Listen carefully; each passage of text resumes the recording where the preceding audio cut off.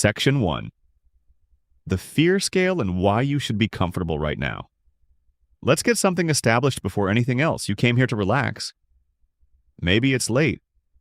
Maybe the lights are low and you've got a pillow within arm's reach, and the plan was always to drift off somewhere in the middle of this. That's perfect. That's exactly the right way to experience what's about to happen.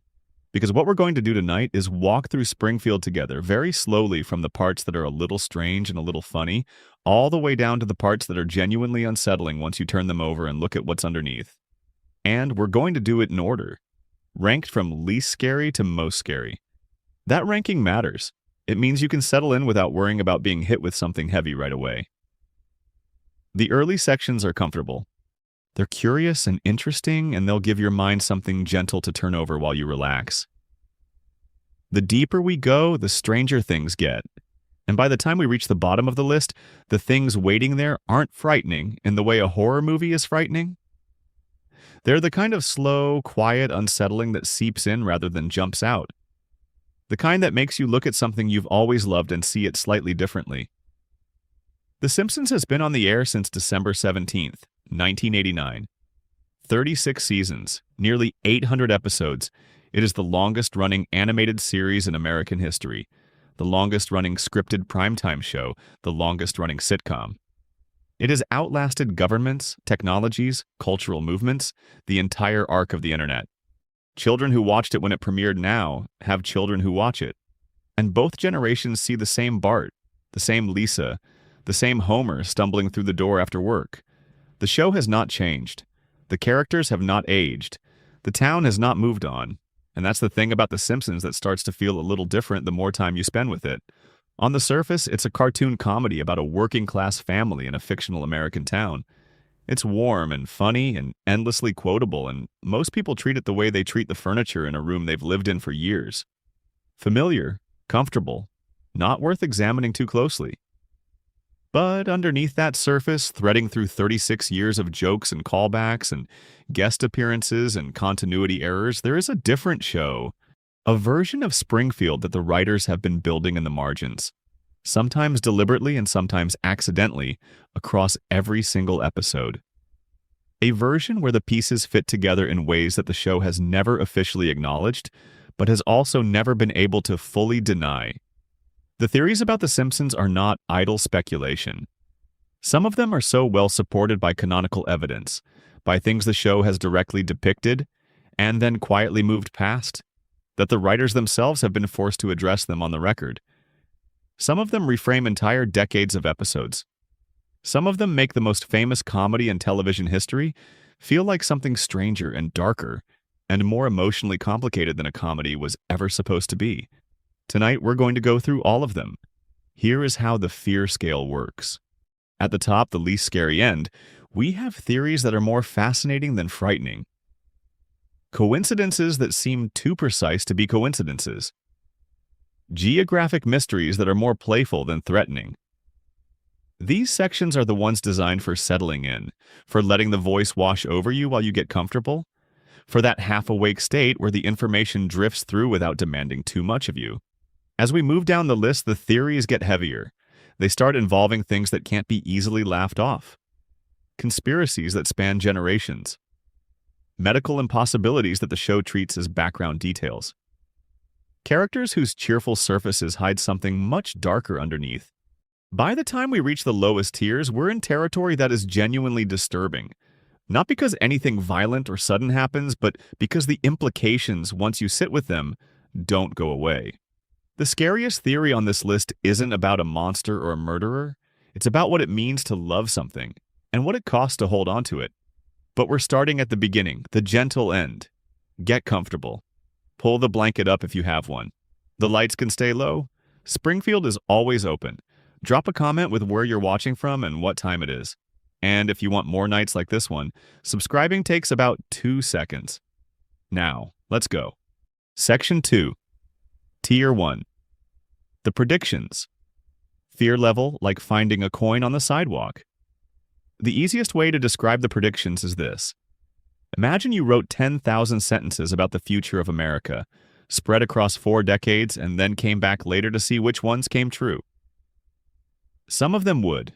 Inevitably, statistically, some of them would, and those are the ones people would remember. That's the honest explanation for the Simpsons prediction phenomenon, but the honest explanation doesn't quite capture what it feels like to watch a clip from 1995 and recognize, with a small and specific shock, something that happened last year. The feeling isn't fear exactly, it's more like the feeling you get when you're walking a route, well, and suddenly something is slightly wrong. The building is the same color, but the sign has changed. The street is the same, but the angle of the light is different. Something in the pattern shifted, and your brain caught it before you consciously registered what? That's what the predictions feel like. A small, particular wrongness that passes as quickly as it arrives. Let's go through the most famous ones first, because they're the ones that built the reputation. And then we'll spend some time on the ones that don't get talked about as much, the stranger ones. The ones where the coincidence is specific enough to make you pause and rewind. The Trump prediction is the one everyone knows. In the year 2000, the episode Bart to the Future aired. It depicted a future in which Lisa Simpson had become the first female president of the United States. The episode was set forward in time, showing the Simpsons children as adults navigating their grown-up lives.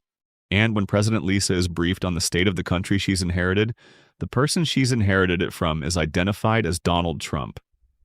Not a fictional megalomaniac in the mold of Donald Trump. Donald Trump specifically, by name. The joke landed in 2000 as a piece of obvious satire about celebrity culture and the absurdist direction American politics was heading. Nobody walked away from that episode thinking they'd witnessed prophecy. The idea of a Trump presidency was a punchline, not a prediction. It was filed away as a good joke about the silliness of fame-based politics and then essentially forgotten for 16 years.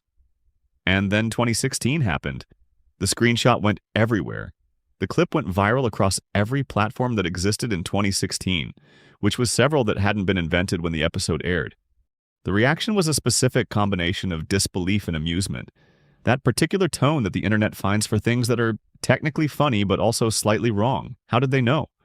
Was it a coincidence? Was it something else? Al Gion, executive producer of The Simpsons for most of its run, addressed the Trump prediction directly, and his answer was as flat as answers get. He said essentially, "We threw a lot of darts and some of them hit bullseyes." The show has been making satirical observations about American culture since 1989. When you do that for long enough and with enough volume, some of what you say is going to turn out to be accurate. That's not prophecy, that's statistics. He's right, and we'll come back to why he's right, but let's go through more of the predictions first because the Trump one is actually one of the less specific ones, and the specificity is where things get strange. In 1998, an episode depicted the media company 20th Century Fox being acquired by an enormous, all-consuming corporation. The merger was played for laughs as part of an absurdist subplot about media consolidation. Fox was the network airing The Simpsons at the time, which made the joke additionally self-referential and gleefully strange. 21 years later, in 2019, Disney completed its acquisition of 20th Century Fox, one of the largest media mergers in the history of the entertainment industry. The Simpsons was now owned by the company it had joked would absorb it 2 decades earlier. In 1994, Homer goes to space on a NASA mission. He shares the spacecraft with Buzz Aldrin. The episode played with the still-fresh cultural memory of the Apollo program and the slowly emerging idea that commercial spaceflight might one day be viable. Decades later, commercial space tourism became real. Billionaires launched themselves into orbit on rockets their own companies built. The episode doesn't look like prediction exactly. It looks more like the writers followed a trajectory that was already in motion, but the accuracy of where that trajectory landed is striking. In 1995, a character in The Simpsons used a device that looked remarkably similar to what we would now call a smartwatch. The functionality wasn't precisely right and the design wasn't identical, but the basic concept, a wristband that functions as a personal communication device, appeared in the episode as a throwaway background detail. The Apple Watch launched in 2015.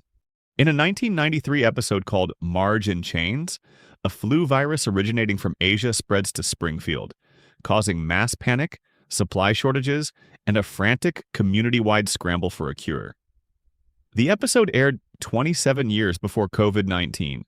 During the chaos of the fictional outbreak in the episode, the townspeople accidentally release a swarm of killer bees, which reads as a remarkably specific coincidence when you remember that in early 2020, as the actual pandemic was spreading globally, the news cycle was briefly consumed by reports of Asian giant hornets arriving in the United States, a species the media immediately nicknamed murder hornets.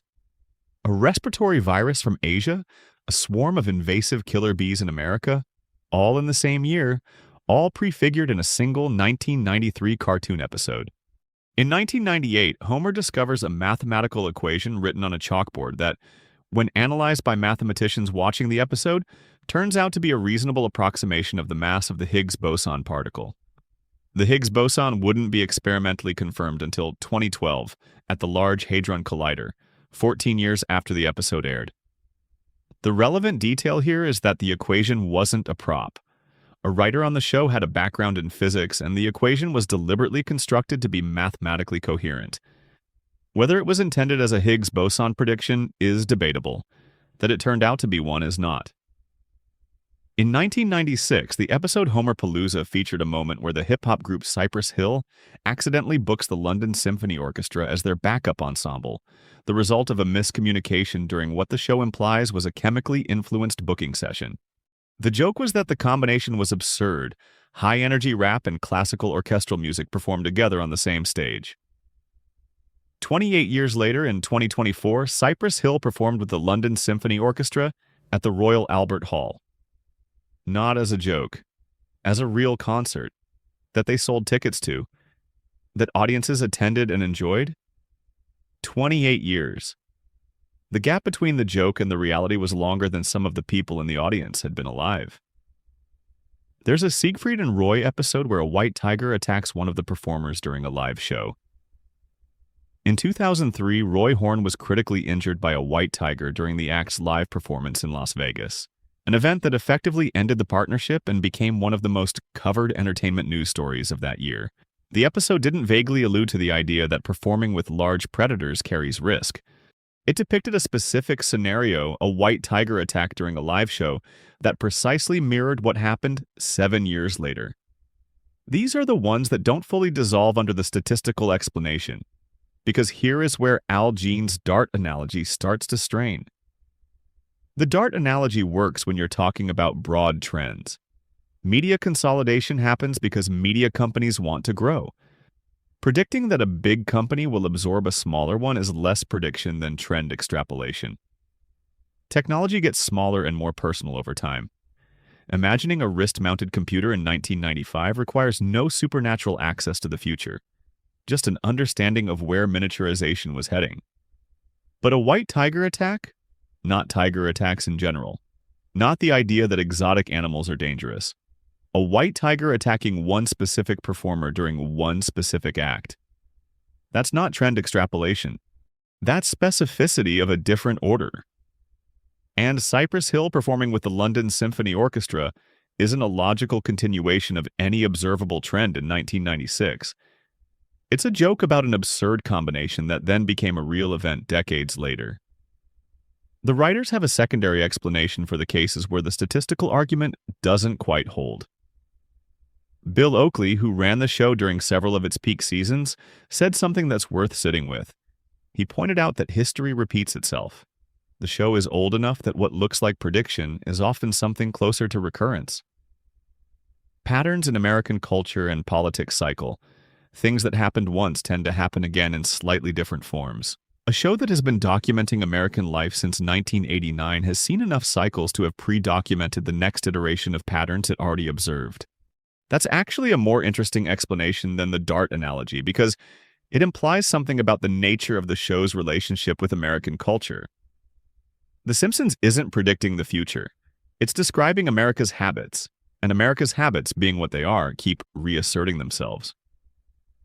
The most compelling version of this argument is about the Trump prediction specifically. The writers didn't pull Donald Trump's name out of thin air and assign it to the presidency as a wild guess. Trump had been publicly flirting with running for office since at least 1988. There had been serious coverage of the possibility in the early 1990s. By 2000, The idea of a Trump presidency wasn't a sudden absurdist inspiration for The Simpsons writing room. It was an available cultural joke that the writers had been watching develop for over a decade. They didn't predict his election.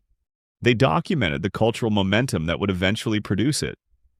But there's a third explanation for the prediction phenomenon that doesn't come from the writers and doesn't rely on statistics. It's the one that's most interesting to sit with. The Simpsons shapes culture as much as it reflects it. Consider what it means that the Trump is president joke was embedded in American cultural memory years before the 2016 election. Millions of people saw that episode. The joke circulated. It became a reference point. When Trump announced his candidacy and began gaining ground, the clip resurfaced. And here's the thing about a joke you've already seen come true in your mind. Even in a cartoon, even as satire. It feels less shocking. It feels, on some level, familiar. The Simpsons didn't predict the Trump presidency. The Simpsons made the Trump presidency feel like an inevitable punchline before it happened. And that cultural priming, that slow normalization of an idea through repetition and satire, is its own kind of influence on how events unfold. When something has already been the subject of a joke, it carries a different cultural weight than something that arrives completely fresh.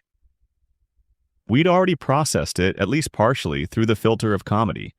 And comedy, as the show itself demonstrates repeatedly, is one of the most effective mechanisms humans have ever invented for absorbing difficult truths.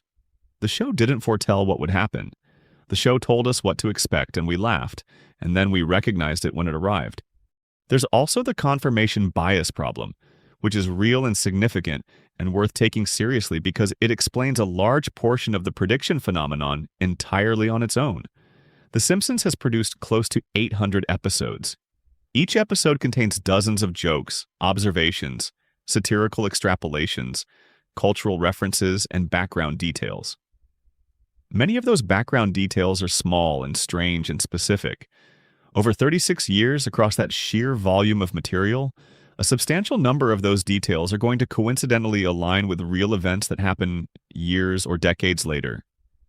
Nobody screenshots the predictions that didn't come true. Nobody builds Reddit threads around the episodes where The Simpsons predicted a technology that never materialized, or a political outcome that went the other way, or a cultural shift that simply didn't happen. The misses disappear. The hits get shared, analyzed, compiled into YouTube videos, written up in newspapers. What we're left with is a highlight reel, and highlight reels always look more impressive than the full footage. The predictions, when understood this way, are actually evidence of something more interesting than coincidence or prophecy.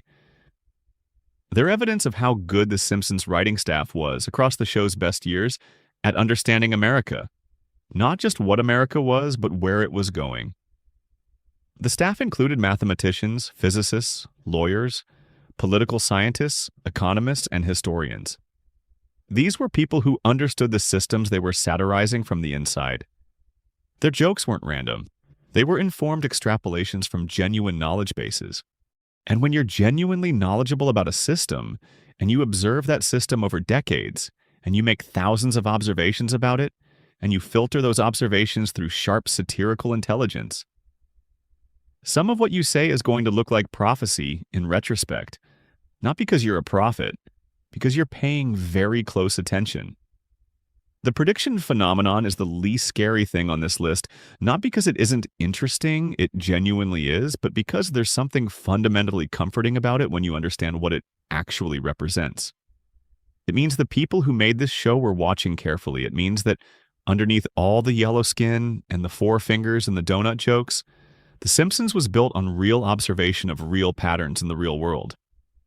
That's not unsettling. That's actually a kind of reassurance. The world makes enough sense that people who pay close attention to it can see where it's going.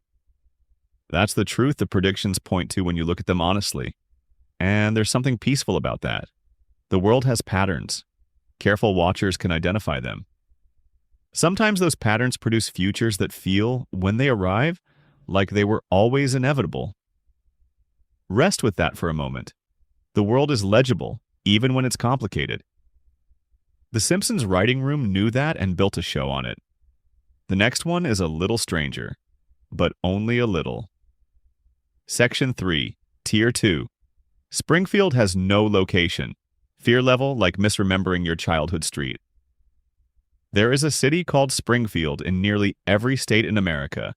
As of the most recent count, there are at least 34 Springfields across the country, many of them substantial enough to have their own zip codes, their own downtown areas, their own local governments. The name is one of the most commonplace names in the United States, applied and reapplied across centuries of settlement, with the particular American fondness for naming things after the physical features that made them appealing. A spring, a field, both at once. Matt Groening named The Simpsons Springfield, after Springfield, Oregon, a city near Portland where he grew up. He confirmed this in a 2012 interview with Smithsonian Magazine. He said the name appealed to him precisely because it was so common. Springfield could be anywhere. Springfield could be the town you grew up in, wherever that was. And that universality was exactly the point.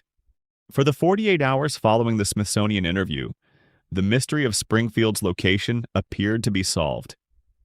Groening had said it himself. Oregon, done, move on. And then the show aired the next episode and placed Springfield somewhere geographically inconsistent with Oregon, and the mystery resumed as if the interview had never happened. The writers didn't honor the confession. They kept the ambiguity alive because the ambiguity wasn't an accident. It was a design principle that had been built into the show's DNA from the beginning, and that the show was not willing to abandon just because its creator had momentarily let something slip. Over 36 seasons, the writers have maintained Springfield's geographic impossibility with what can only be described as active effort. Every time a clue emerges that seems to narrow down the location, another clue appears in a different episode that contradicts it. The show has been playing a 36-year game of geographic misdirection with its audience. And it has been playing that game too consistently and too skillfully for the consistency to be accidental. Here is what we actually know about Springfield's geography, if knowing is even the right word for it. The town has a coastline. Multiple episodes have depicted characters at a seaside. It also has a mountain range visible from the town. It also has a desert within driving distance. It also has farmland. It also has what appears to be a Great Plains landscape in some episodes. It has experienced both tropical heat waves and blizzard-level snowstorms in the same season. It borders the states of Ohio, Nevada, Maine, and Kentucky, depending on which episode you're watching. A geographic feat that would require the town to somehow occupy a position in the center of the continental United States, while simultaneously being adjacent to two ocean coasts. Lisa's area code has been identified as starting with 636, which is Missouri. The state abbreviation has been shown on screen as NT, which is not a real state abbreviation.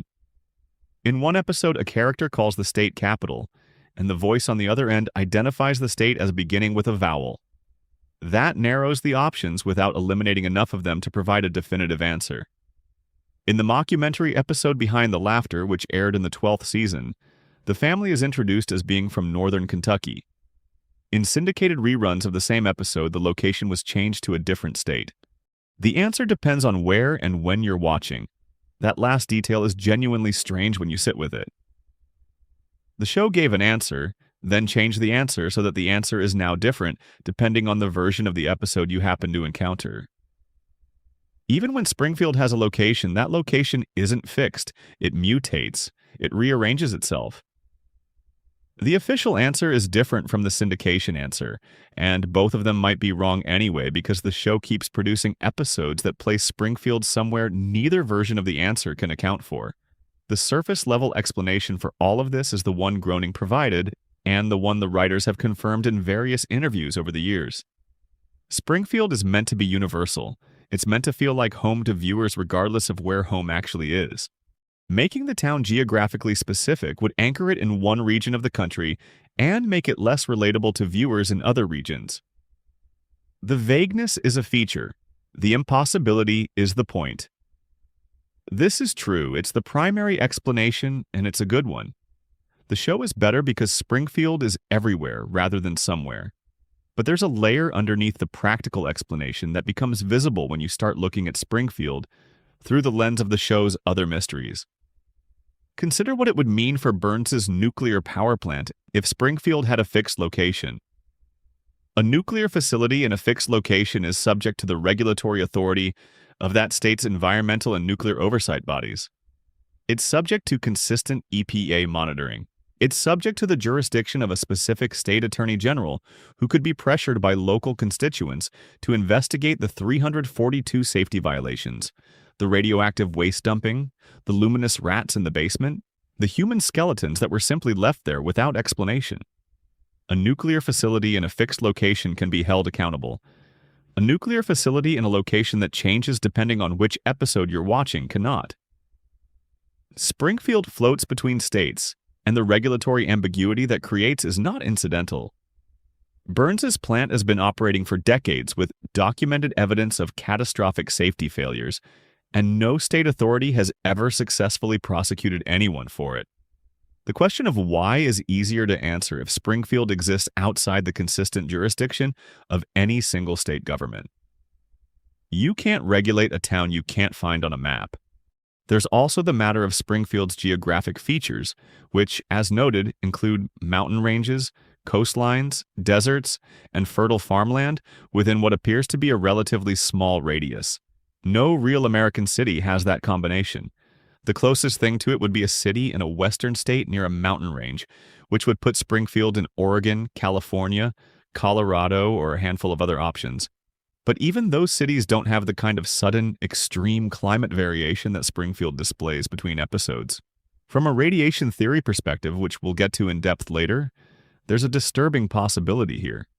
If the nuclear plant's contamination extends beyond the biological, if whatever is leaking out of those cracked cooling towers affects more than the people living nearby, if decades of unchecked radiation have somehow affected the physical landscape of Springfield the way they've affected the physical bodies of its residents, then maybe the town's geographic instability isn't a right inconvenience.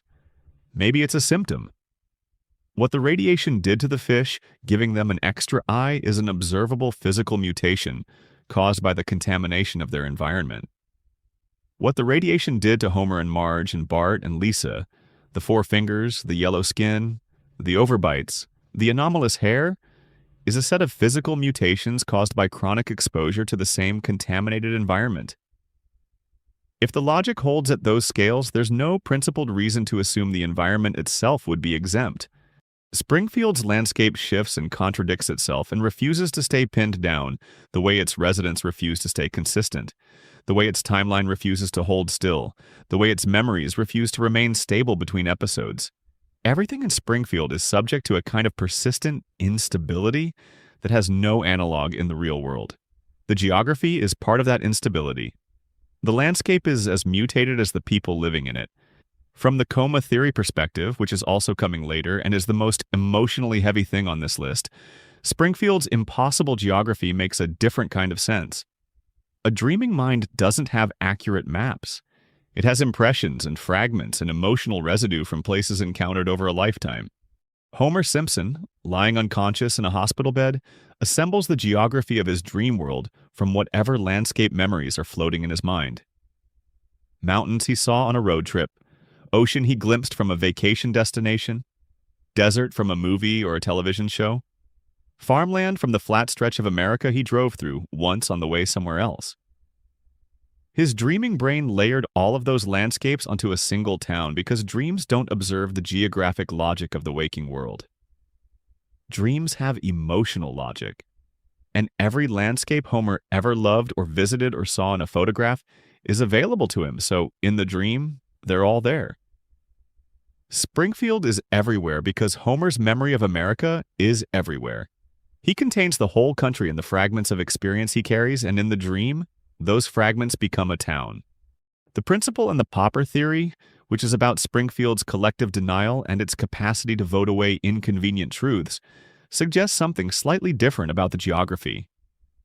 A town that has legally banned the acknowledgement of its own principle's false identity is a town that has demonstrated a robust institutional capacity for choosing comfortable fictions over accurate facts.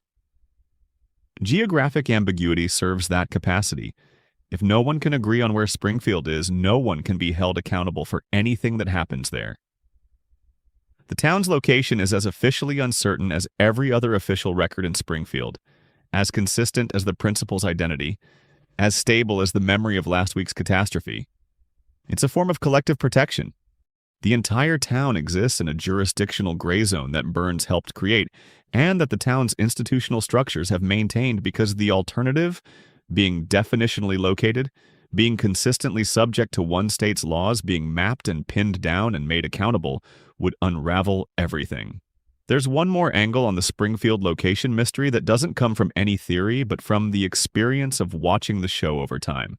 Springfield feels familiar to an unusual number of people. Viewers who grew up in the Midwest say Springfield feels like their town. Viewers who grew up on the coasts say the same thing. Viewers in the South and the West and New England all report the same strange recognition. The architecture, the social dynamics, the mix of small-town insularity and suburban sprawl, the way the town's institutions work and fail and reset, all of it feels like something the viewer has personally experienced. Part of that is intentional design, as discussed, but part of it might be something more interesting. Springfield might feel universally familiar because it's built from the common structural elements of American community life, the elements that persist across geography, across region, across the enormous variation of what American towns actually look like on the surface. The nuclear plant as the single dominant local employer, the school as the battleground of generational anxiety, the church as a community hub that can't quite contain the complications of the people who attend it, the bar as the place where the town's men go to avoid their lives, the diner as the place where the news gets processed before it becomes official, the wealthy benefactor whose resources keep everything running and whose whims can capsize it all. These structures exist in American towns everywhere. They're not regional, they're national. And Springfield, built from those structures rather than from geographic specificity, ends up feeling more like home to more people than any accurately located city could. The fear level on this section is low because geographic impossibility is, on balance, more beautiful than threatening. A town that belongs to everyone is a generous thing. The Simpsons gave America a shared hometown, a fictional place that could be any of the real places we came from, and in doing so, gave everyone watching a piece of the same community. That's not the part that unsettles.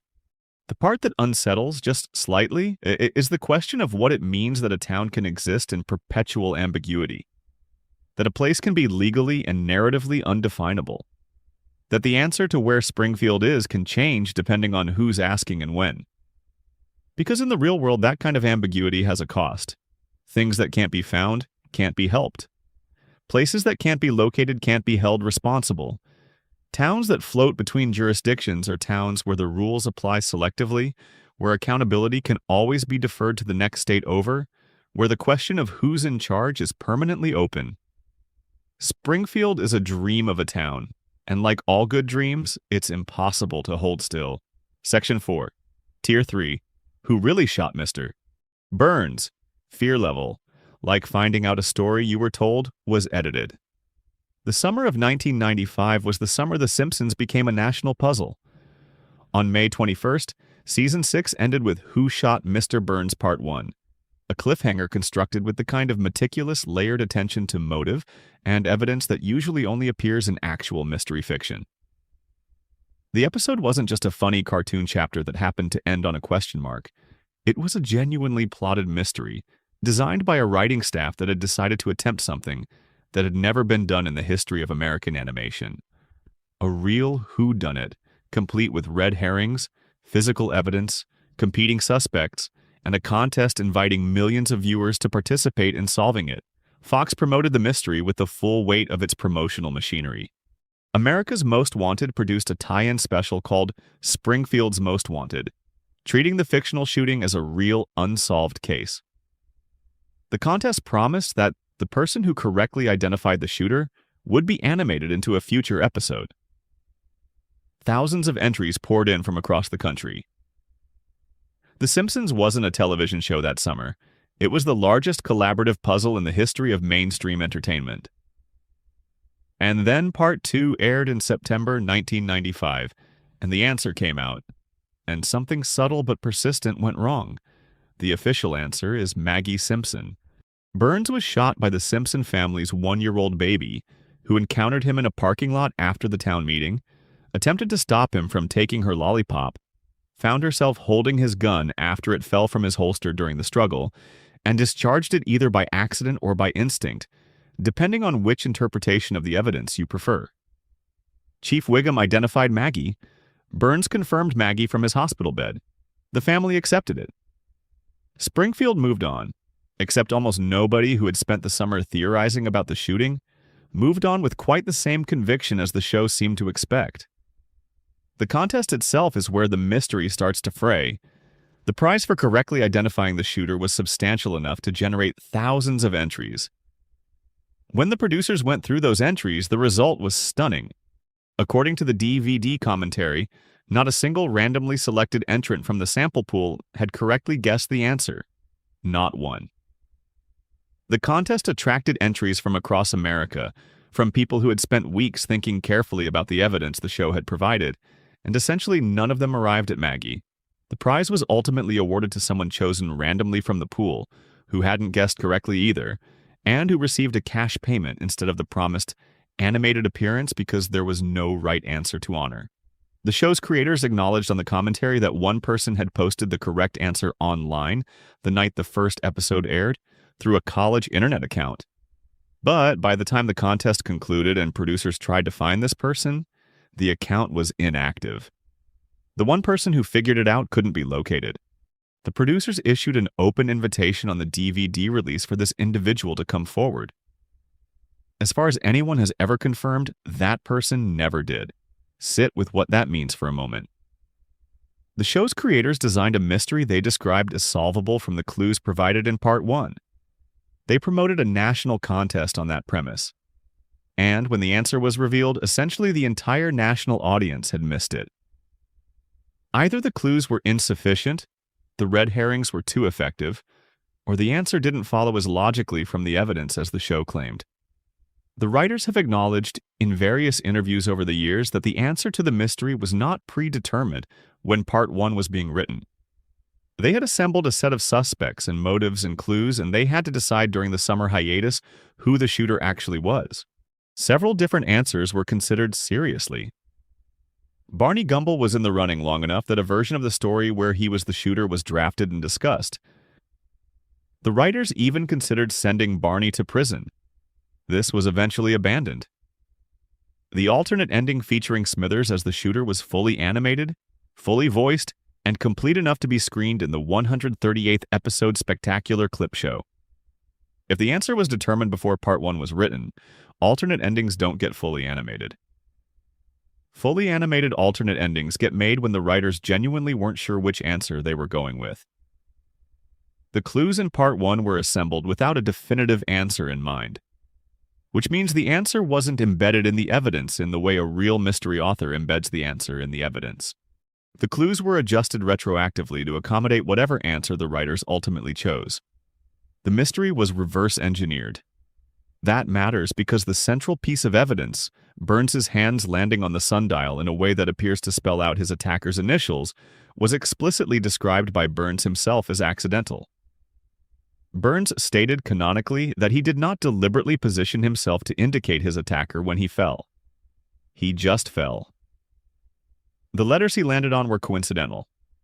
The sundial clue, the piece of evidence that the show uses most prominently to justify the Maggie answer, was declared meaningless by the victim himself.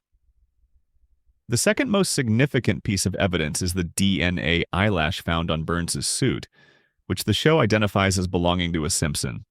The eyelash is Simpson DNA, and since Homer was the primary suspect at the time of its discovery, it was taken as evidence against Homer. But when Burns woke up and identified Maggie, the eyelash was quietly reassigned as evidence against her instead. A piece of physical evidence was used to support two different suspects in succession, without any explanation of why the second interpretation should be preferred over the first. Burns's last words before being shot are worth examining. He recognized his attacker. He said something along the lines of, "Oh, it's you," the tone of a man who is mildly surprised to see a familiar face, rather than a man who is frightened or confronted by a threat. He recognized the person. He was not alarmed by their presence. He spoke to them as someone he'd encountered before. The question this raises is straightforward. Has Burns ever interacted with Maggie Simpson in any meaningful way prior to the shooting? Does Burns know who Maggie Simpson is? Does he have a relationship with the infant daughter of his least competent employee sufficient to justify the particular tone of, "Oh, it's you?" Burns famously cannot remember Homer's name.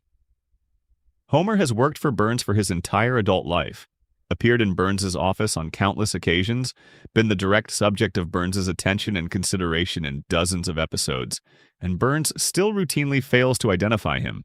The running gag of Burns calling Homer by wrong names or simply forgetting his existence is one of the show's most consistent bits across 36 seasons. The idea that Burns would have a clearer, more immediate recollection of Homer's one-year-old daughter than he does of Homer himself requires some explanation that the show never provides. In season 18, Homer claims, casually and without apparent concern for the implications, that he was actually the one who shot Burns. He says it on camera, in front of witnesses.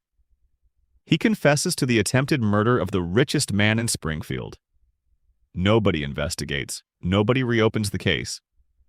No legal authority of any kind appears to take Homer's statement seriously, possibly because Chief Wiggum's department is legendary in Springfield for not taking anything particularly seriously, but possibly for a more specific reason. Maybe a confession that directly implicates Homer in a shooting that was officially closed with a different verdict is simply more inconvenient than anyone in Springfield wants to deal with. Homer confesses and the world moves on, because in Springfield, the world always moves on. The alternate shooter theories have been developed to varying levels of detail by fans over the years, and a few of them are compelling enough to be worth walking through. The Marge theory is the one that has generated the most sustained discussion. The argument runs roughly as follows. Marge Simpson is a devoted mother who had watched Burns systematically destroy the institutions her family depended on. He stole the funding from her children's school. He endangered Santa's little helper, the dog she'd watched her family love. He blocked out the sun over her entire community in order to force every resident to buy electricity from his monopoly. She had been pushed to the edge of what a devoted mother and wife can absorb, and she was, crucially, not carrying a weapon when she arrived at the town meeting. She hadn't planned to shoot anyone. She wasn't there with violence in mind. The gun-based evidence actually supports this.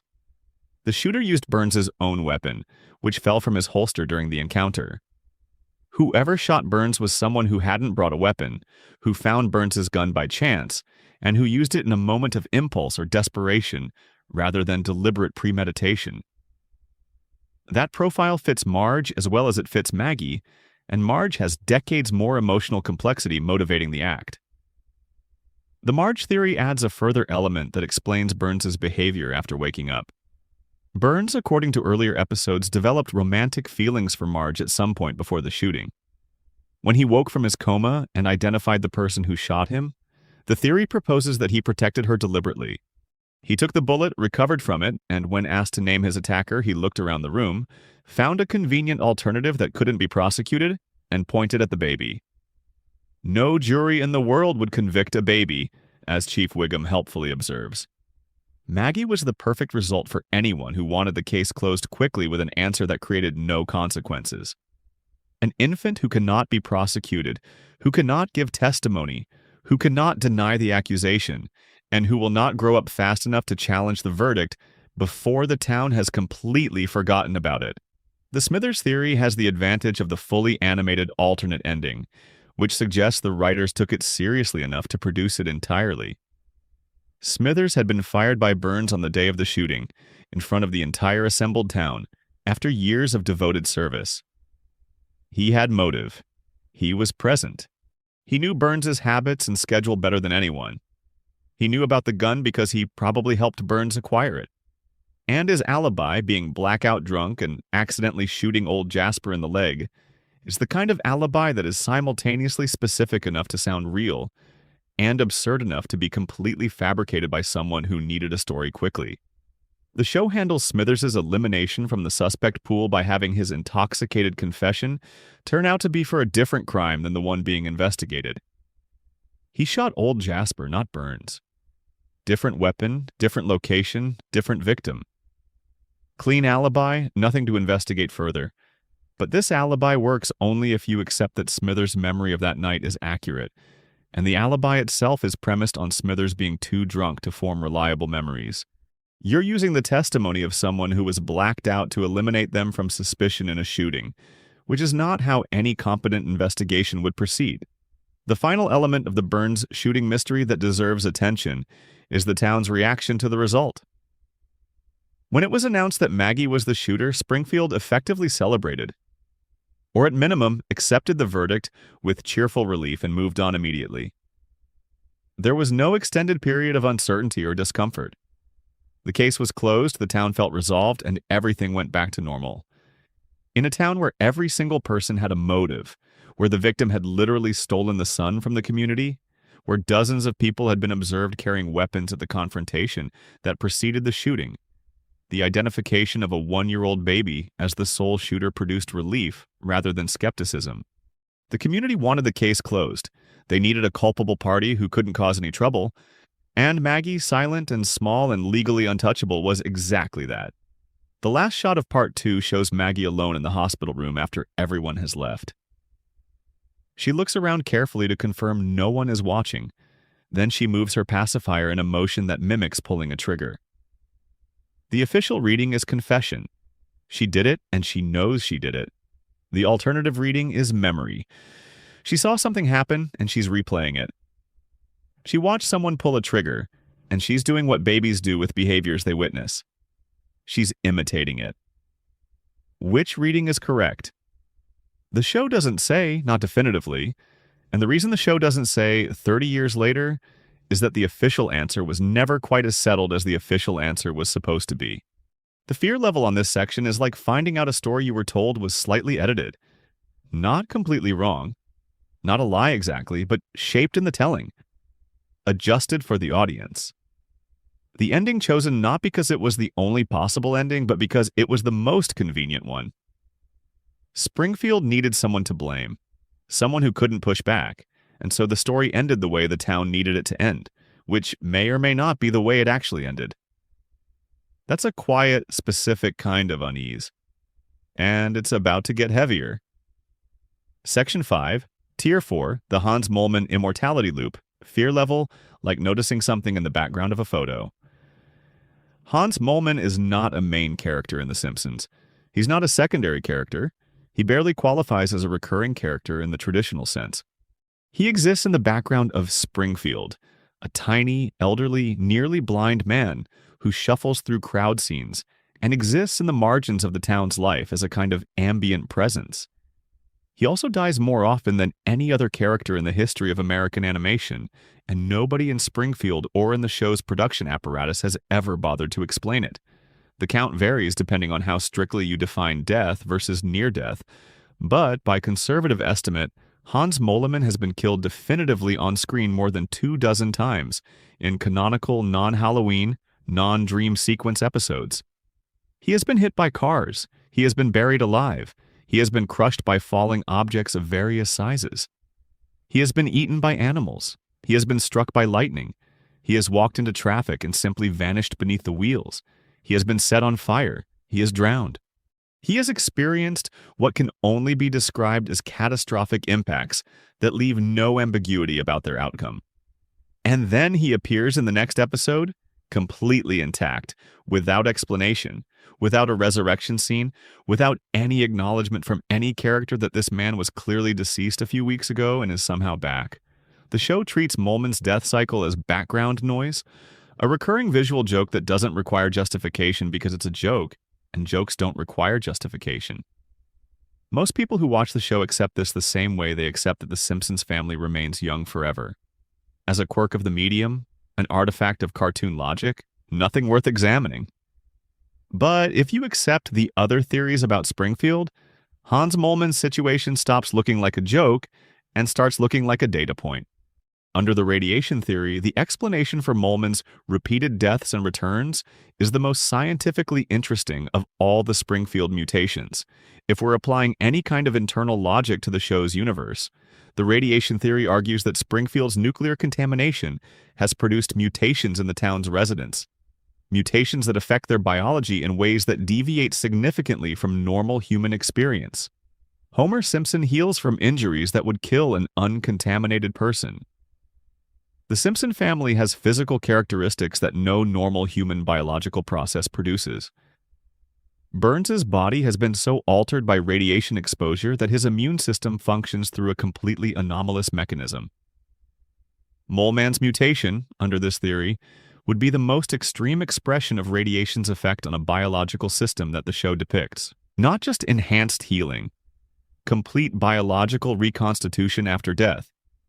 His cells have been so thoroughly altered by decades of exposure to the plant's output that they can reassemble from fatal damage, resetting his biological state to its baseline condition between fatal events. He doesn't survive his deaths the way Homer survives injuries. He actually dies, and then he doesn't stay dead because the contamination has removed death from the set of permanent conditions that apply to him. This is more unsettling than Homer's resilience because Homer's resilience operates within the range of plausible exaggeration. You can imagine a cartoon logic where someone is extremely hard to kill. What Molman represents is something categorically different, a cartoon logic where someone cannot be permanently killed, where death is a temporary state, where the boundary between living and not living is blurry in ways that it is not supposed to be blurry. There's a detail about Molman that sharpens this considerably. In one episode, he states his age as 31. 31 years old. If you've seen Molman, you know what he looks like. He appears to be in his 80s, possibly his 90s. His posture is hunched. His skin is deeply lined. His eyesight is so poor that he moves through the world in a permanent state of nearness to disaster. He looks, in every way the animation conveys, like a man who is extremely old and fragile and running short on time. If he's 31, something aged him at a rate that is not consistent with normal human biology. The show doesn't directly address the gap between Molman's stated age and his apparent age. It presents his claim as a one-liner and moves on, which is how the show handles most things about Molman. But within the radiation theory's framework, the explanation is implicit. Something did this to him. The same thing that gave Homer 4 fingers and yellow skin, and a healing rate that defies physics aged Molman's body at many times the normal rate. He is a 31-year-old man who looks like he's 90 because the contamination didn't just affect his physical form once. It accelerated his cellular aging dramatically, compressing decades of wear into a few years, and then, having aged him catastrophically, the same contamination made him essentially impossible to kill. He walks through Springfield looking like a man who has already reached the far end of a long life, and he keeps dying.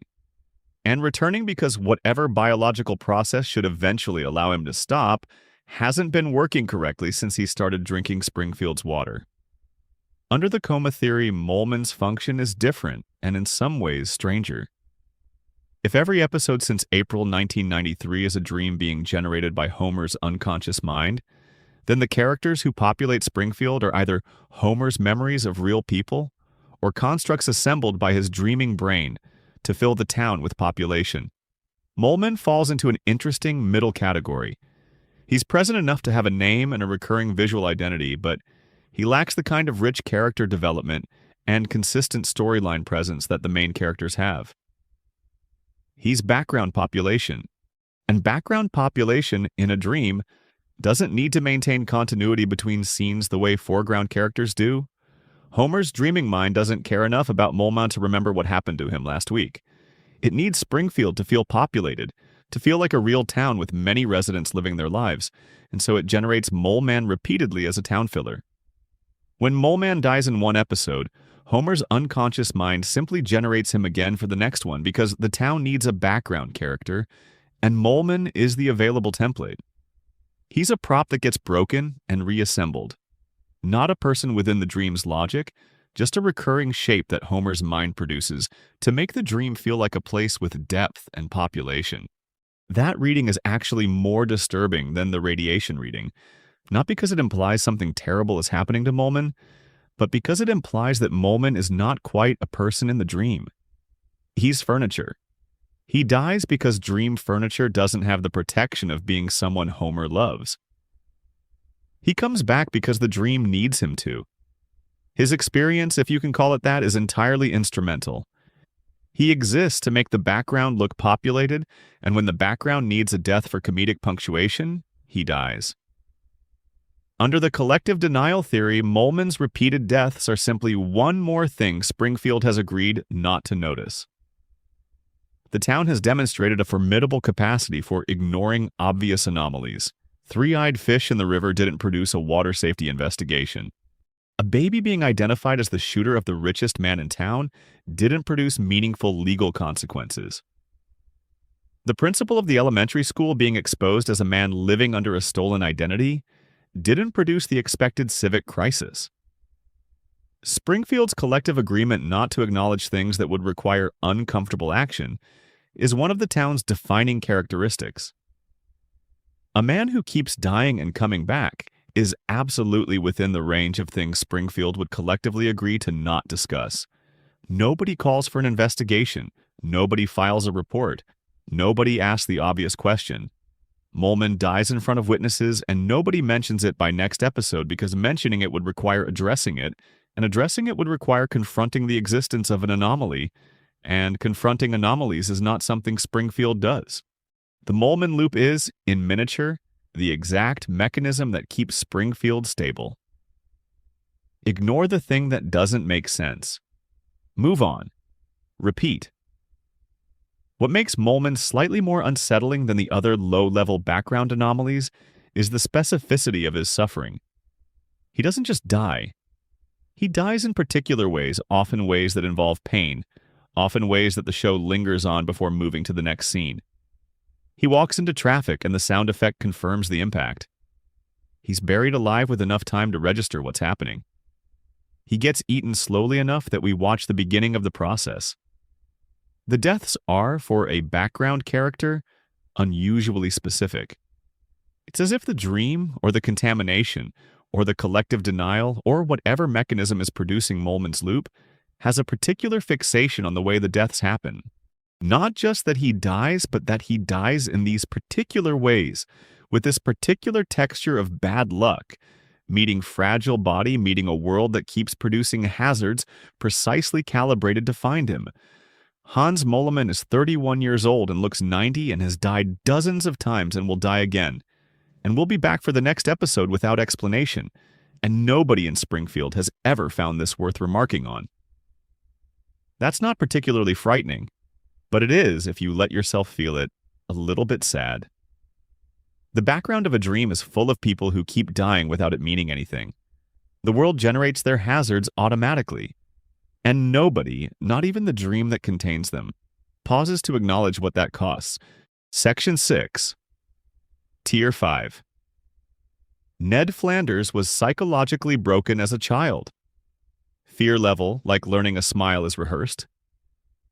Ned Flanders is, by every visible metric the show provides, a better person than Homer Simpson. He's kind. He's patient.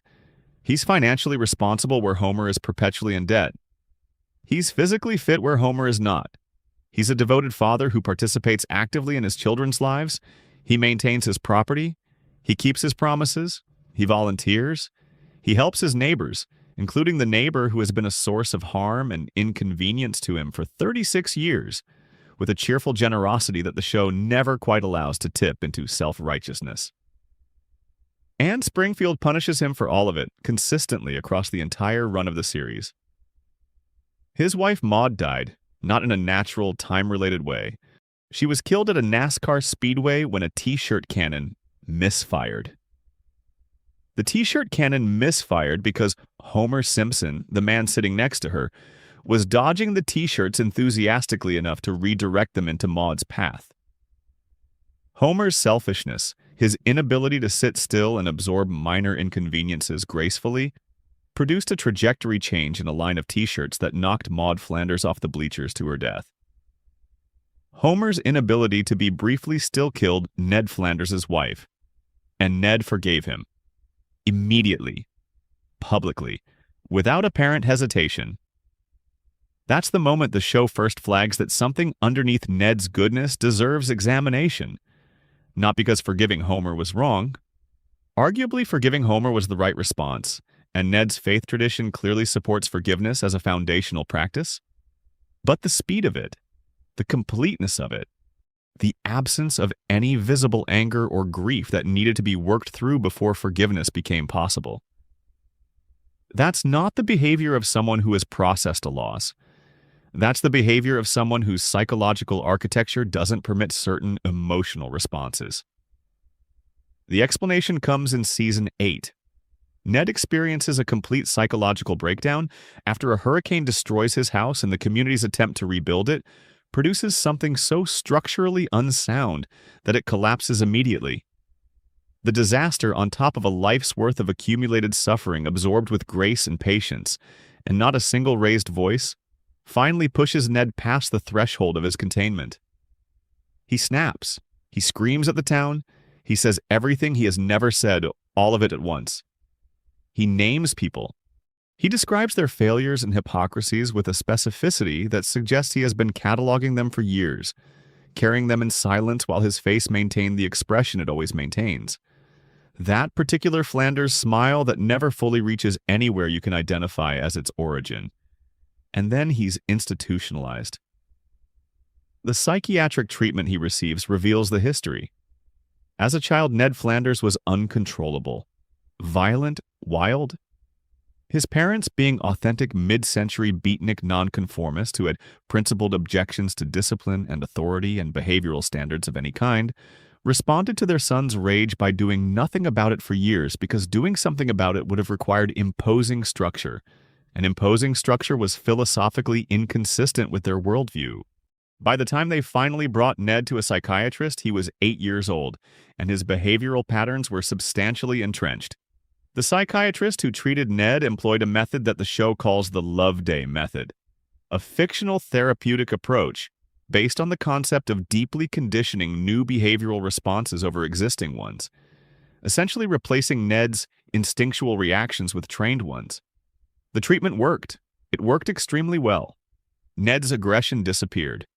His compliance and cheerfulness emerged. He became, through sustained therapeutic intervention, the man Springfield knows. Ned's kindness is not a natural character trait. It's the output of a behavioral modification program that was run on him when he was 8 years old. This reframes everything about him. The patience with Homer is not saintly. It's the operation of conditioned suppression working on a human being whose original emotional range included the full capacity for anger, frustration, and violence. The kindness is not chosen. It's the residue of a process done to him by an adult authority figure when he was a child, too young to consent to having his emotional responses restructured. His forgiveness of Homer after Maud's death was not grace freely given. It was the automatic output of a system that doesn't permit certain kinds of grief to transform into certain kinds of anger.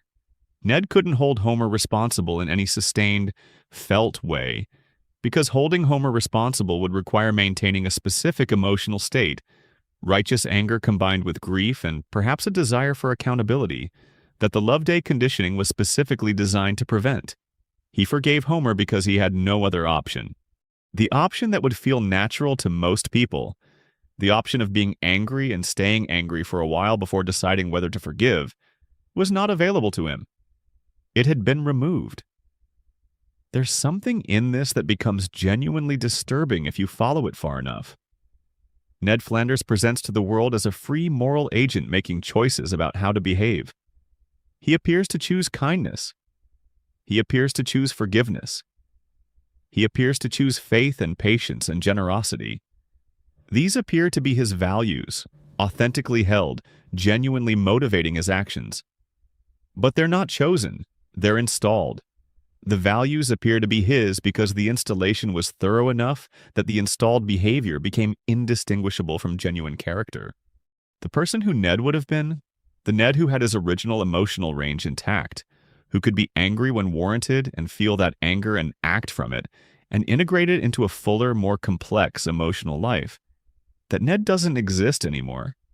that Ned was replaced by this Ned when they were 8 years old in a psychiatrist's office, without fully understanding what was being done to them. The show doesn't frame this as a tragedy when it reveals it. It's presented in the episode primarily as an explanation for the breakdown, a piece of backstory that clarifies what we've been watching without fundamentally challenging the view of Ned as a good person. And Ned is a good person. The conditioned behavior that was installed in him produced a genuinely kind, genuinely generous human being who genuinely helps his community. The fact that the behavior was conditioned doesn't make the good it produces less real, but it makes the person doing it less free than he appears. There's a darker layer beneath even this. God talks to Homer. This is canonical. In the season 4 episode Homer the Heretic, Homer has a face-to-face conversation with God, an actual divine presence who engages with Homer about his life and his faith and his choices. This is not a dream sequence or a metaphor. Within the show's universe, God appeared to Homer Simpson, the drunk who falls asleep during church, the man whose relationship with faith is essentially non-existent, and had a conversation. God has never spoken to Ned Flanders. Ned attends church every single week. He leads a deeply observed religious life. He consults his faith before major decisions. He has made his relationship with God the organizing principle of his existence. He prays. He reads scripture. He tithes. He does the things that in his tradition one does to maintain a relationship with the divine. And the divine appears to Homer to chat about life and then goes completely silent for Ned. The show is making a specific statement here.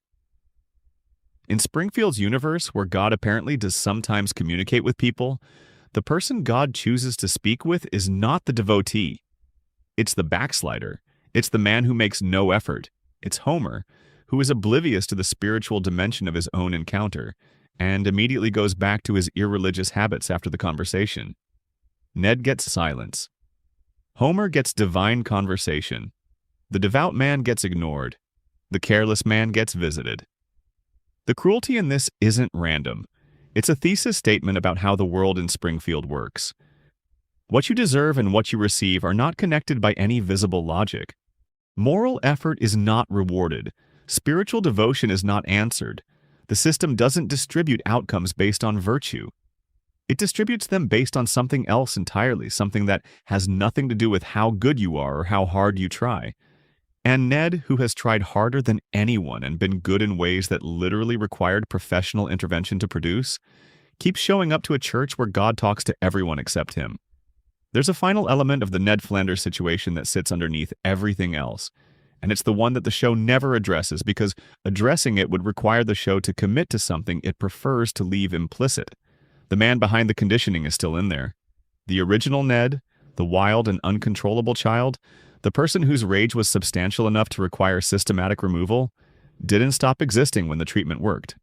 He was contained, suppressed, conditioned into permanent dormancy. But the hurricane episode showed what happens when the containment is stressed past its limits. The original Ned emerged, fully articulate, specifically angry, with a memory of every slight and failure that had accumulated across decades of life, lived in a state of forced compliance. That Ned knows everything the conditioned Ned knows. He watched the same events. He experienced the same losses. He processed everything through the same consciousness, even while his behavioral outputs were constrained. He was present for Maud's death.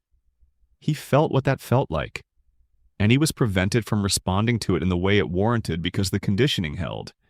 Every time the conditioning holds, that original Ned absorbs something more, files it away, continues accumulating the weight of a life lived with one hand tied permanently behind its own back.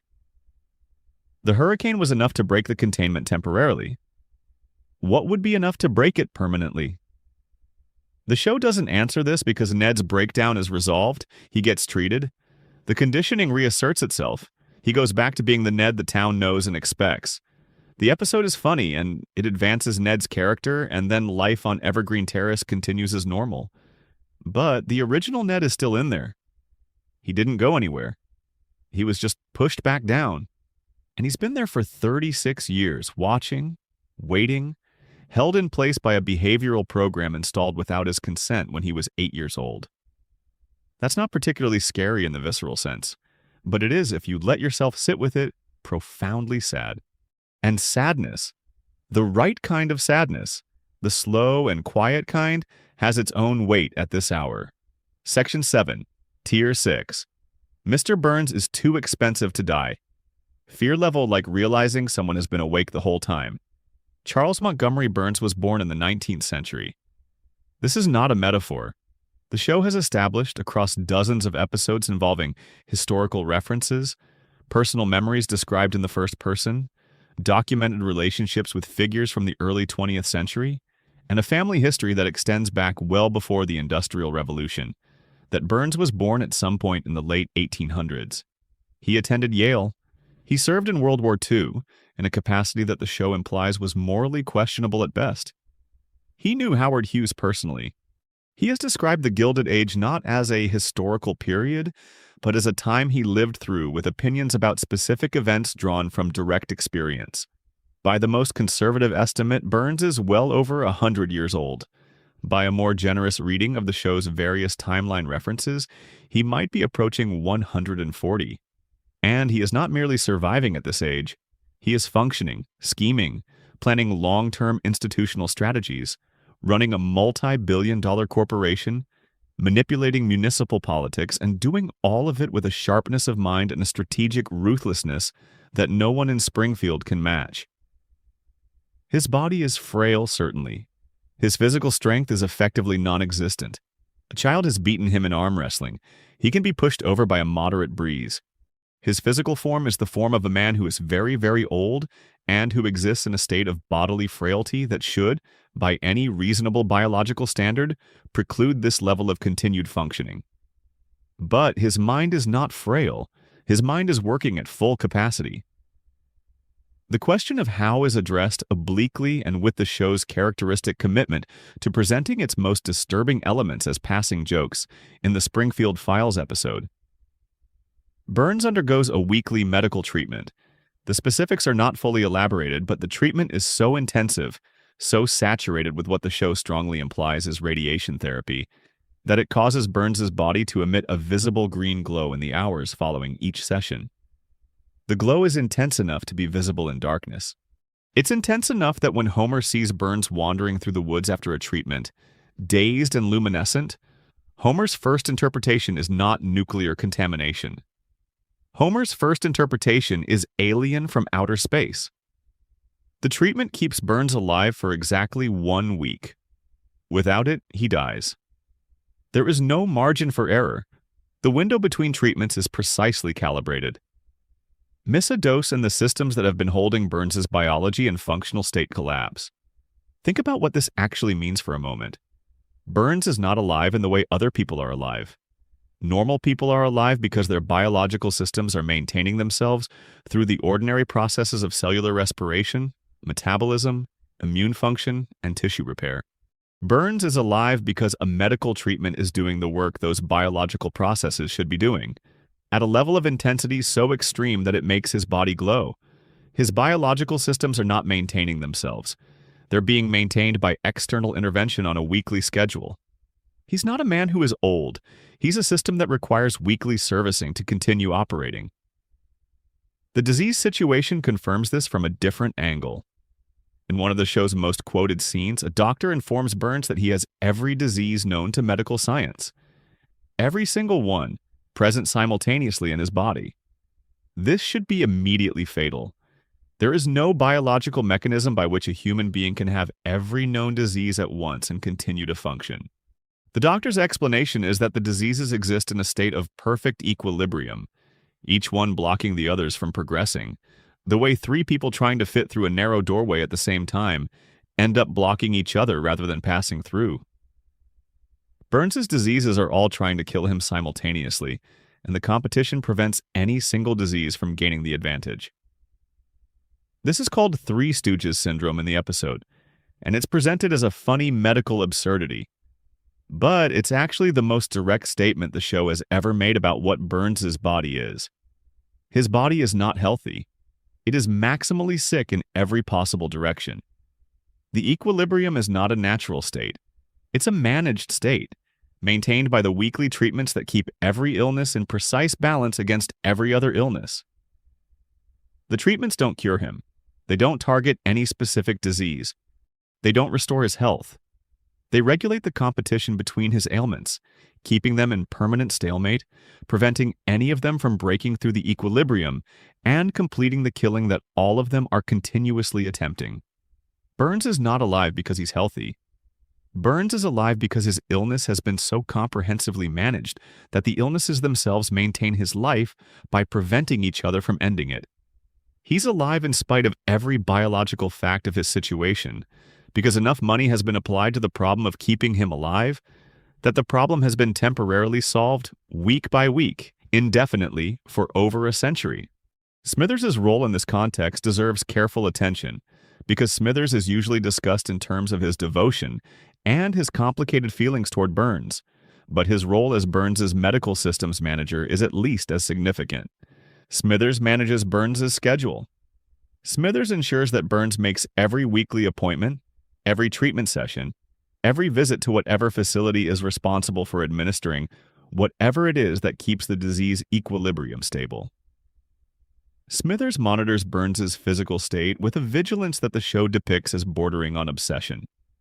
The show has demonstrated repeatedly that if Smithers were removed from his position, Burns would be helpless.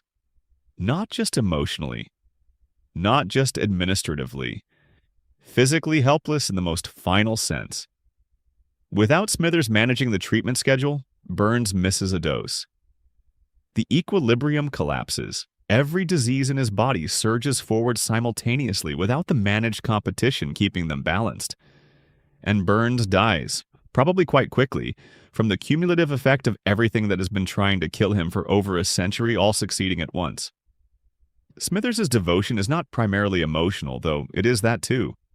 It's functional. He keeps Burns alive through logistical competence.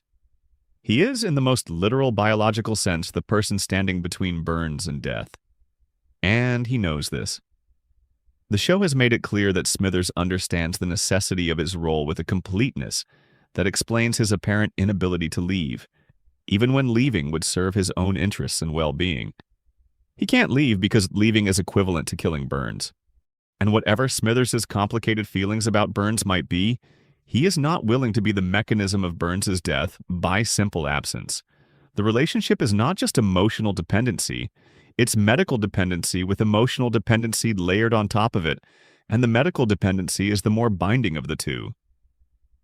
The historical dimension of Burns' longevity adds a texture that the show keeps introducing and then backing away from, as if it arrives at the edge of something and decides not to follow it all the way. Burns has described personal involvement in an extraordinary number of historical moments. He attended events that occurred when most of the Simpsons audience's grandparents were young. He has relationships with historical figures who died decades before the show began. He has made decisions, the effects of which, according to the show's own continuity, have been shaping Springfield since long before Homer Simpson was born. His family, the Burns dynasty, is described as extending back centuries. They were wealthy before the Industrial Revolution. They were powerful during it. They shaped the infrastructure of their region in ways that the current Burns inherited and has continued to extend. The family's wealth is old enough that its origins predate most American institutions. That kind of continuous dynastic power across centuries doesn't happen through normal generational succession. Normally, family dynasties dilute across generations. Wealth gets divided among heirs. Power bases erode. The human lifespan imposes natural limits on how long a single person's vision can shape an institution.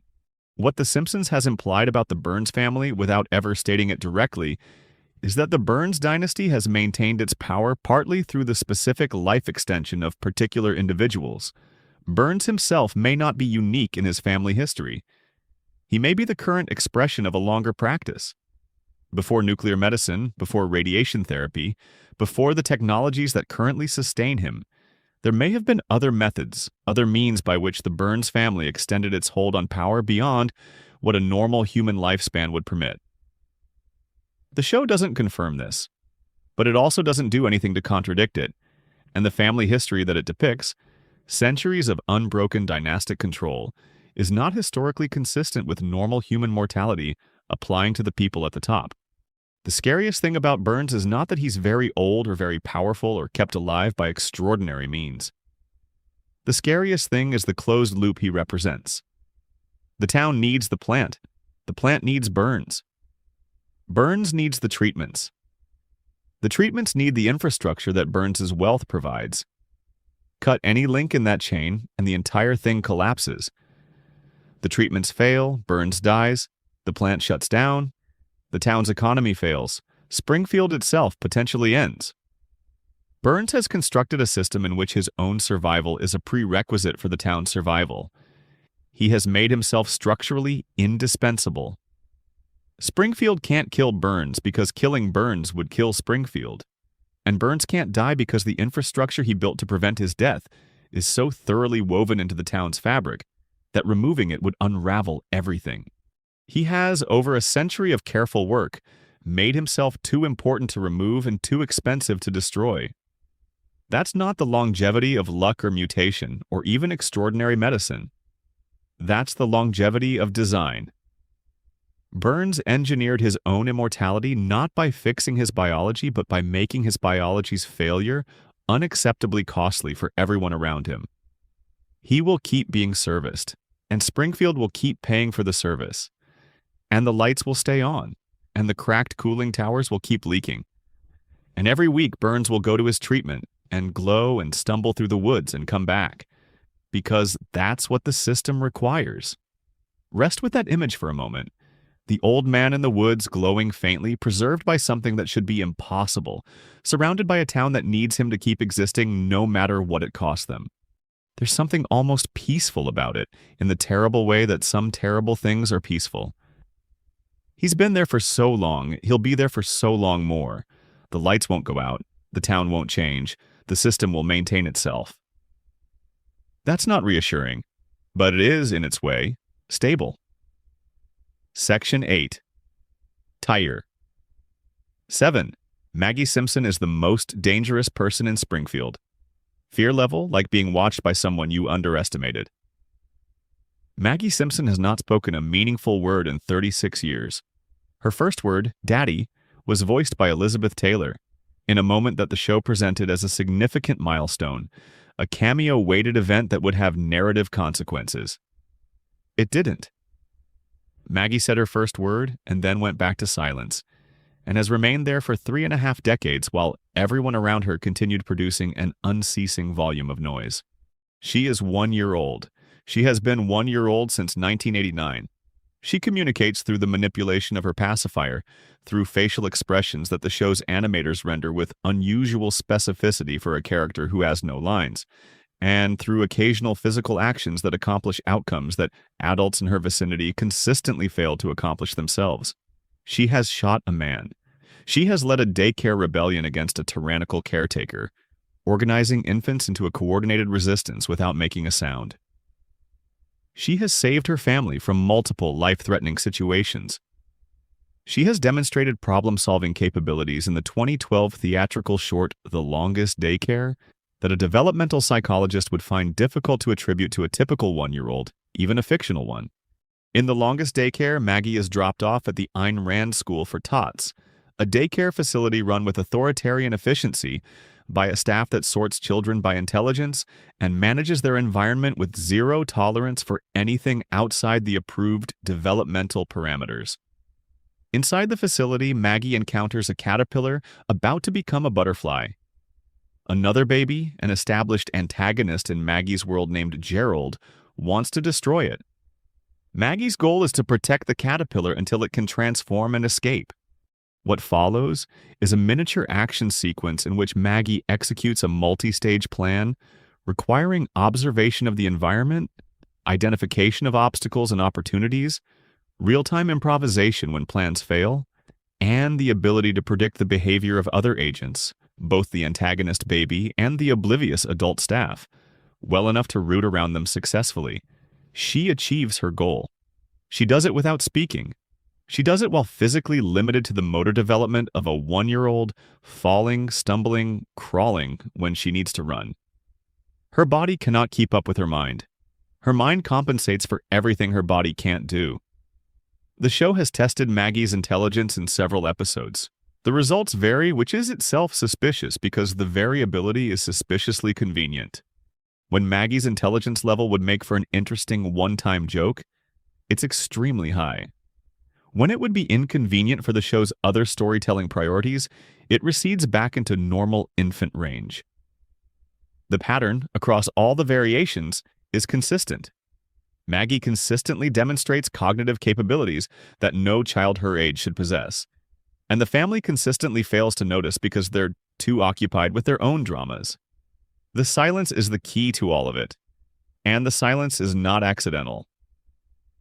The Simpson household produces a constant, overlapping wall of noise. Homer's volume is enormous. Marge's worry is audible and ongoing. Bart's provocations fill every available conversational gap. Lisa's lectures and musical performances and arguments take up whatever space Bart and Homer leave between them. The household is an environment in which any individual who wants to be heard has to compete with an extraordinary amount of ambient noise. Maggie has been observing this competition since birth. She has been watching what happens to people who make themselves audible and visible in this family. And she has been watching what happens to the most intelligent person in the family when that intelligence is made visible. Lisa Simpson is the most visibly intelligent person in Springfield. Her IQ has been measured and confirmed as extraordinary. She articulates herself with precision and depth. She asks the right questions. She identifies the problems everyone else is ignoring. She cares genuinely and works hard and brings her full capabilities to every situation she encounters. And the world of Springfield rewards her for this with isolation, mockery, dismissal, and the particular exhausting experience of being the smartest person in a room that doesn't want to be improved. Lisa fights every day for recognition of her intelligence and receives resistance. She challenges authority and gets punished. She tries to change things and gets worn down by the weight of a community that prefers its comfortable stasis to the discomfort of improvement. Her intelligence is her most defining characteristic, and it costs her more than it gives her, at least within the world of Springfield. Maggie watched this from her position in the corner of the room, observing through those large and unusually attentive eyes, and she drew the opposite conclusion from the one Lisa drew. Lisa concluded, be visible, be loud, keep trying. Maggie concluded, be invisible, be silent, observe everything. The logic is sound. In a system that punishes visible intelligence and rewards compliance and overlookedness, the optimal strategy for someone with extraordinary capability is to hide the capability. Be underestimated. Be the thing nobody looks at carefully. Be the baby in the corner who seems to be doing baby things. Operate in the space that opens up when no one is watching. Every remarkable thing Maggie has done, she has done in a context where the adults weren't paying full attention. The shooting happened in a parking lot, away from the main crowd, in a moment that produced a witness list of essentially nobody. The daycare rebellion succeeded because adults don't monitor infants closely enough to observe them organizing. The moments of extraordinary problem-solving that save the family occur when the family is too absorbed in its own chaos to notice what Maggie is actually doing. She has engineered a life in which her capabilities are systematically underestimated by every person who might have a reason to notice them, and she has done this through the sustained commitment to a single disguise. Being a normal baby. The disguise is perfect because it's true in part. She is 1 year old. She does have the physical limitations of a 1-year-old. She does stumble. She does fall. She does require the care of adults for basic physical survival. The surface presentation is accurate enough to be undetectable as a disguise. She is exactly as physically limited as she appears to be. She is nothing like as cognitively limited as she appears to be. The most interesting question about Maggie is not what she's done so far. It's what she's waiting for. The show has never revealed Maggie's endgame. It has never showed us a future for Maggie in the way it has shown futures for Bart and Lisa in flash-forward episodes. Maggie's trajectory is the only one in the Simpson family that remains genuinely open. The show has never given us the picture of adult Maggie that would close the question of what all this observation and patience and strategic silence has been accumulating toward. Whatever it is, she's been planning it for 36 years. With the full intelligence available to her, which the show has established is extraordinary. With the complete information available to her, which is everything that has happened in and around the Simpson family since she was old enough to process it. With the patience available to her, which is apparently unlimited. She watched her sister fight the world visibly and lose repeatedly. She concluded that was the wrong strategy. She designed a different strategy. She's been executing it for 36 years without anyone noticing. That's the fear level here. Not the fear of something violent or sudden. The fear of realizing that something in the corner has been watching you the whole time and thinking and waiting. And that the patience behind the watching is not the passive patience of someone who has nothing to say. It's the patient patience of someone who has decided to say it at exactly the right moment. The pacifier won't stay in forever. And when Maggie Simpson finally decides to speak, there will be 36 years of observation behind whatever comes out. Springfield won't be ready. Springfield has never been ready for anything Maggie has done, and this will be the most significant thing she has ever done. She just hasn't done it yet. Sleep with that thought if you can. The baby in the corner. Watching, waiting, not forever. Just until it's time. Section 9. Tier 8. Mona Simpson and the Three-Generation Conspiracy. Fear level, like finding out your history was written by the wrong person. For the first 6 seasons of The Simpsons, Homer Simpson's mother was dead. That was the official story, established early in the show's run and never questioned because why would anyone question it? Abe Simpson told Homer his mother passed away when Homer was young. He showed Homer a grave. The grave was real. Homer mourned and grew up and became the person he became with that particular wound built into the foundation of his personality. The wound was not abstract. The loss of Homer's mother shaped him in ways that the show has documented across hundreds of episodes. His desperate need for approval, the clinginess, the terror of abandonment that makes him hold on to people and situations, past the point that self-respect would normally advise. His willingness to endure humiliation and dismissal from Burns year after year rather than risk losing the stability of employment, the way a person who learned early that people leave accepts poor treatment from the people who haven't left yet. His compulsive need to be liked, to be included, to be noticed, even by people who have given him every reason to expect they won't notice him well. Homer Simpson's entire emotional architecture was built on the loss of his mother. Every dysfunctional relationship strategy he employs, every coping mechanism, every moment of inexplicable stubbornness about leaving situations that harm him, traces back to a child who woke up one day and found that his mother was gone and was told she was never coming back. And then Season 7 revealed that the grave was Walt Whitman's. The episode is called Mother Simpson, and it aired in November 1995, and it is widely considered one of the best episodes the show has ever produced. The mechanics of the revelation are presented with the show's characteristic blend of absurdity and genuine emotional weight. Homer fakes his own death to avoid working a Saturday. The town believes he's dead. Marge makes him go to the Hall of Records to correct the error. And while he's there correcting his own death certificate, Homer discovers that his mother's death certificate was never filed. Because she didn't die. She's been alive his entire life. She's at the cemetery visiting the grave she believes is her son's when Homer finds her. She doesn't recognize him at first. He's become a different person than the child she left. He's had 30 years to become this version of Homer, built on the wrong foundation, shaped by a grief that was not necessary. They recognize each other eventually, and the reunion is one of the most genuinely emotional scenes in the show's history. And then Mona tells him the truth. She didn't leave because she stopped loving him. She left because she had to.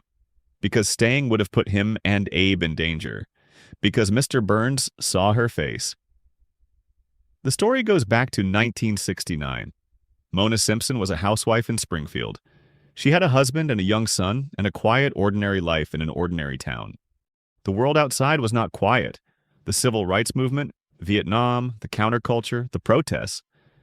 And at some point in this atmosphere, Mona was radicalized. She joined a group of activists, and the target they chose was a biological weapons laboratory owned by Charles Montgomery Burns. Let that sit for a moment. Burns didn't just own a nuclear power plant. Before the nuclear power plant, or alongside it, Burns owned a facility designed to produce biological weapons. Germ warfare capabilities in Springfield, in the same town where Homer was growing up, where the school was, where the families lived. The same town where decades later Burns would build a nuclear reactor with 342 safety violations and use it to provide electricity to everyone he was already poisoning. Mona and her group broke into the facility and destroyed the biological agent stored inside. They succeeded. The weapons were eliminated. During the escape, Mona stopped to help someone who had fallen in the chaos of the raid. The person she stopped to help was Mr. Burns. He saw her face. He reported her to the FBI. And from that moment, Mona Simpson became a fugitive from federal authorities, pursued by both the government and by the man whose weapons she had destroyed, a man with the resources and the personal grudge to make that pursuit sustained and effective. She couldn't go home. She kissed Homer while he was sleeping and walked away. And Homer woke up and his mother was gone, and Abe told him she was dead. And Homer spent the next 3 decades becoming the broken, desperate, approval-hungry person he became, because the wound in him was described as permanent from the day it was made. But here's where the conspiracy gets its full shape. Burns didn't just report Mona to the FBI and move on. He pursued her for decades, actively. When Mona finally comes back to Springfield in Season 7, Burns identifies her almost immediately. He spots her through a cab window. He calls the authorities. The FBI arrives at the Simpson house. Mona has to flee again. Homer has to say goodbye to his mother for the second time, now understanding for the first time why she left, who forced her out, whose grudge has been defining the shape of his family for 30 years. And Homer doesn't connect the dots. He knows now that Burns is responsible. He knows the man who employs him is the man who destroyed his family. He knows the check he cashes every 2 weeks comes from the same hands that chased his mother into exile. He knows this, the show tells him this, and Homer doesn't confront Burns, doesn't quit. Doesn't even appear to process the full weight of what he's learned in any sustained way before the next episode begins and the information recedes. The show doesn't frame this as a joke. It frames it as tragedy. Homer's inability to make this connection, to act on what he knows, to translate knowledge into the confrontational action it would seem to warrant, is the direct product of everything Burns's choices made him. Homer is cognitively and emotionally damaged in the precise ways that prevent him from effectively resisting the person who caused the damage. The architecture of his brokenness is perfectly calibrated to make resistance impossible. Burns broke Homer's family when Homer was a child. That break produced the specific damage that Burns needs in his workforce. And then Burns employed the damaged man for the rest of his adult life. This is not a coincidence that emerged from narrative accident. The show confirmed the intentionality of it when it revealed the deal between Burns and Grandpa Simpson. Burns had committed a crime. Abe discovered it. In exchange for Abe's silence, Burns guaranteed Homer a job at the plant for life, regardless of performance, regardless of the number of errors documented, regardless of how many times the competent management would otherwise have fired him. 742 documented errors. Homer was never permanently let go. Abe made this deal. Abe chose silence over accountability and received, in exchange, job security for a son he'd already damaged by lying to about his mother's death. The deal between Abe and Burns is the moment the conspiracy completes its 3-generation span. First generation, Mona fights Burns. Burns destroys her life. Abe covers for Burns and buries the truth from his own son. Second generation, Homer grows up with the wound of false maternal abandonment, becomes the specific kind of broken employee Burns needs, works for Burns his entire adult life, never fully understanding why his life feels the way it does. Third generation, Bart, Lisa, and Maggie are born into a household shaped by the damage Burns inflicted on Homer, born in a town powered by Burns's plant, born drinking Burns's polluted water, born into the downstream consequences of a grudge that began before any of them existed. 3 generations of Simpsons. One man's grudge. And at every stage, the architecture of the damage perfectly prevents the damaged parties from effectively resisting. Mona was a fighter. She fought directly, with a plan, against a specific target. Burns destroyed her ability to fight by making her a fugitive, someone who could never return to the community that had given her cause to fight. She spent decades on the run, doing what she could from the outside, but permanently separated from the family whose well-being had motivated her original action. Abe could have fought. He had information. He had leverage.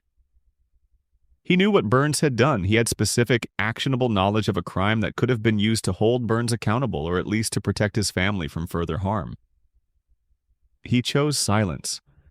Whether from fear or from calculation or from a combination of both, he chose a deal over a fight and buried the truth in a cemetery under a famous poet's headstone. Homer, inheriting the damage of both of these choices, lacks the cognitive and emotional tools to fight effectively, even when fighting is the right response. He knows who his enemy is. He cannot sustain that knowledge into action. And Mona died without her family having escaped the trap Burns built. Her death scene is one of the most quietly devastating things the show has ever produced. There are no jokes. There's no cutaway to something lighter. There's a man sitting beside his mother's bed, holding her hand, watching the person he barely got to know slip away for the last time, carrying the full weight of 27 stolen years between them. The show doesn't lighten it. It lets it be what it is. The conspiracy that Burns built, the 3-generation trap, the architecture of damage and silence and deal-making, produced this moment. A man and his mother in a room, with too little time and too many years between them, and the man on the other side of the equation, alive and serviced and glowing and continuing, unchanged, unaffected, too expensive to die. The fear in this section is different from the fear in the sections about radiation and coma. It's not the diffuse fear of a contaminated environment or the existential fear of a dreaming mind. It's the specific, grounded fear that comes from looking at a family and seeing the mechanism by which it was broken. The clear, traceable architecture of deliberate harm sustained across generations by one person with enough resources to make it last. Burns didn't just hurt Homer. He designed a situation in which Homer would continue to be hurt by working for the person who had already hurt him, and in which the specific nature of the hurt would prevent Homer from being able to understand or resist the ongoing harm clearly enough to stop it. That's not the faceless cruelty of a contaminated water supply. That's targeted. That's architectural. That's the kind of harm that looks like luck or circumstance from the outside and reveals itself as design only when you trace it all the way back to the source. 3 generations. One man's grudge. And the lights are still on at 742 Evergreen Terrace, powered by the plant that poisons the town, that employs the man who never fully healed from the wound that made him hireable in the first place. Burns won. Burns always wins. Because in Springfield, the man who builds the trap is also the man who keeps the lights on, and everyone inside the trap keeps paying the electric bill. Section 10. Tier 9. The radiation theory. Fear level. Like realizing something has been affecting you for years. Everything you need to understand about Springfield is visible in Blinky the Three-Eyed Fish. Blinky appeared in Season 2, pulled from a river near the Springfield nuclear power plant, and immediately became something the episode treated as a genuine scandal. A fish with 3 eyes. Physical evidence of environmental mutation. A gubernatorial candidate used Blinky as the centerpiece of a campaign focused on Burns's environmental negligence, and the campaign gained real traction, real public support, because the physical evidence was undeniable. The fish had 3 eyes. The fish lived in the water downstream from Burns's plant. The causal chain was not complicated. Burns, faced with genuine political threat, did what Burns does. He applied resources to the problem. He had Blinky prepared as a dinner dish and ate the fish on live television to demonstrate its harmlessness. The town watched. The political momentum behind the campaign collapsed. And nobody, not the candidate, not the press, not any public authority, conducted a follow-up investigation into what was living in the water supply for every resident of Springfield. If the fish have 3 eyes, what are the people drinking the same water experiencing? Nobody asked. The show moved on. Blinky became a briefly referenced symbol of Springfield's environmental problems rather than the opening act of the inquiry it should have been. And the inquiry, the real one, the one that should have begun the moment a 3-eyed fish was pulled out of the local water supply, was never opened. The Springfield Nuclear Power Plant is a 2-unit pressurized water reactor facility. It is owned and operated by Charles Montgomery Burns. It is the primary source of electrical power for the entire town of Springfield. And it is, by any reasonable standard applied to any real nuclear facility in the world, a catastrophic safety failure operating in continuous violation of the regulatory standards that exist specifically to prevent it from doing what it has been doing for decades. The surprise safety inspection found 342 violations, 342 distinct instances of safety failure documented in a single inspection. The estimated cost of bringing the plant into compliance was $56 million. Burns refused to spend it. Not because the funds weren't available. Burns's wealth is described across multiple episodes as extending into the billions. He refused because compliance required admission, and admission would require answering questions about what the violations had already done to the people living near the plant. The violations are not minor. Radioactive waste being dumped directly into bodies of water, radioactive waste being deposited onto children's playgrounds, plutonium being used as a paperweight on an employee's desk, cooling towers with cracks sealed using chewing gum, luminous rats living in the facility's walls and maintenance tunnels, and human skeletons in the basement. Real human skeletons in the basement of an active nuclear power plant. The show depicts them, the inspection documents them, and then the episode moves on and nobody ever asks who those people were or how they came to be there. The safety inspector responsible for ensuring none of this happens is Homer Simpson. A man whose IQ has been stated at 55. A man with a crayon lodged in his brain since childhood. A foreign object that the show explicitly identifies as physically reducing his cognitive function. A man who sleeps at his workstation, who eats during meltdown warnings, who once caused a nuclear incident by throwing a donut into the reactor core to observe whether it would expand. Homer is not an incompetent safety inspector in the normal sense of incompetence, the sense where someone lacks training or commitment, or the right skills for the job. Homer is an incompetent safety inspector in the more specific sense that a competent safety inspector would shut the plant down within the first week of serious evaluation, and Homer's particular combination of cognitive limitations, behavioral tendencies, and absolute dependence on Burns for his livelihood prevents this from happening. A competent safety inspector finds 342 violations and closes the facility pending remediation. Homer finds 342 violations and says nothing, because nothing is what his situation permits. The contamination that results from decades of unchecked operation is not theoretical. The show has depicted its effects throughout its run without ever framing them as a coordinated body of evidence. But when the evidence is assembled and viewed together, the picture is overwhelming. Homer Simpson. Massive overbite, bulging eyes, 4 fingers on each hand, a skull shape that does not occur in normal human anatomy, an IQ low enough to qualify as a clinical disability even before accounting for the crayon, and a physical resilience that makes no biological sense. He has been shot, electrocuted, thrown from vehicles, fallen from significant heights, crushed, burned, and exposed to physical trauma that would kill an unmodified human being many times over. He recovers from all of it consistently at a rate that defies the normal constraints of human biology. His healing rate is not natural. His pain tolerance is not natural. His survival of incidents that should be fatal is not natural. Marge Simpson has the same bulging eyes, the same 4-finger hands. Her hair grows straight up in a tower that has maintained its exact shape for 36 years without product or infrastructure, growing vertically against gravity in a form that normal human hair does not take without chemical intervention. Marge worked at the Springfield nuclear plant herself for a period. She was exposed directly to the facility's environment. Her children were born after both parents had spent years in Springfield's contaminated environment.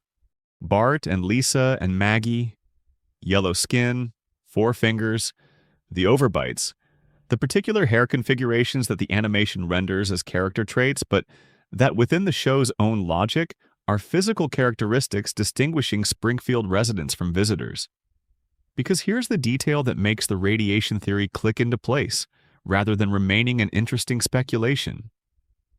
When visitors arrive in Springfield, when guest characters come from outside the town, they look different. Their proportions are more natural. Their features more closely resemble actual human anatomy. The show's animators draw outsiders with different physical characteristics than they draw Springfield residents. The official explanation for this difference is art style. That's simply how The Simpsons looks, and visitors provide visual contrast by being drawn more realistically. But within the internal logic of the show's universe, there is an observable physical difference between people who live in Springfield and people who don't. The insiders look one way. The outsiders look another way. The insiders share a set of physical characteristics. The yellow skin, the bulging eyes, the four fingers that do not appear in outsiders who visit from beyond Springfield's borders. The physical characteristics that define Springfield residents are unique to Springfield residents. Something happened to the people of Springfield that did not happen to people living elsewhere. Something with biological effects that produced a consistent set of physical deviations from normal human anatomy across the entire resident population. The water that feeds the town runs through the same landscape as the river where Blinky was found. The air that Springfield residents breathe for decades carries the same particulates that the plant's cooling towers vent. The food grown locally has been irrigated with contaminated water. The environmental exposure is comprehensive and continuous, and has been operating for decades without meaningful interruption. Santa's little helper, the Simpson family dog, has the same bulging eyes as his owners. He has the same proportional anomalies that distinguish Springfield residents from outsiders. The family dog, who drinks the same water and breathes the same air and lives in the same contaminated environment, has been affected by the same contamination. The radiation theory explains the aging problem in a way that the artistic convention explanation never quite satisfies. The residents of Springfield do not age because their biology has been fundamentally altered at the cellular level. Normal human aging is a product of cellular processes: telomere shortening, accumulation of DNA damage, reduction of cellular repair efficiency over time. If radiation has comprehensively altered the cellular biology of Springfield's residents, the normal aging mechanisms may have been disrupted in the process. Not enhanced, not reversed, disrupted. Frozen at whatever state they occupied when the mutation reached its full expression. The mutated biology doesn't age normally because the normal aging mechanisms are part of what was broken. The reset problem, the way Springfield recovers from catastrophic events between episodes, the way the town forgets disasters that should have permanently changed it, the radiation theory explains this too. Chronic neurological damage from radiation exposure affects memory and cognition in documented, well-studied ways. The cognitive impairment that results from decades of exposure to the plant's contamination isn't limited to raw intelligence scores. It extends to memory consolidation, to the capacity for sustained awareness of ongoing conditions, to the ability to maintain a coherent narrative of time and consequence across events. The town forgets what happened because the population's memory function is compromised by the same contamination that altered their physical forms. Homer's crayon is a microcosm of this larger pattern, a foreign object lodged in his brain since childhood, reducing cognitive function by a quantifiable amount, missed by every doctor in Springfield over the entire course of his life. Either the medical establishment of Springfield is profoundly incompetent, or the medical establishment of Springfield is part of the same institutional pattern that allowed 342 safety violations to go unremediated. Burns's influence extends into Springfield's healthcare infrastructure the way it extends into its political infrastructure and its economic infrastructure. The doctors who should have found the crayon were working in a context where finding the crayon would have raised questions that Burns's influence did not permit to be raised. The crayon is a metaphor for everything. Something wrong is in Homer's head. something that keeps him dumb and compliant and incapable of sustained critical thought about the environment he lives in. Something that was put there, or at least left there, by a system that benefits from his incapacity. The individual instance, a crayon in one man's brain, scales up to the whole population. There is something wrong in Springfield's air and water, something that keeps the residents dumb and compliant and incapable of sustained critical thought about what the plant is doing to them. The Simpsons movie provides the most explicit, most officially canonical version of this theory that the show has ever produced. Springfield's environmental contamination reaches a point so severe that the Environmental Protection Agency, operating within the show's universe as a real federal agency, concludes that the town must be sealed under a massive glass dome to prevent its pollution from spreading to the rest of the country. The United States government determined that Springfield was so toxic, so comprehensively contaminated, that physical containment of the entire town was the necessary response. Not remediation. Not regulatory action against the plant. Containment. Seal the town. Keep the contamination inside its current boundaries. And the people who have been living inside those boundaries, the people who have been drinking the water and breathing the air and living downwind of the cracked, cooling towers for decades, are still inside the dome when it goes up. Springfield is classified as a contamination zone by federal authorities. The residents are, in the government's assessment, already so thoroughly contaminated that the priority is preventing their contamination from spreading, rather than treating the source. The plant is the source. The plant has always been the source, and Burns has always known it. The Burns Immortality section established that Burns manages his own radiation exposure through weekly treatments. He understands radiation's effects on biological systems in precise, technical detail because his own biology depends on that understanding. He has the resources to know what the plant is doing to Springfield because he has the researchers, the medical staff, the pharmaceutical capabilities to study it. His plant is his laboratory. His town is his population of subjects. He has been observing the mutation of Springfield's residents for decades, managing his own exposure carefully while leaving theirs entirely unmanaged. The specific choice to keep Homer employed despite 742 documented errors isn't carelessness, it's strategy. A competent safety inspector shuts the plant down. Homer's particular combination of incapacity and dependency ensures the violations continue, the contamination continues. Burns's monopoly over Springfield's power supply, and by extension its economy, continues.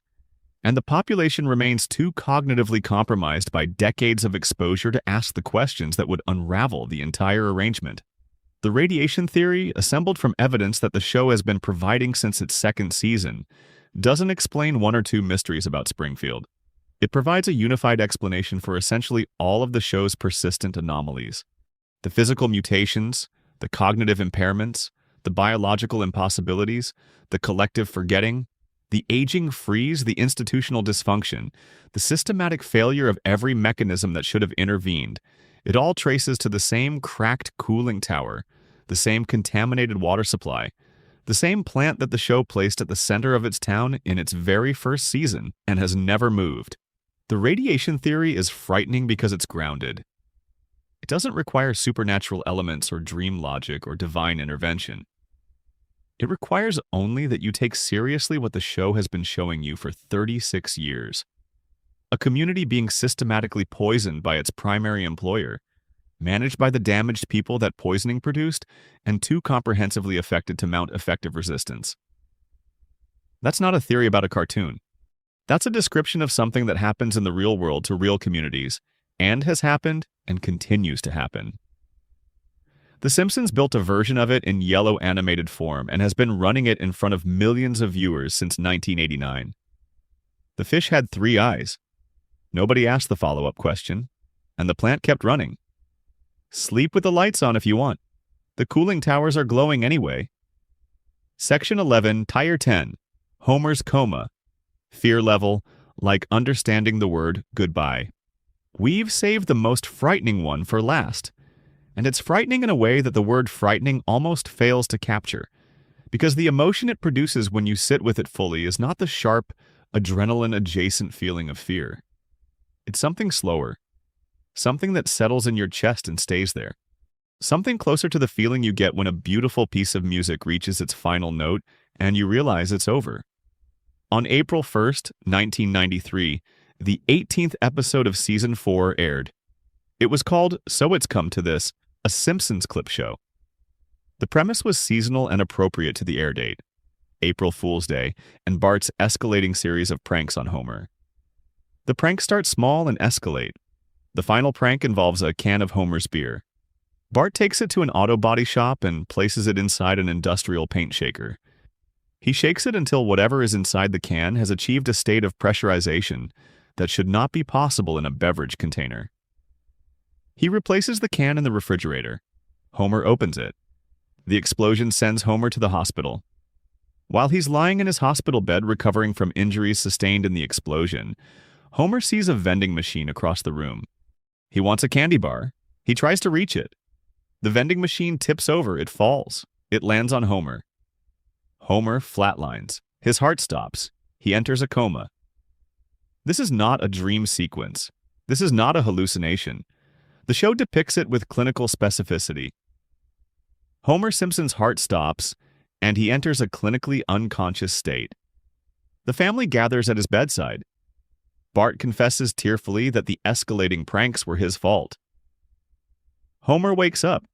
He immediately begins strangling Bart, because that's who Homer is and what Homer does, and the family laughs, because that's who the family is and what the family does.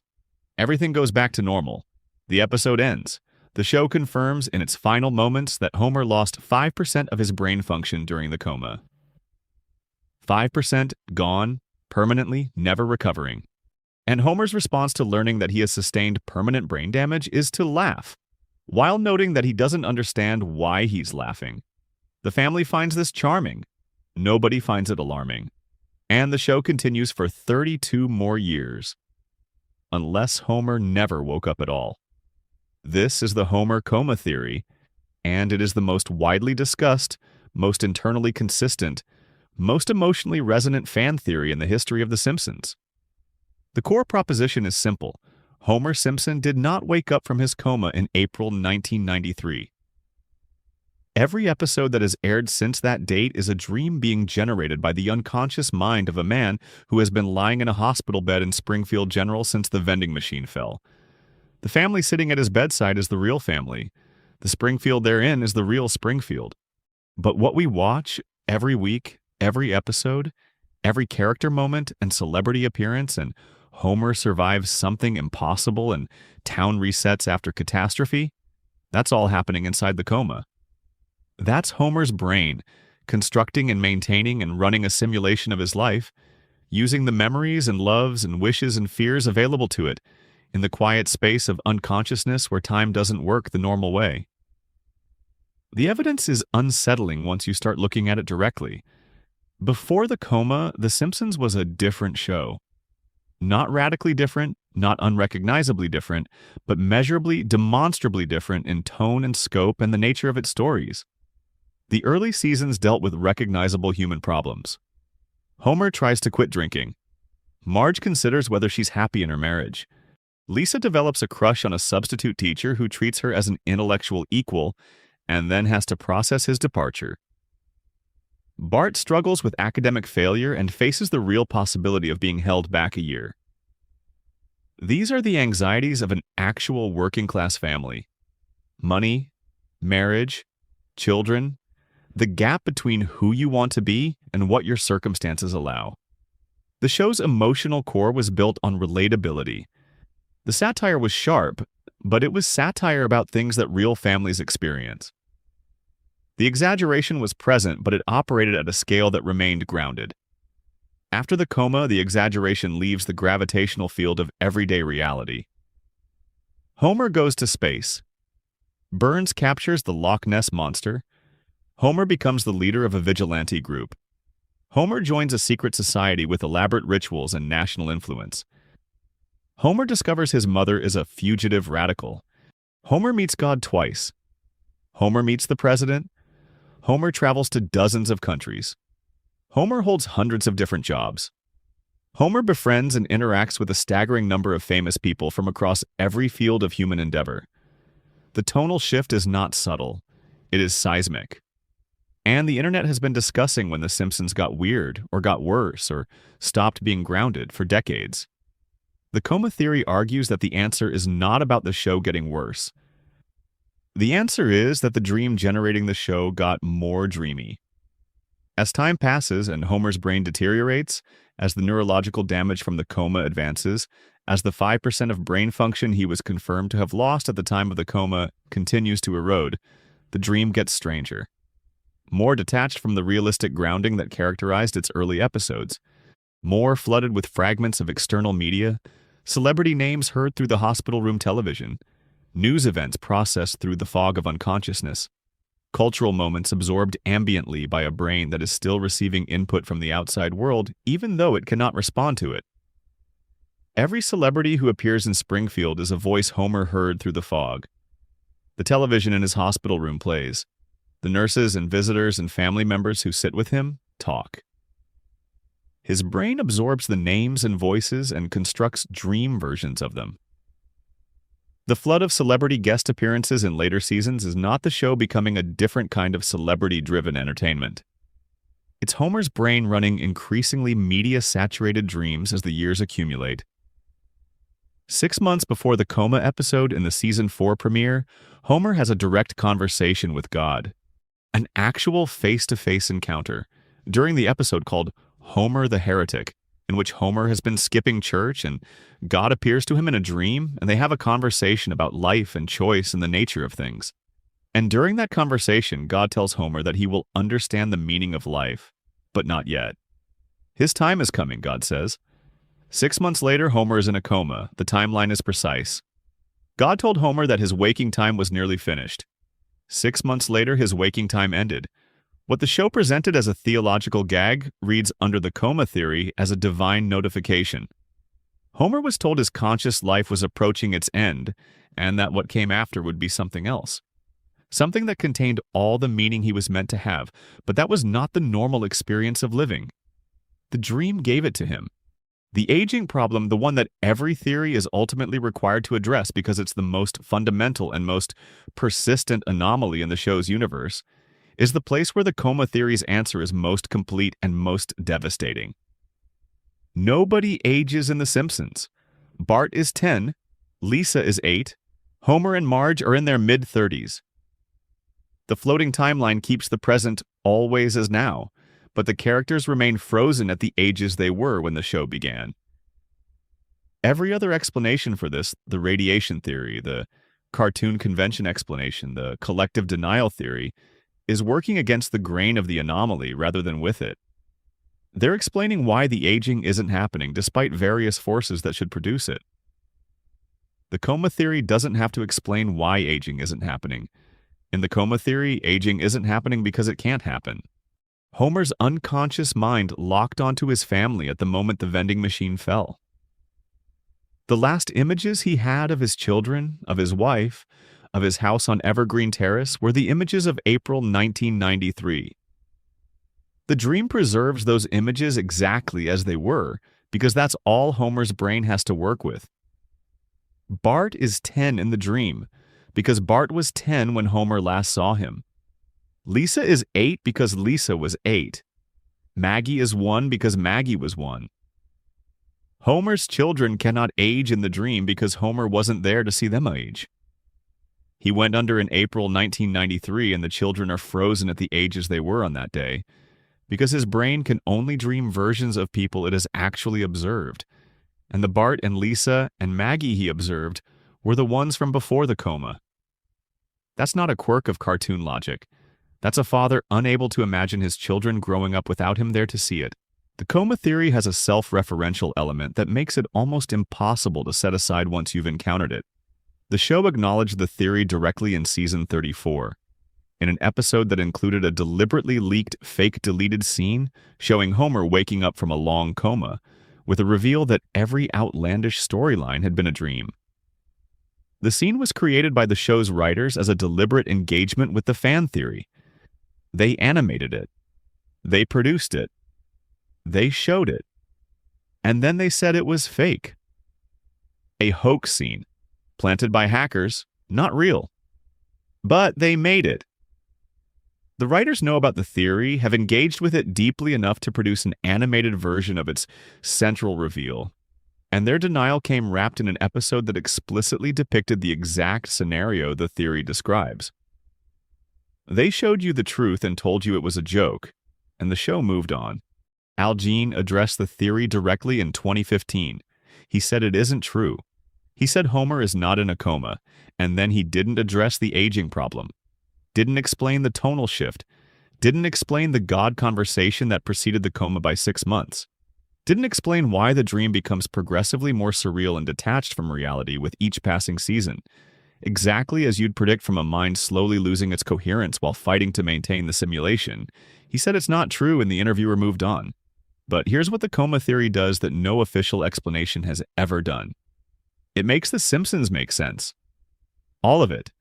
Every anomaly, every impossibility, every reset, every celebrity appearance, every impossible Homer survival, every moment where the town forgets something it should remember forever. All of it has a coherent, internally consistent, emotionally resonant explanation within the coma framework. Homer survives everything because nothing is actually happening to his body. His body is in a hospital bed. In the dream can't kill him because the dream is running on his mind, and his mind is the only thing keeping the dream going. The moment Homer dies in the dream ends. And Homer's unconscious mind is not willing to let the dream end. It will keep him alive through anything because keeping him alive is the only thing maintaining the world he loves. The town resets between episodes because the dream resets between cycles. Each episode is a dream cycle, not necessarily a linear narrative with persistent consequences, but a self-contained loop that begins and ends and begins again.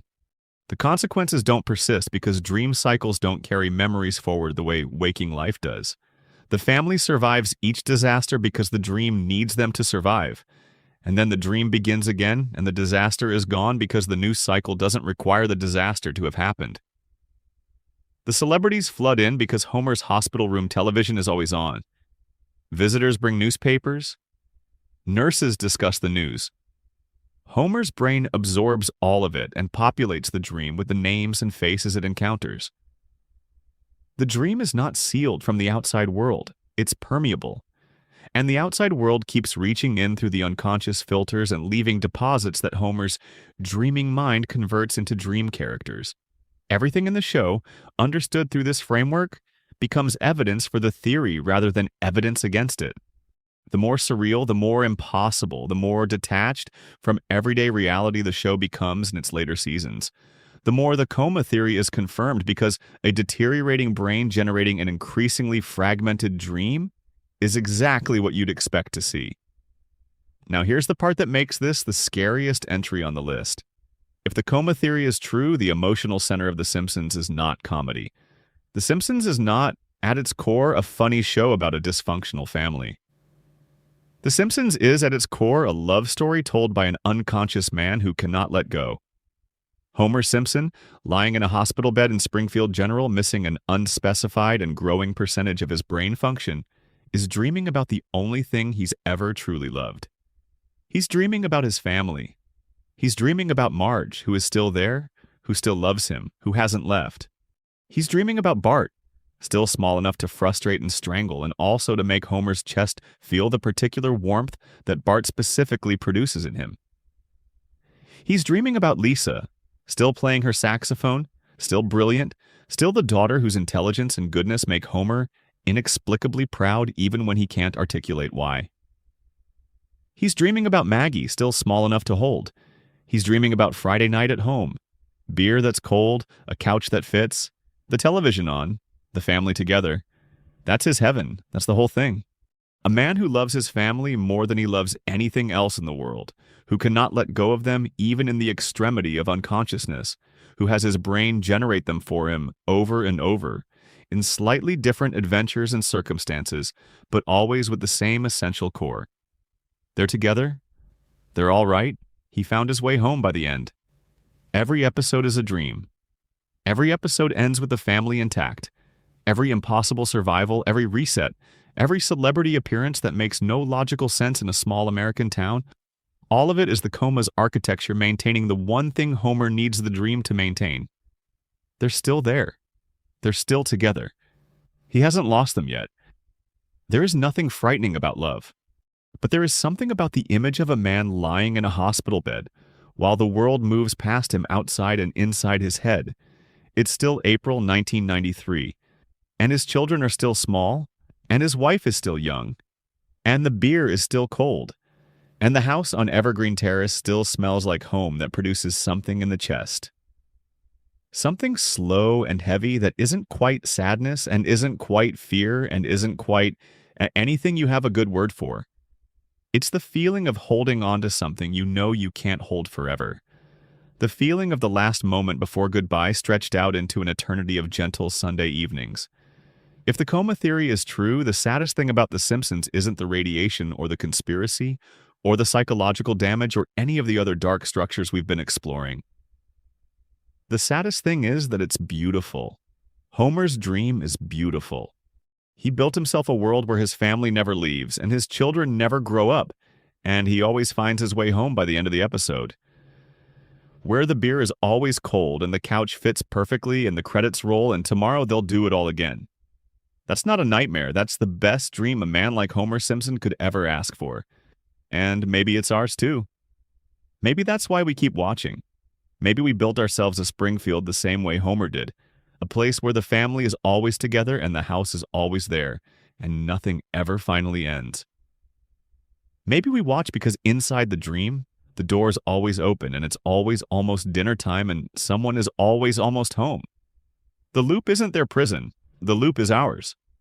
We pressed pause in 1989 and we haven't pressed play since.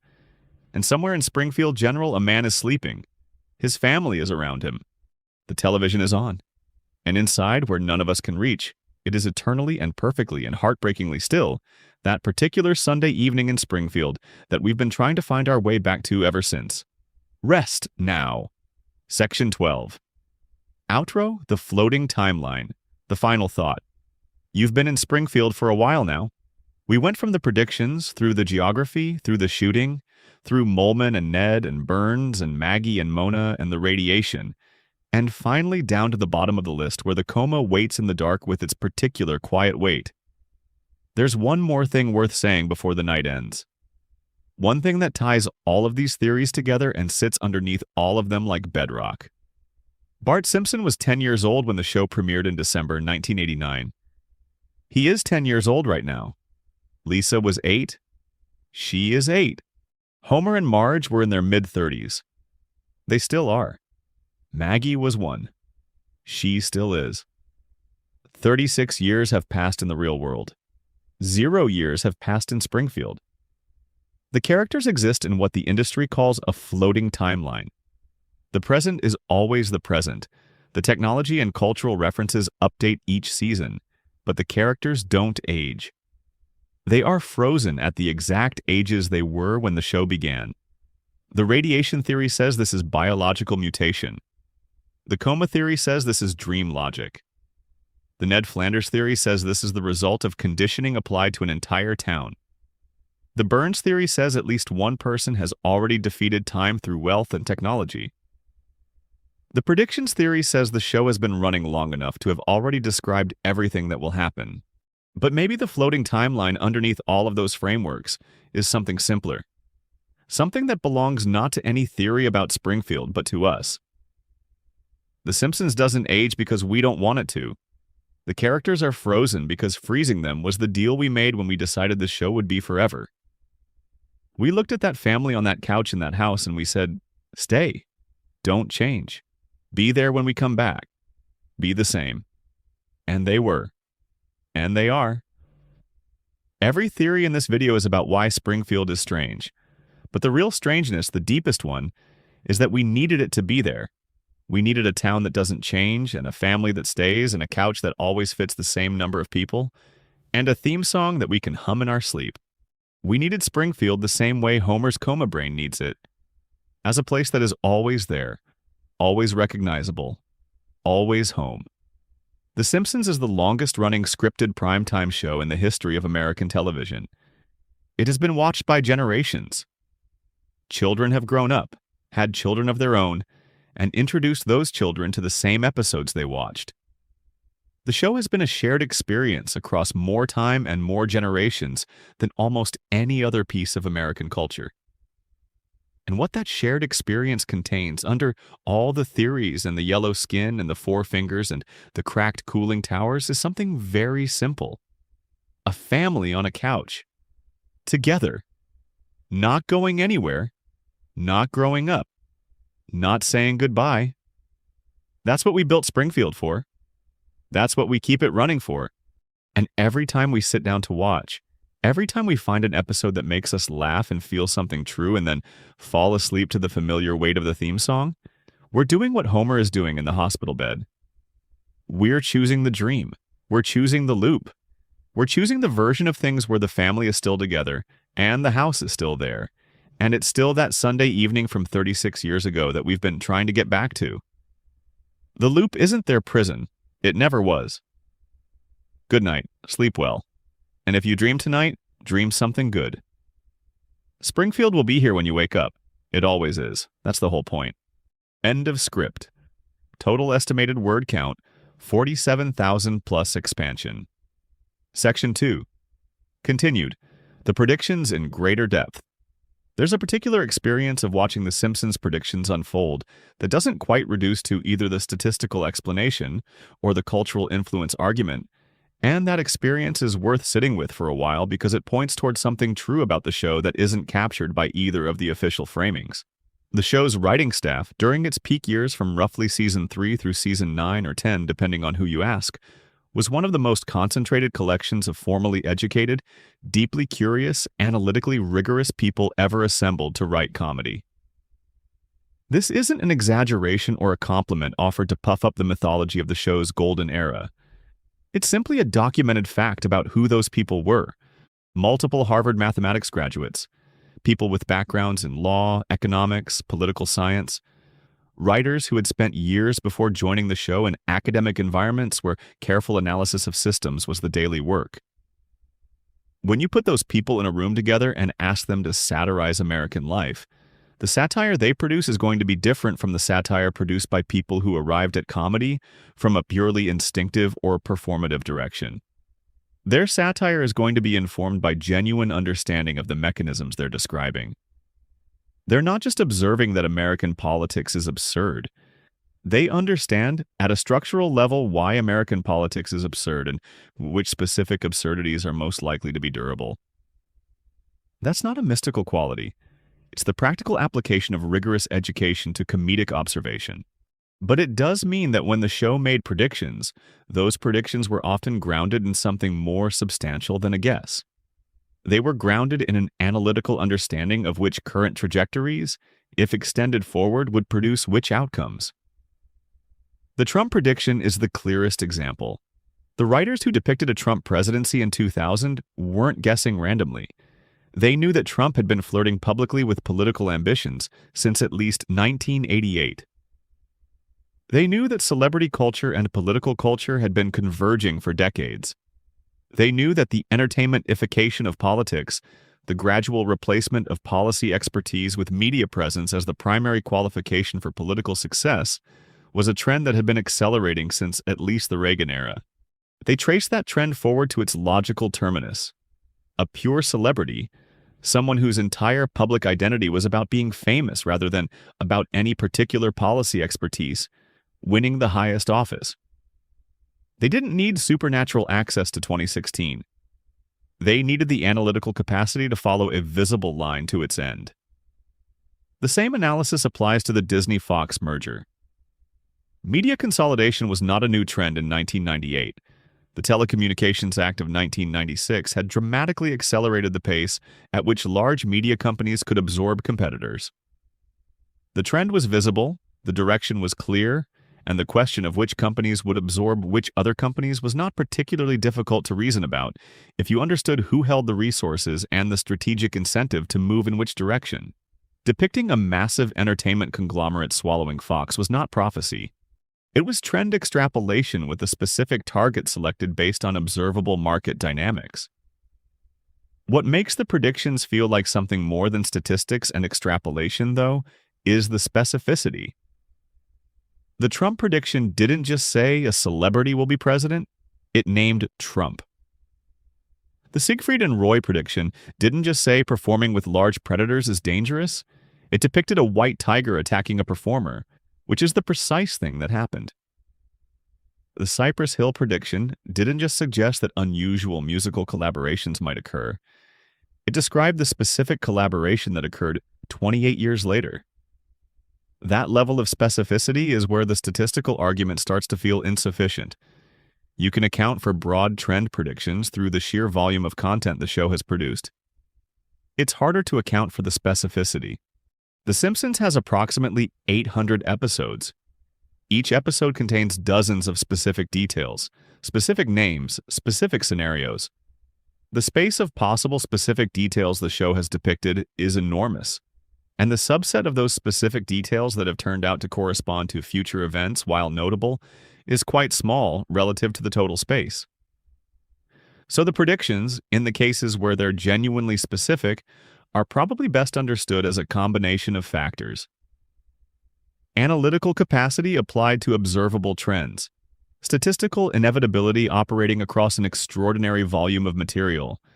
Cultural influence shaping the trajectory of events that the show has already described.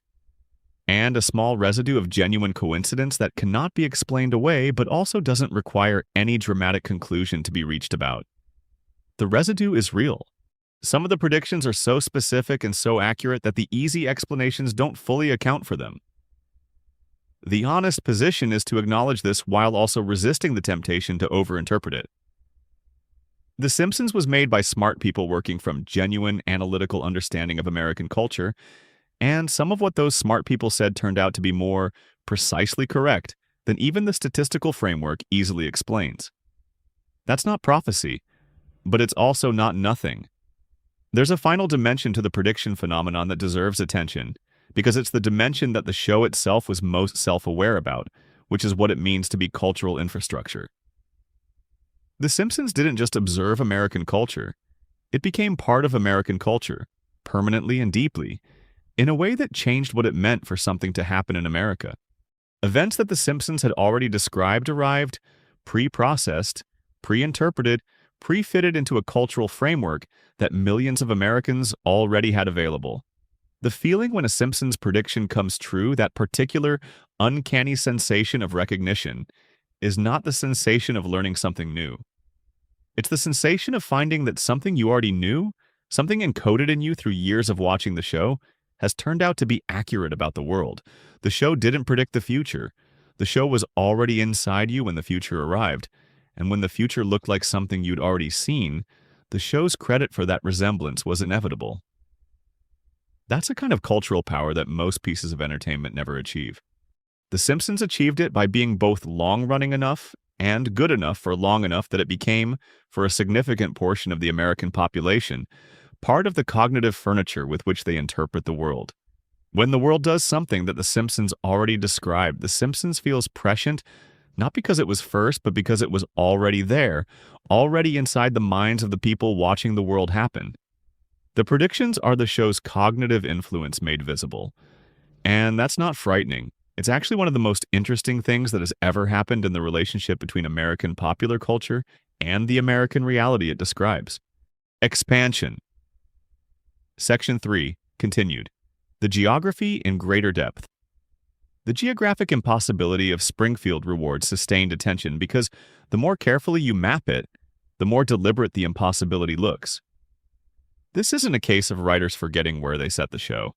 The contradictions accumulate too consistently and too specifically to be the product of carelessness. Someone has been actively maintaining Springfield's geographic indeterminacy across 36 seasons, making sure that every time a clue emerges that seems to narrow things down, a contradicting clue appears in the next relevant episode. The coastline issue is the most glaring.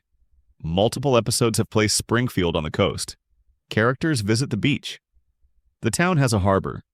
Marine biology occasionally features in storylines in ways that require actual ocean proximity. This places Springfield, if taken literally, somewhere with coastal access. California, Oregon, Washington, or the East Coast corridor. But multiple other episodes place Springfield in the middle of the country, with reference to landscape features, weather patterns, and geographic relationships to other cities that are not consistent with any coastal location. Homer drives between Springfield and cities that would require passing through hundreds of miles of interior landscape. The mountain ranges visible from certain Springfield vantage points don't match the topography of any coastal region. The weather in Springfield includes blizzard conditions that are not characteristic of temperate coastal climates. Then there's the matter of Springfield's borders. In one episode, the town appears to border Ohio. In another, it appears to be adjacent to the Nevada desert. Characters drive to Maine in a time frame that doesn't support any reasonable estimate of where Springfield would have to be to make that trip feasible. The state abbreviation NT has been visible on screen, and NT is not an abbreviation that corresponds to any actual American state. The area code starting with 636, placing Springfield in Missouri, has been used by theorists as genuine evidence. But area codes can be assigned to businesses or individuals outside the geographic region they nominally represent, particularly in the era before mobile phones. So even this clue isn't definitive. What would it mean for Springfield to be in Missouri? Missouri is a Midwestern state that borders several other states, has no coastline, has a generally moderate climate without the extremes Springfield displays, and doesn't have the mountain ranges that Springfield is occasionally depicted as having nearby. Missouri-Springfield would account for some episodes and be directly contradicted by others. Like every other proposed location, it gets you partway there and then falls apart. The show's deliberate maintenance of this indeterminacy is most visible in the moments when the indeterminacy almost resolves and then actively doesn't. The Groening interview of 2012 is the most significant of these moments. He said Oregon. He said it publicly, on record, in a major publication. For 2 days, the mystery appeared over, and then the show continued producing episodes that place Springfield in contexts inconsistent with Oregon, as if the interview had never happened. The writers didn't honor it. They kept the ambiguity going. This was a choice. Someone made the decision that the Groening interview was not going to be treated as definitive, that the show's geographic indeterminacy was worth more than the resolution of the mystery. What is the geographic indeterminacy worth? What purpose does it serve that's valuable enough to maintain actively across decades of production? The universal appeal argument is the primary answer, and it's a good one. A Springfield that could be your town is a Springfield that belongs to everyone. Making the town geographically specific would anchor it in one region's culture, one region's weather, one region's economic and social texture, and would make it less universally resonant for viewers outside that region. But there's something more specific than that. Springfield's geographic indeterminacy serves the show's core satirical function. The Simpsons is a satire of American life, not of any particular regional version of American life. The structures it depicts, the nuclear plant, the corrupt local politician, the underfunded school, the small business owner struggling against economic pressure, the church that can't quite contain its congregation's complications, the bar that functions as an unofficial community center for the town's less successful men. These structures exist everywhere in America. They're not regional, they're national. By keeping Springfield geographically undefined, the show maintains its ability to be all of those places at once. The Flint, Michigan version of Springfield, the one where the industrial employer is destroying the community while its residents can't afford to leave. The Los Angeles version of Springfield, the one where celebrity culture and entertainment economics have hollowed out the authentic civic life. The rural Midwest version of Springfield, the one where the town's young people leave and the ones who stay inherit the diminished version of what was once more vital. The New England version of Springfield, the one where old money and old families and old institutional power maintain their grip through social mechanisms rather than obvious economic force. Springfield is all of these places simultaneously because its geographic indeterminacy permits it to take on whatever flavor the satirical target of a given episode requires. When the show wants to satirize the entertainment industry, Springfield has the proximity to Hollywood that the episode needs. When it wants to satirize agricultural policy, Springfield has farmland. When it wants to satirize environmental regulation failures, it has the industrial riverfront and the proximity to the contaminated water supply. The geography bends to serve the satire, and the satire is better for it. There's one more dimension worth noting. The question of where Springfield is has functioned as a running engagement mechanism with the show's audience for 36 years. Every new potential clue becomes a community event. Every episode that introduces a geographic reference generates discussion, theorizing, mapping attempts. The mystery has been a consistent source of fan engagement for 3.5 decades, a perpetual puzzle that is never quite solved, and therefore never quite stops being interesting. A mystery that resolved in Season 3 would have generated one round of discussion and then been filed away. A mystery that has remained open through 36 seasons, has been generating discussion continuously, has been a thread that fans return to repeatedly across decades of watching, has been a genuine, ongoing cultural conversation between the show and its audience. The geographic indeterminacy is not an accident or a failure of continuity management. It's one of the most successful, long-running engagement strategies in television history, executed with enough consistency and care to last across 3.5 decades without exhausting itself. Springfield is everywhere. Springfield is nowhere. Springfield is exactly where you grew up, whatever that means, whenever you grew up there. And the question of its precise location will still be being discussed in 20 more years, when the show is in its 56th season, and Bart is still 10 years old, and the cooling towers are still cracked, and the fish still have 3 eyes. Some mysteries are better open than closed. Expansion. Section 4 continued. The Burns shooting in greater depth. The contest element of the Burns shooting mystery deserves more time than it usually gets, because the contest failure is actually the most significant piece of evidence that the mystery was not as well constructed as the show presented it. Consider what it would take for a genuine mystery to be solvable from its clues. You need the clues to point toward one answer more strongly than they point toward any other answer.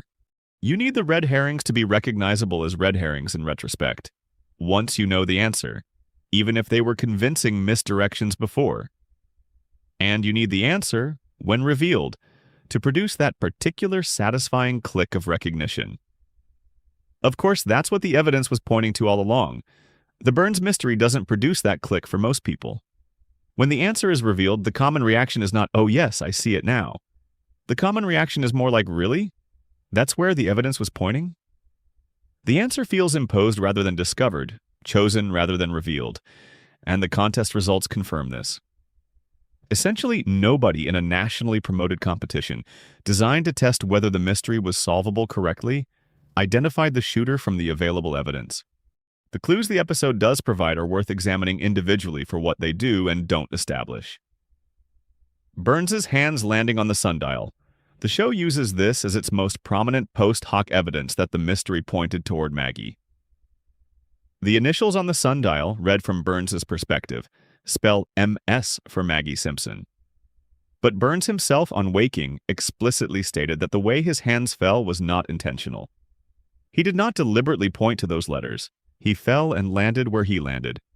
The sundial reading is, by the victim's own testimony, a coincidence.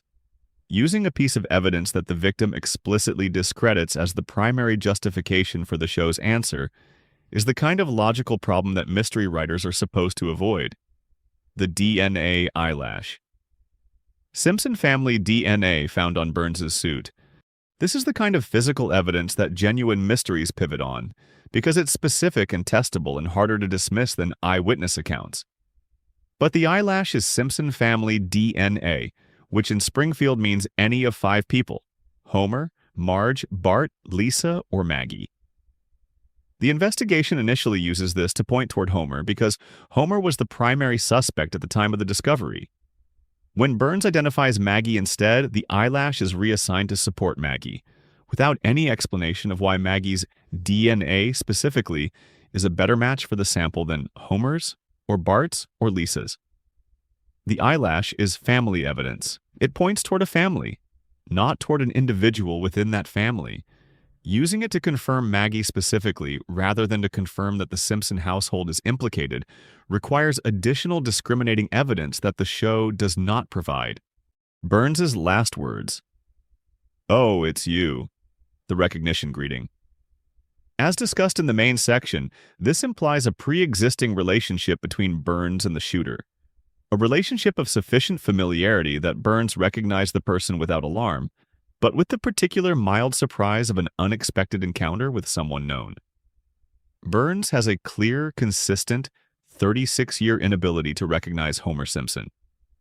The idea that Burns has a sharper and more immediate recognition of Homer's one-year-old daughter than of Homer requires an explanation the show doesn't offer.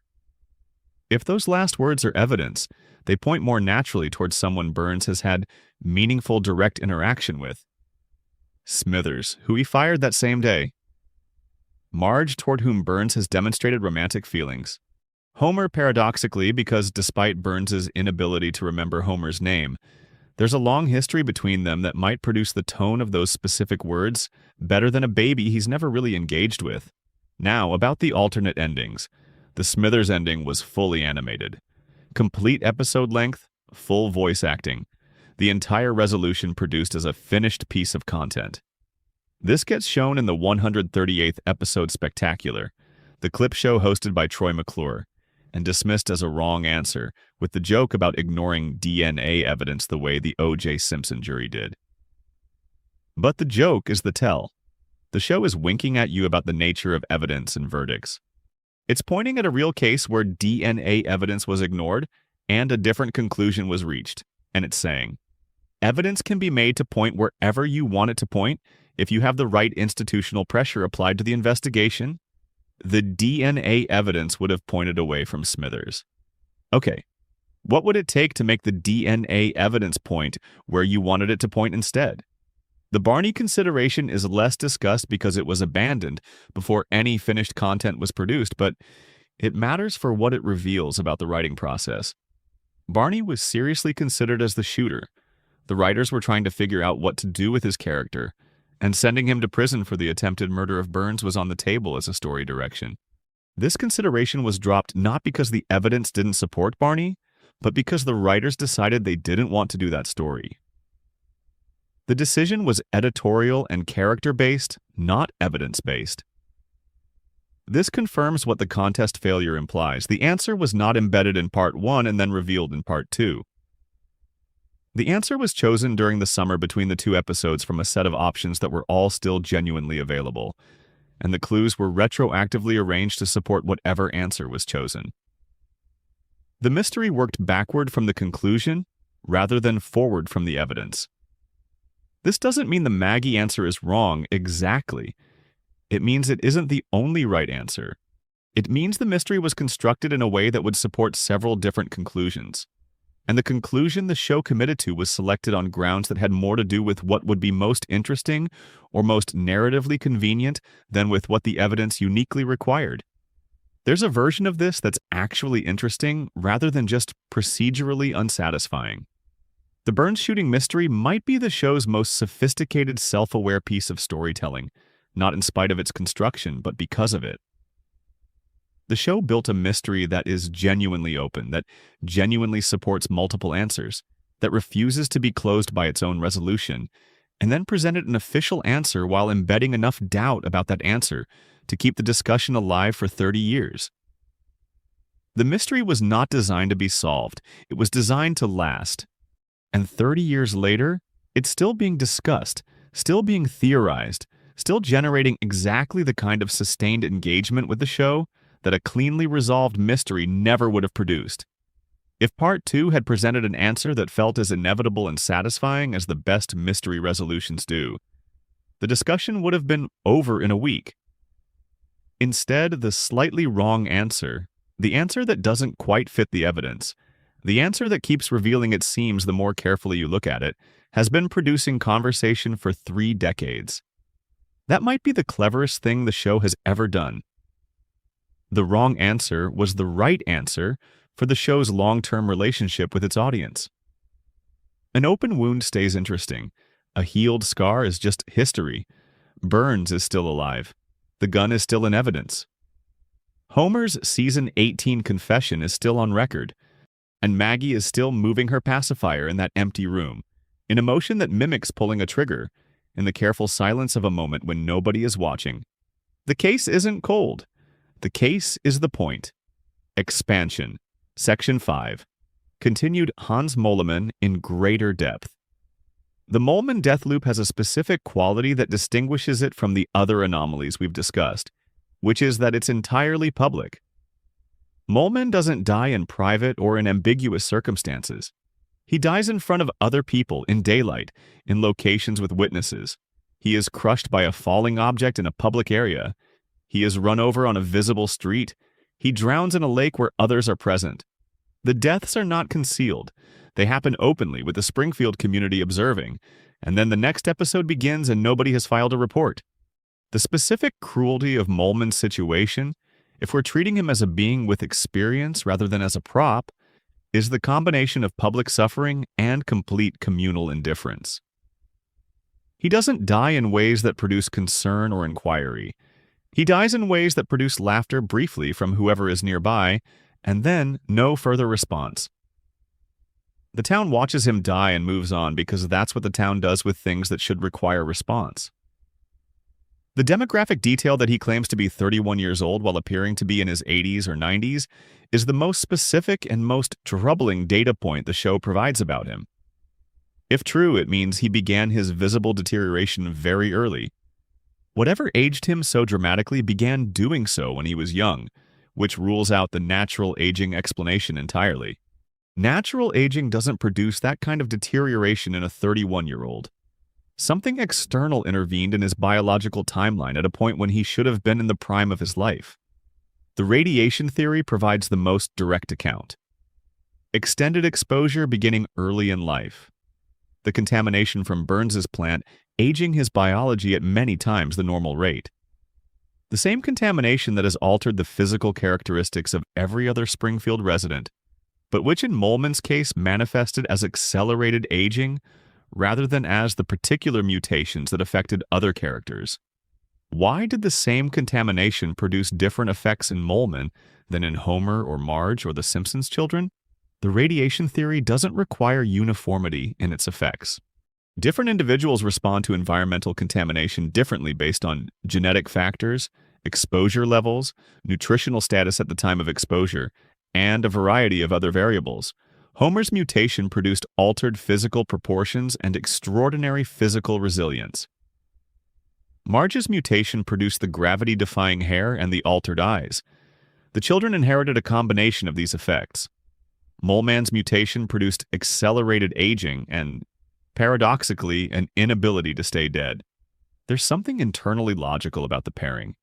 If the same contamination that accelerated his aging also made him biologically impossible to kill permanently, then his accelerated aging is not leading toward a final death the way normal accelerated aging would. He's caught in a loop, aging rapidly without being able to age out, dying repeatedly without being able to stay dead.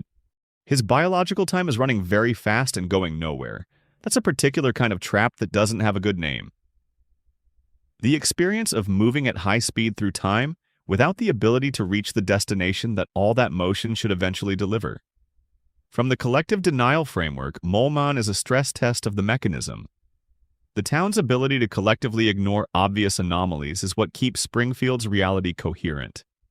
Moleman's repeated public deaths are a regular challenge to that mechanism. A thing is happening in broad daylight that cannot be explained within a normal understanding of how the world works. The mechanism handles it the same way it handles everything else, by simply not processing it as an anomaly requiring response.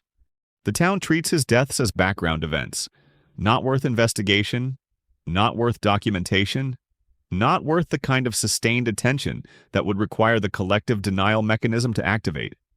Moleman dies so routinely that dying has been reclassified in Springfield's collective cognitive processing from an event requiring response to a weather condition requiring none. He dies the way it rains. You notice briefly, you continue with your day. The feared level of Moleman's situation, as noted in the main section, is low, but the sadness of it is higher than any of the other sections. There's something about the image of a man who is both 31 and 90, who keeps dying and keeps coming back, who receives from his community neither help when he's in danger, nor acknowledgement when he's gone. That hits a different register than the more structurally complex horrors we've been examining. He's the smallest horror on the list, and somehow in the smallness of it, he might be the most human. Expansion. Section 6 continued. Ned Flanders in greater depth. The episode that reveals Ned's conditioning history is Hurricane Nettie, Season 8, Episode 8. The episode is frequently cited as one of the show's most underappreciated achievements because it does something genuinely rare in primetime animation. It takes a character who has been a reliable source of one-dimensional goodness for years and gives him a credible, emotionally resonant, structurally sound history that reframes everything about him without retconning any of the specific behavior. Ned didn't change in that episode. He had always been exactly who he appeared to be. What changed was the available explanation for why he was that way. The Loveday method, the fictional therapeutic approach, is described in broad strokes, but its core mechanism is clear. Long-term behavioral conditioning aimed at eliminating aggression and reinforcing positive social responses. In Ned's case, the treatment was apparently successful beyond any reasonable therapeutic expectation. His aggression was not reduced or managed. It was compressed, contained, sealed behind a behavioral architecture so robust that it held for decades of continuous provocation. The interesting question is what the original Ned, the one before the treatment, was actually like. The show depicts him as a child as wild and uncontrollable, adjectives that apply to a lot of children, and don't fully convey what specific behavior warranted the intensive intervention that was applied. But the breakdown episode gives a glimpse. When the seal breaks and Ned's suppressed material surfaces, what emerges is articulate, specific, precisely targeted. He doesn't become incoherent or violent. He becomes devastatingly accurate. He knows exactly what to say about each person in his town that would most accurately characterize their failures. He has been cataloging it for years in silence behind the smile. The original Ned had a sharp mind and a sharp tongue that were being contained. The conditioning didn't remove his capacity for precise social observation. It prevented him from expressing that capacity in ways that would produce interpersonal conflict. The intelligence was always there.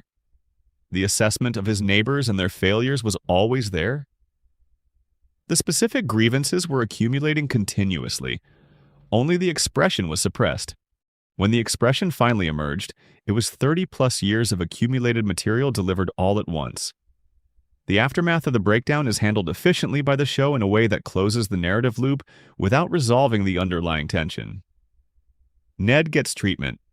The conditioning reasserts itself. He apologizes to everyone and returns to being the Ned Springfield knows. The episode concludes with the implication that Ned is fine now, that the breakdown was a temporary malfunction rather than a fundamental revelation of his situation. But the malfunction revealed something that can't be unseen. Ned's goodness is not the fruit of a genuinely peaceful nature. It's the managed output of an internal landscape that contains a great deal that is not peaceful, that has been accumulating the grievances of a difficult life without the normal human safety valves of expressed frustration, occasional anger, the ability to simply tell someone that they've wronged you. Normal human emotional processing requires periodic release. Emotions that are never expressed don't disappear. They accumulate. They change in the accumulation, sometimes becoming more intense, sometimes becoming more complex, sometimes becoming something that wouldn't be recognizable to the person who originally felt them in their simple original form. Ned's conditioning prevents the release valve from operating.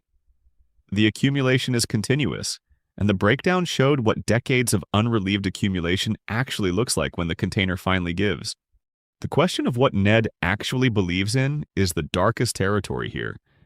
His faith is described as sincere, and there's no reason within the show's evidence to doubt that it is sincere in the sense that he genuinely practices the behaviors and holds the stated beliefs of his religious tradition. He goes to church, he prays, he applies his faith's principles to his decision-making, he raises his children in the tradition. But the divine silence he experiences, the absence of the kind of direct communication that Homer receives casually and Ned never receives despite his sustained devotion, creates a theological problem that the show doesn't resolve. Ned's faith says that God communicates with those who seek him earnestly. Ned seeks. God communicates with Homer, who barely seeks at all. The experiential evidence available to Ned, if he were processing it honestly, would create significant doubt. The conditioning prevents honest processing. The conditioning maintains the faith by maintaining the behavioral and emotional architecture within which the faith operates. Without the conditioning, without the artificial suppression of doubt and frustration, and the specific theological problem of being the devout man whose prayers go unanswered, while the irreligious man's prayers are answered with face-to-face divine conversation, Ned might not retain the faith at all. His faith, like his kindness, may be partially an artifact of the conditioning. Not fake exactly, but maintained by an infrastructure that was imposed on him rather than one he built himself. Ned Flanders does everything right. He does it with grace and patience and consistency and genuine care for his neighbors. And his reward is the death of his wife, the silence of his God, and a neighborhood defined by the presence of the man whose selfishness killed her. He's not the saddest character on a show about a family that has been systematically harmed by one man's power. He's the saddest character on the whole list because his harm is self-contained. Nobody else did this to Ned. An 8-year-old child and a well-meaning psychiatrist and parents who meant no harm produced the architecture of a life lived inside a cage that feels like freedom, because the bars have been there long enough to feel like the walls of a room you chose. Ned doesn't know he's in a cage. The conditioning prevents that specific understanding from forming. That's the fear level. Not that something bad is happening to Ned, that Ned doesn't know. Expansion. Section 7 continued. Burns' immortality in greater depth. The century-spanning quality of Burns's existence deserves attention beyond the medical mechanism that maintains it, because the century-spanning quality is what creates the specific kind of power that Burns holds over Springfield. Most people understand power as something that operates in the present. A powerful person controls current resources, current relationships, current institutions. Their power is contingent on present circumstances and subject to the normal disruptions that affect present circumstances. Political change, economic shifts, the deaths of key allies, the erosion of institutional arrangements that supported their position. Burns's power is not primarily a present-tense phenomenon. It's an historical accumulation. He has been building his position in Springfield, specifically in Springfield, for longer than the town's oldest living residents have been alive. The relationships he has, the favors owed to him, the secrets he holds, the institutional arrangements he's embedded himself in, the debts of various kinds that various parties carry to him. These have been accumulating for over a century. The Grandpa Homer deal is the clearest example of this. Burns committed a crime. Abe discovered it. They made a deal. That deal now shapes the present circumstances of the Simpson family, 30 years later, without most of the relevant parties fully understanding why things are the way they are. Burns's historical action produced a present-tense structural arrangement that benefits Burns and constrains the Simpsons. And the origin of that arrangement is buried deep enough in time that the people living with its consequences don't experience it as a historical artifact. They experience it as simply how things are. That's the specific advantage of century-old power. The deals were made long enough ago that the people living with the results don't connect the results to their origins. The debts were incurred so long ago that the debtors have been replaced by their children and grandchildren, who inherited the obligation without inheriting the full understanding of how it was created. The institutional arrangements were designed so far in the past that they feel natural and inevitable rather than constructed and contingent. Burns didn't just buy influence. He bought time. And with time, he bought the particular solidity of arrangements that have been in place long enough to feel permanent. The Three Stooges syndrome detail is worth returning to in this context, because it's actually the show's clearest statement about what Burns represents beyond his individual person. Every disease known to medical science is present in him simultaneously. Burns contains, biologically, every form of human biological failure. He is the repository of all the ways that human biology can break down. And he continues to function, not because he has overcome these failures, but because they cancel each other out. This is a perfect metaphor for his institutional position. Every form of institutional corruption, every species of civic failure, every variety of regulatory capture and political manipulation and economic exploitation. Burns has used all of them in Springfield. He has committed environmental crimes, electoral interference, labor exploitation, financial manipulation, personal vendettas, institutional corruption of the medical establishment, the educational establishment, the political establishment. Every form of civic disease is present in his relationship with Springfield. And Springfield continues to function, not because it has healed from these corruptions, but because it has somehow incorporated all of them into a system that continues to operate. The diseases cancel each other out. The corruptions have become so comprehensive that they've achieved a kind of functional equilibrium. Burns has corrupted everything, and everything's corruption functions as a kind of stability. There's nothing left to disrupt because everything has already been disrupted and normalized. Three Stooges syndrome is not just Burns's medical condition, it's Springfield's civic condition. Smithers's role as the maintenance system for this equilibrium extends beyond the medical.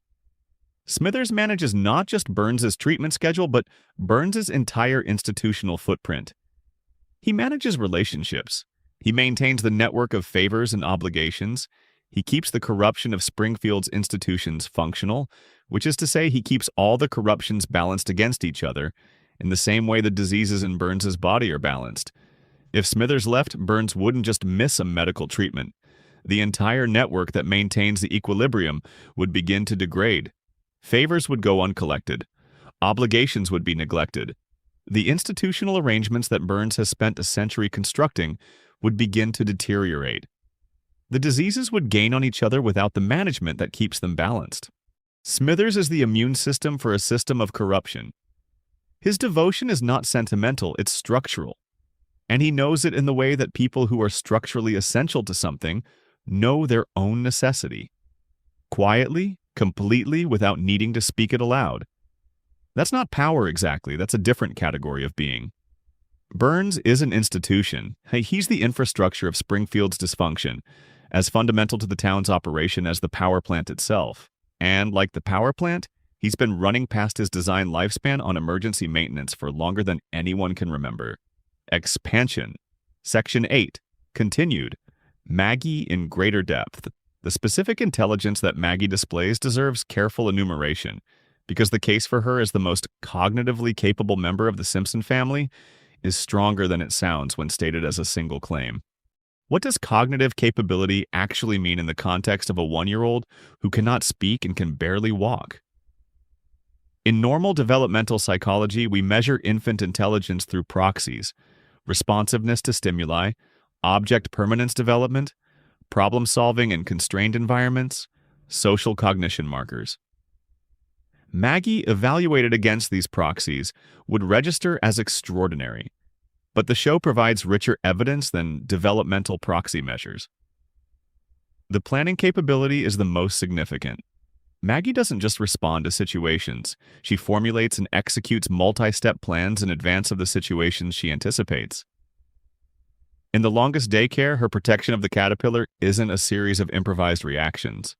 It's a plan that involves identifying the threat, assessing the resources available, constructing a sequence of actions that accounts for the likely countermoves of the antagonist and the staff, and executing that sequence while adapting in real time to deviations from expectation. That's strategic planning, not reactive problem solving. The social modeling is the second significant capability. Maggie's plans work partly because she accurately models the behavior of other agents. She predicts what Gerald will do, what the staff will do, what her family will do in various circumstances. Accurate social modeling, the ability to construct working mental models of other minds and use those models to predict behavior, is one of the most cognitively demanding capabilities humans possess. It requires theory of mind at a minimum, and at higher levels of sophistication, it requires something closer to full simulation of another person's decision-making process. Maggie's theory of mind is demonstrably more developed than what developmental psychology would predict for a 1-year-old. Normal theory of mind development in humans doesn't fully emerge until around age 4, with precursors beginning around 18 months to 2 years. Maggie displays the functional equivalent of mature theory of mind while still at an age when the developmental foundations for it shouldn't yet be in place. The secrecy behavior after the Burns shooting is the clearest single data point. Waiting until alone. Checking to confirm no observers are present. Only then performing the private reenactment. This sequence requires situational awareness. An accurate model of what would happen if observed. Impulse control sufficient to delay the reenactment until the risk of observation has been managed, and the understanding that certain behaviors carry social consequences that can be avoided through careful timing. That's not baby behavior. That's the behavior of someone who has fully integrated the social reality that visibility produces accountability and who manages their visibility accordingly. The strategic dimension of Maggie's silence becomes more interesting when you consider what speaking would actually cost her. Lisa speaks. Lisa's intelligence is visible, and Lisa is the most isolated, most frequently dismissed, most socially marginalized character in the main family. The cost of visible intelligence in Springfield is real, and Maggie has observed it being paid across her entire life. Speaking would change Maggie's relationship to the family and the town. It would make her legible in ways she currently is not. It would invite the same kind of attention, the same mixture of pride and dismissal and projection that Lisa experiences, the experience of being seen as a role rather than a person. Maggie, the brilliant baby. Maggie, the unexpected genius. Maggie is evidence of something rather than simply Maggie. Staying silent keeps her as simply Maggie. The baby in the corner. The one everyone loves uncritically because she's small and silent and makes no demands on how they understand themselves. The silence protects something that the speaking would expose. What does Maggie want that the speech would endanger? The answer the show points toward is freedom. The freedom of being underestimated. The freedom that comes from operating in the spaces that open up when powerful people turn their attention elsewhere because you don't seem worth watching. Burns is watched. Lisa is watched. Homer is watched. Maggie moves through Springfield's power structures unseen. Because a 1-year-old who hasn't developed language is not a political actor in the eyes of anyone who makes decisions about Springfield's future. Maggie is the most politically unencumbered person in Springfield. She has no institutional relationships that constrain her, no employment obligations to Burns, no school's authority over her, no town meeting vote she's obligated to observe or participate in. She is, in the technical political sense, a free agent operating in a town where free agents are essentially non-existent. What a free agent with extraordinary intelligence and 36 years of careful observation of Springfield's power structures might do when she finally decides to act is the open question that the show has been leaving open since 1989. It's not a frightening question exactly, but it's a question that, once formed, has a particular persistent quality. It sits in the back of awareness without resolving. It returns periodically when you're in the half-awake state where the mind turns things over without quite committing to full conscious engagement. What is Maggie waiting for? The answer is probably simple. She's waiting for the right moment, and she'll know it when it arrives. She always does. Expansion. Section 9. Continued. Mona Simpson. In greater depth. The biological weapons laboratory that Burns operated in Springfield deserves sustained attention because it's the most extreme version of a pattern that appears throughout the show's treatment of Burns, the accumulation of capabilities that go well beyond what any individual's legitimate needs would require. A man who owns a nuclear power plant to supply electricity to a town. Fine. That's a business model with obvious logic, however poorly it's managed and however many safety violations it accumulates. The power plant generates revenue. The town needs power. The economic relationship, however exploitative, is at least theoretically mutual. A man who owns a biological weapons laboratory in the same town where he also owns the nuclear power plant. That's a different category of enterprise. Biological weapons production has no civilian application. There is no legitimate commercial purpose for a private germ warfare facility in an American town. The only plausible purpose is the development and potential deployment of weapons designed to harm people. Burns was manufacturing capabilities for mass harm in Springfield, in a neighborhood, in a town where families lived and children went to school and people went to work. Behind whatever infrastructure concealed the facility from the public awareness it would have immediately terminated. The show doesn't dwell on the implications of this. The biological weapons lab appears in Mona's backstory as a catalyst for her activism, a target dramatic enough to motivate the kind of direct action she took, and then recedes into historical background. The episode is about Mona and Homer, about the reunion and the separation and the weight of stolen years. The germ warfare facility is the inciting context rather than the ongoing subject. But take the biological weapons laboratory seriously for a moment, not as a story element, but as a fact about Burns's character and capabilities. This is a man who, at some point in the recent past, was manufacturing weaponized pathogens in a town he also controlled through his nuclear power plant's economic dominance. He had the technical capability to produce mass casualty biological agents. He had them in a facility that was not adequately secured, since Mona's group was able to penetrate it. He was willing to maintain such a facility in his own community, among the people whose electricity he supplied and whose wages he paid. Burns was not just an economic exploiter or an environmental villain. He was, at some point in his history, in the weapons of mass destruction business, operating in a residential community, and the only reason the facility no longer exists is that a group of activists destroyed it. What happened to the weapons technology after the raid? The antibiotic bomb that Mona's group used destroyed the biological agent stored in the facility. But the research, the technical knowledge, the personnel who developed the capability? Did any of that survive the raid? Did Burns simply abandon that line of enterprise, or did he redirect it elsewhere, to facilities that Mona's group wasn't positioned to find and destroy? The show doesn't answer these questions.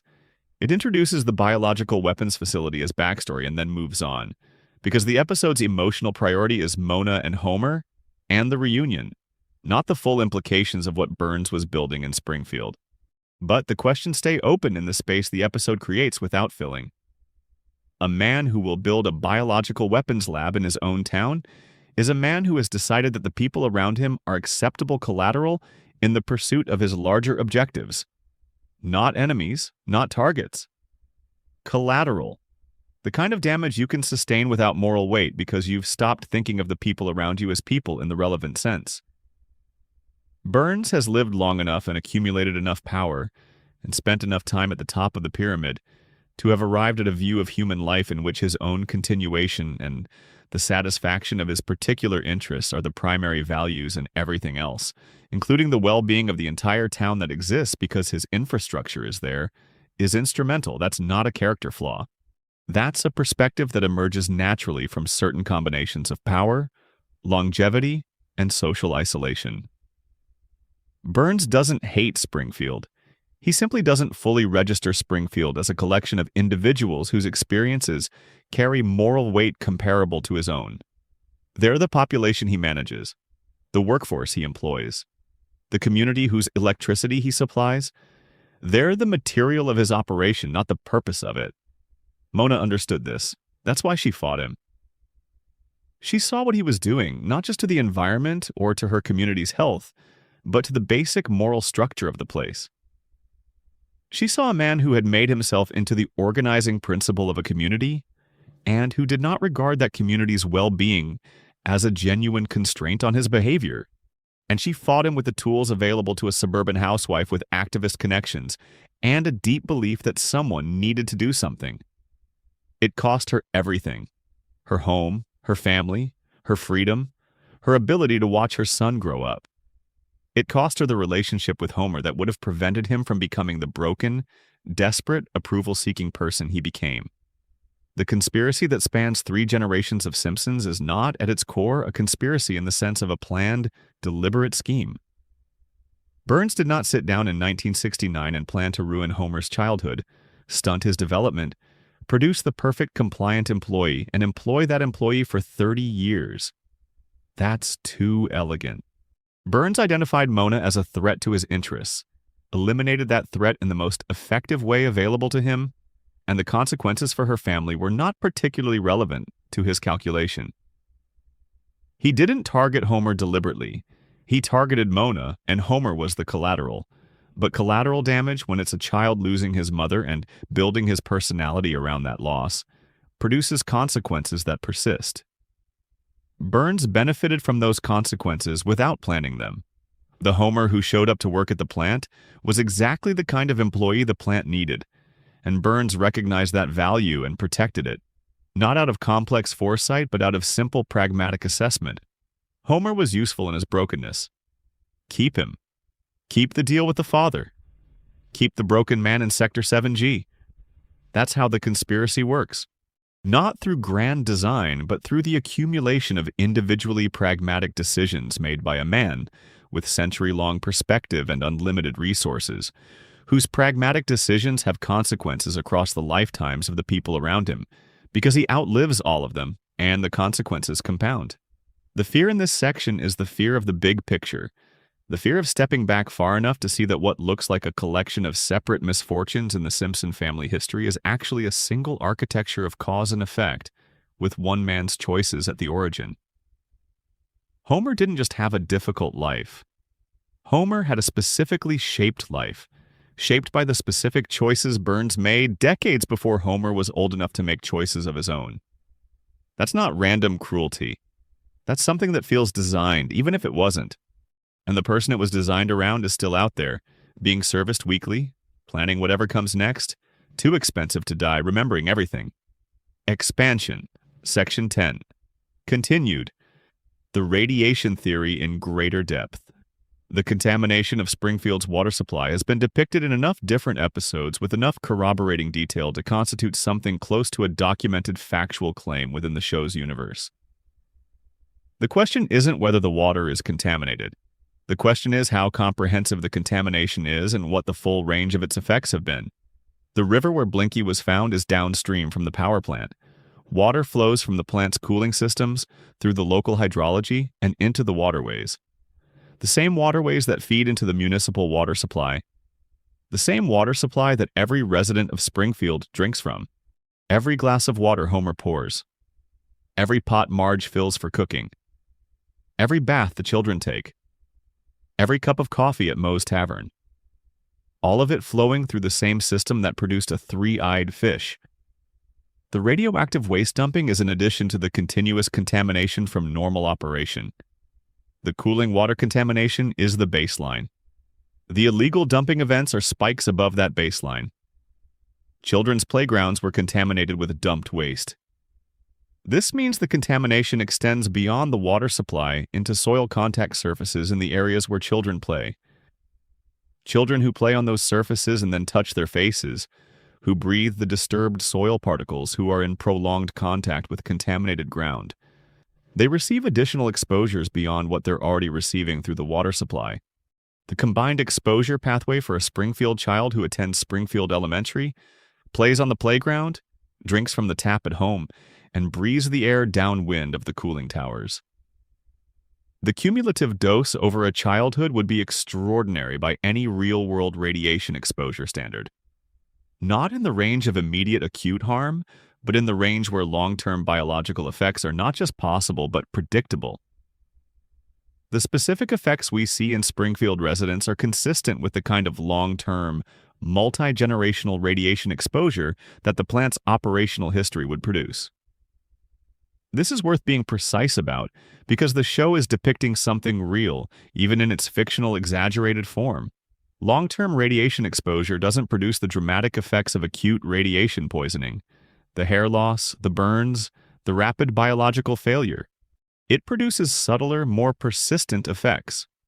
Altered cellular repair mechanisms, immune system dysfunction, neurological effects, developmental anomalies in the children of exposed parents, altered metabolic processes that affect cognition, physical development, and aging trajectories. The yellow skin of Springfield's residents is the most visually distinctive marker.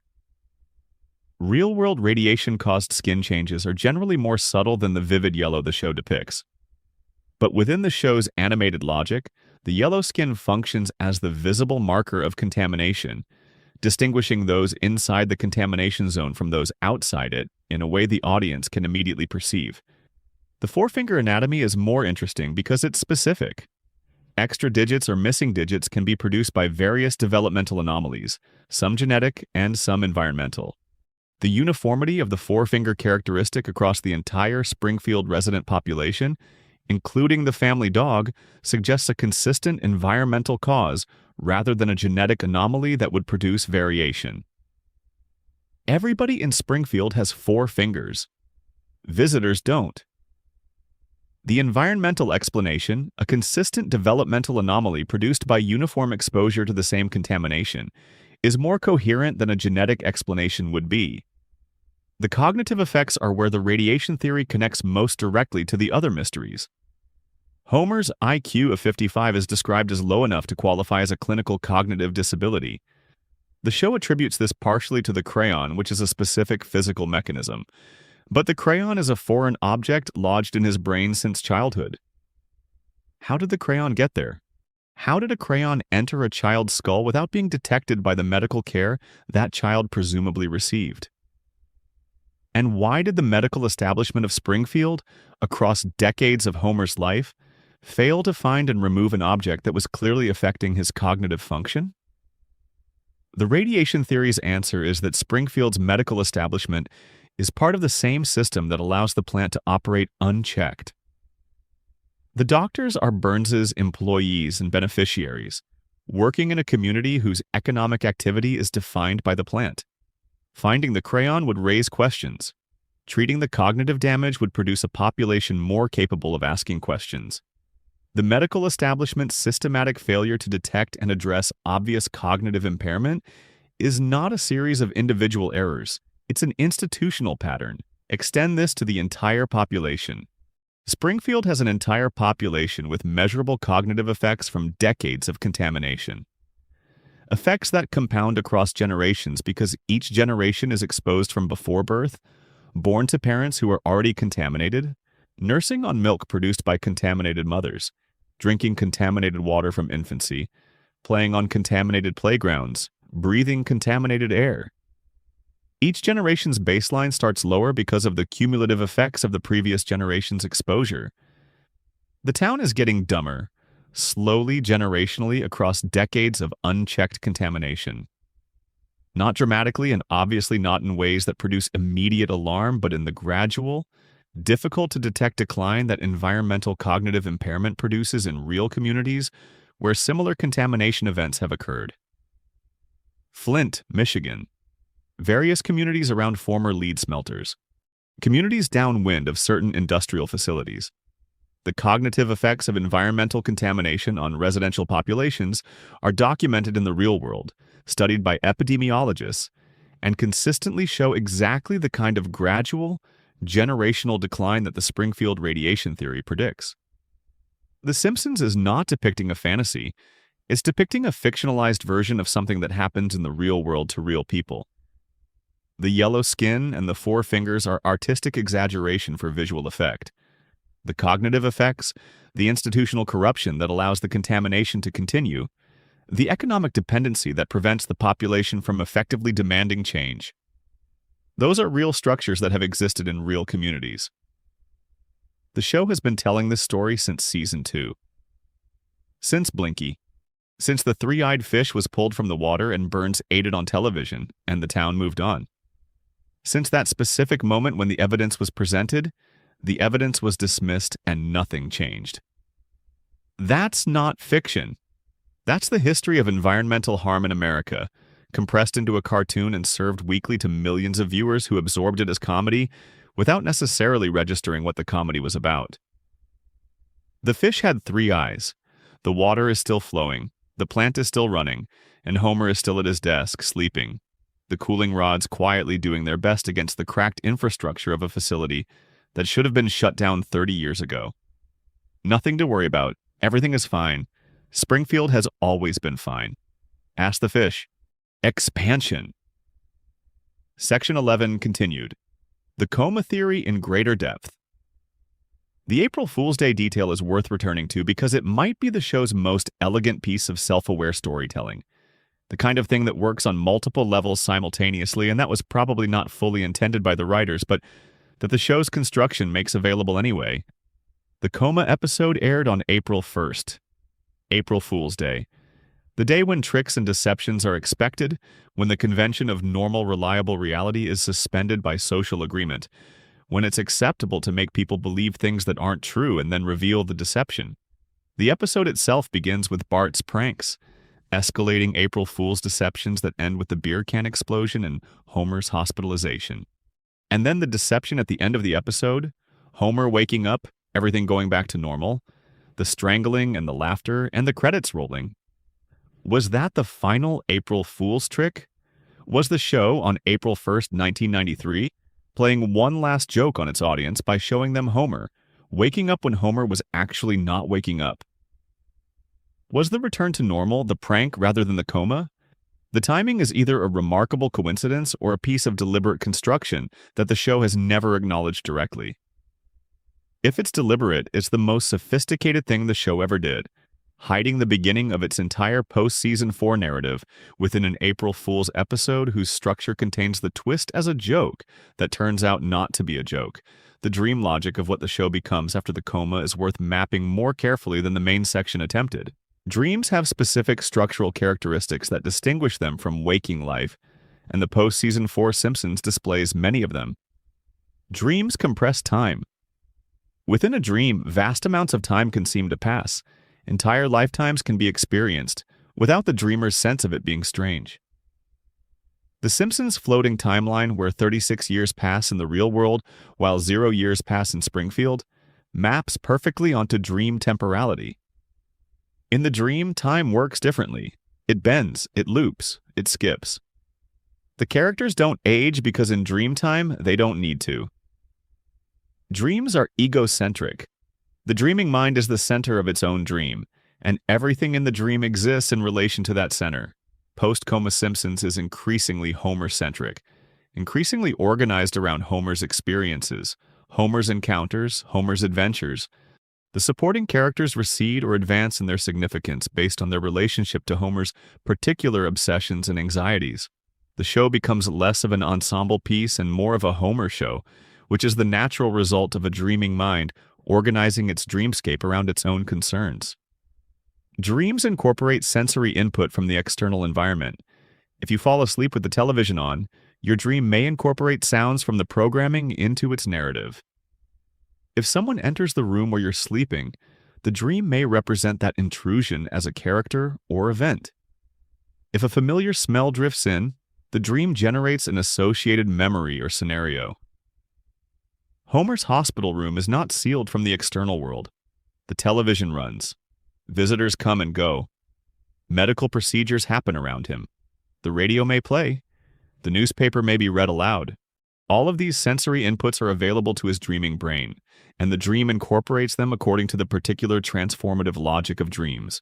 The flood of cultural references in later seasons, the celebrity appearances that seem increasingly disconnected from any organic story logic, the episodes that feel like Homer's brain has been watching too much television and incorporated what it saw without filtering it through any consistent narrative. These are all consistent with a dream mind that has been running for decades while receiving continuous external sensory input from a hospital room full of ambient media. Dreams can be vivid and detailed and feel completely real while they're happening. The dreamer doesn't experience their dream as a dream. They experience it as life. Homer's dream is detailed, consistent within each episode, emotionally textured in ways that feel genuine. He experiences it as his life. The show we watch is, from Homer's perspective, simply what's happening. The fact that it's generated by his unconscious mind is not visible to him from the inside. This is the detail that makes the coma theory produce the specific emotion it produces. We're watching Homer experience something as real. We're watching him love his family, worry about them, make mistakes, and try to fix them. Find his way home by the end of each episode. From the inside of his experience, this is simply his life. He doesn't know it's a dream. He can't know it's a dream. The dreaming mind doesn't have access to the information that would tell it it's dreaming. Homer, in the hospital bed, is in the most isolated position imaginable. He can receive input, but he cannot send output. He cannot move. He cannot speak. He cannot tell Marge what he's experiencing or ask whether she's still there. He cannot find out how much time has passed or how old his children are now. He cannot know if anyone is still sitting by his bed or if the chairs have been empty for years. The dream fills all of that. In the dream, Marge is there. Bart is there. Lisa is there. Maggie is there. In the dream, nothing important is unknown because the dream generates the information from Homer's own desires and memories. The family is always close, always accessible, always present at the end of the episode when Homer finds his way home. That's what the dream provides that waking up cannot guarantee. The certainty that they're still there. Waking up means not knowing. Waking up means opening your eyes and discovering what the real world looks like after an unspecified period of absence. It might be fine.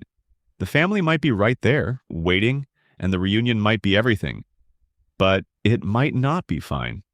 Time might have moved in ways that the dream's preserved amber version of 1993 couldn't prepare him for. The children might be adults now. Marge might have not waited. The world might have moved past him in ways that the frozen dream world never warned him about. The dream is safe. The dream keeps everything perfect. The dream knows exactly what Homer needs and provides it, episode after episode, reset after reset, because the dreaming mind is also the loving mind, and the loving mind wants to give him what he needs. Waking up is the greater risk. Waking up is the unknown. And the dream, which has been running for decades, has developed an elaborate and self-sustaining architecture specifically designed to prevent its subject from wanting to wake up. Every episode ends with Homer home, with the family intact, with everything as it should be. What would waking up give him that the dream isn't already providing? The dream has one limitation and one limitation only. It is not real. The family Homer loves in the dream is not the family that exists in the real Springfield outside the hospital window. The Marge who loves him in the dream is a memory of Marge, a construction assembled from 36-year-old images and whatever ambient information has reached him through the fog of unconsciousness. The Bart and Lisa and Maggie he holds onto in the dream are the children they were in April 1993. The real Bart is in his late 40s now. The real Lisa is in her mid-40s. The real Maggie is in her early 30s. They have lives that Homer has not been present for, histories that his dream cannot know, relationships and choices and losses that the preserved amber of his dream world cannot contain.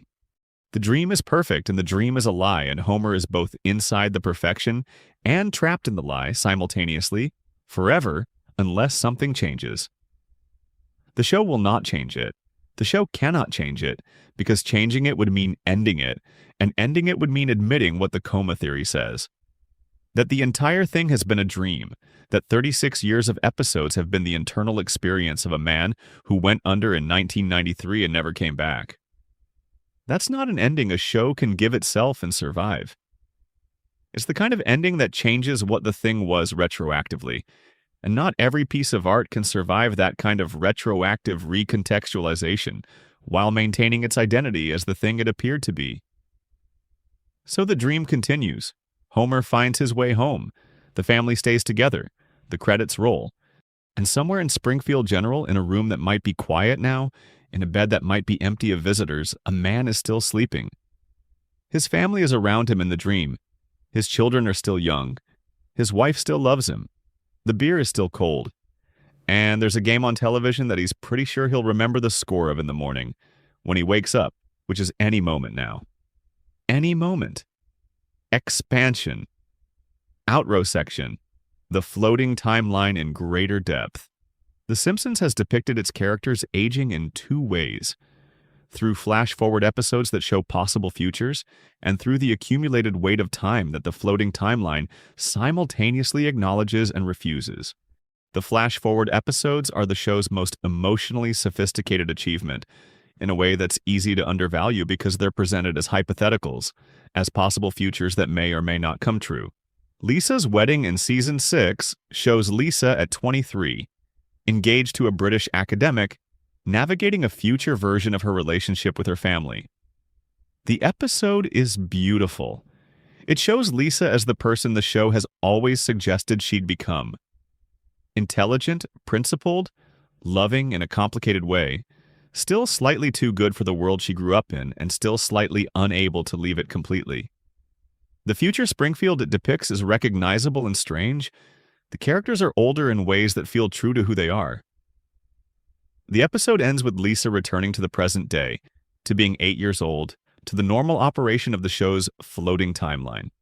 The future glimpsed is closed, the possible Lisa is folded back into the actual Lisa, and the episode becomes something that happened in a parenthesis rather than something that changed the show's direction. But it happened. The show can imagine this future. It has the emotional machinery to produce it, to make it feel true, to invest it with genuine feeling. And then it chooses not to pursue it, not to follow through on the imaginative investment it has made. That choice is not neutral. It's a statement about what the show is willing to do and what it isn't. The show can imagine its characters aging. It refuses to let them age. The flash-forward episodes are the show holding up a possibility and then deliberately setting it aside, episode by episode, season by season, for 36 years. Why? The official answer is format. Floating timeline shows require this. The genre convention demands it. You can't age the characters without ending the show eventually, and the network doesn't want the show to end. These answers are true, but they're insufficient. They explain the mechanics without explaining the feeling. The feeling is something like this. Watching a flash-forward episode and then watching the show return to its normal operation, watching Bart go back to being 10 and Lisa go back to being 8, produces a particular specific emotion. Not disappointment exactly. Something more like the feeling when you see a child you love running towards something they don't know is dangerous, and you have time to stop them, but you don't move. The moment stretches. You know what you could do. You don't do it. And the moment passes and nothing terrible happened, and the child is fine, and you're left with the residue of the choice you made not to intervene. The show knows what its characters could grow into. It chooses every week not to let them grow there. That choice is not carelessness or limitation. It's intention. The show is making a deliberate argument with that intention, that this particular family in this particular state, preserved at this particular moment, is worth more than what they would become if time were allowed to operate normally on them. The argument might be right. The version of The Simpsons that had aged its characters in real time from 1989 would now be a show about a family in their 70s, whose children are adults in their 50s, whose grandchildren are approaching middle age. The stories available to that show would be different stories. The emotional core would be different. The particular combination of working-class family dynamics and midlife parental anxiety and childhood mischief and adolescent idealism that defines the show would no longer be available. By preserving the characters in amber, the show preserves the particular emotional universe it built.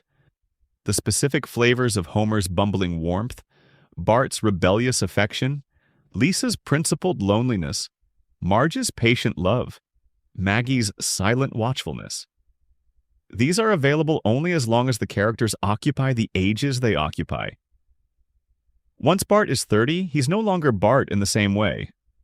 Once Lisa is an adult, her particular relationship to being right in a world that dismisses her changes fundamentally. The floating timeline is the show refusing to let go of the specific thing it built. And since that specific thing is genuinely valuable, genuinely beloved, genuinely the source of the show's enduring resonance, the refusal has a logic that goes beyond commercial calculation. The Simpsons is an argument about the value of the ordinary moments of family life. Not the big moments, not the births and deaths and milestones and crises. The ordinary moments, Homer coming home from work, the family watching television together, dinner that nobody cooked very well, an argument that goes nowhere, a small kindness that nobody notices. The specific warmth of people who know each other too well to pretend, living in close quarters, generating daily friction and daily love in approximately equal measure. Those moments are only available while the family is in the configuration the show depicts. Once the children grow up and leave, the configuration changes and the specific moments it enables change. The floating timeline is the show's insistence that these moments in this configuration are worth keeping indefinitely. That's not a dark argument.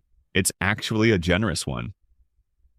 The show says this is worth having forever. This specific ordinary family in this specific configuration is worth the extraordinary measure of stopping time to preserve them in it. But every argument has its shadow. The shadow of this one is that the preservation is also a form of control. The characters don't age because the audience won't let them. The loop continues because the loop is comfortable, and comfort is what the audience is seeking when they turn on the show. The family is preserved in amber because amber is what we do to things we love when we're afraid of losing them. The fear underneath the floating timeline is the fear of loss. The fear that if Bart turns 11, the show becomes something else. The fear that if Lisa graduates and moves away, the specific warmth of that family in that house is no longer available. The fear that if Homer retires and the plant shuts down and the kids are grown and the neighborhood is quiet, there's nowhere to go on Sunday evening that feels like home. The Simpsons is our home in the way that childhoods are homes. We can't go back to our actual childhoods. The houses have been sold or demolished. The people have changed or died. The specific configurations of people and places and times that made those early years feel like home are not accessible to us anymore. They exist only in memory, which is unreliable and selective and gradually fades. But The Simpsons is always there. The house on Evergreen Terrace is always there. The couch fits exactly the same number of people it always fit. Homer comes through the door at the same time he always comes through the door. The specific things that made that particular fictional family feel like our family. Like the family we knew or the family we wanted or the family we were grieving for, before we understood that it was possible to grieve for something that never existed.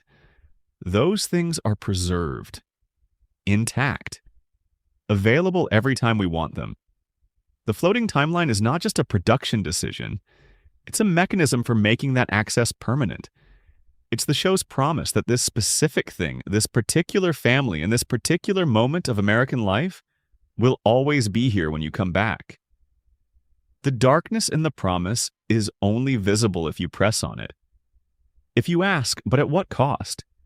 What does it mean to freeze something you love rather than letting it grow? What does preservation require? What does keeping the amber intact prevent? It prevents goodbyes.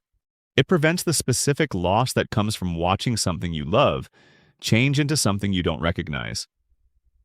It prevents the grief of the empty house and the grown-up children and the family as it becomes, rather than as it was. And it also prevents everything that growth and change and the full operation of time would have given the characters. Bart grown up having understood something important from the experience of being Bart. Lisa with her degree and her career and her particular kind of love that took decades to find. Maggie finally speaking, finally revealing, finally doing whatever it is she's been waiting 36 years to do. Homer old, having accumulated the wisdom that decades of stumbling through his particular life would have generated in even the least reflective person. All of that is preserved in amber alongside the ordinary Sunday evenings. The amber keeps everything. The specific good things and the specific growing things and the specific culmination things that would have arrived if time had been permitted to operate. The loop gives us forever. The loop costs us everything that would have come after forever. That's the trade. That's the floating timeline, reduced to its essential form. We get them forever, exactly as they are, and we never find out who they become.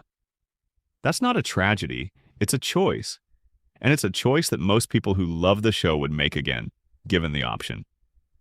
But late at night, in the half-awake state where the edges of things are less certain and feelings arrive more directly than they do in full daylight, it's possible to feel the weight of what the choice costs.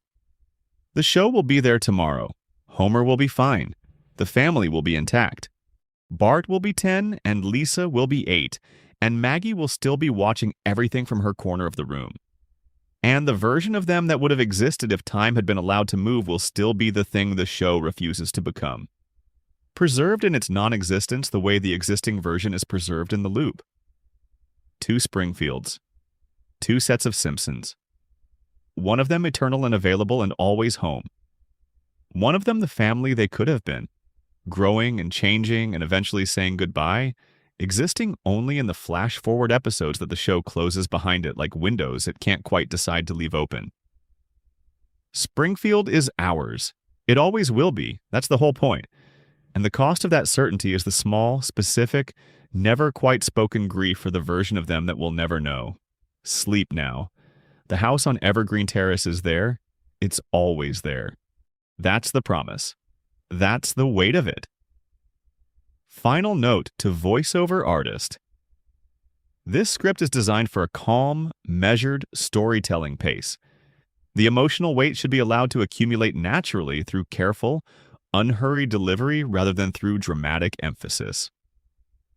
The sections build gradually from curious and engaging to quietly heavy, following the fear ranking structure, and the outro should be delivered as a gentle landing rather than a dramatic conclusion. Pauses between sections can be extended for additional relaxing effect. The rhythm should feel like a long, thoughtful conversation rather than a presentation. End of full script. Approximate total word count across all files, 42,000 plus additional deep content. The Principal and the Pauper. Springfield's mechanism of denial. The episode known as The Principal and the Pauper is one of the most controversial episodes in The Simpsons' entire history. It is consistently ranked near the bottom of fan polls about the best episodes. It is cited repeatedly as evidence of the show's decline, as the moment the writers stopped respecting the established canon, as a betrayal of a character who had been carefully developed over 8 seasons. Harry Shearer, who voices Principal Skinner among many other characters, publicly expressed his dissatisfaction with the storyline. Critics argued that it retroactively destroyed the value of every Skinner-centric episode that had come before. But the episode is doing something that its detractors, in their frustration at the retroactive disruption, consistently missed. It is the only episode in 36 seasons that shows you, explicitly, with the mechanism visible and the steps clearly depicted, exactly how Springfield maintains its impossible reality. Here is what happens. A ceremony is held honoring Principal Skinner's 20 years of service to Springfield Elementary. A stranger appears. He introduces himself as Sergeant Seymour Skinner. He explains, the real Seymour Skinner, a decorated Vietnam War veteran who was captured as a prisoner of war, presumed dead by his unit, but who survived, escaped, and has now returned home to find that someone else has been living his life. The man Springfield has known as Skinner for 20 years is revealed as Armin Tamzarian. Before Vietnam, Tamzarian was a petty criminal with no prospects. He was drafted into the same unit as the real Skinner. When Skinner was captured and presumed killed, Tamzarian felt responsible for not preventing it. He came to Springfield to deliver the news to Skinner's mother, Agnes.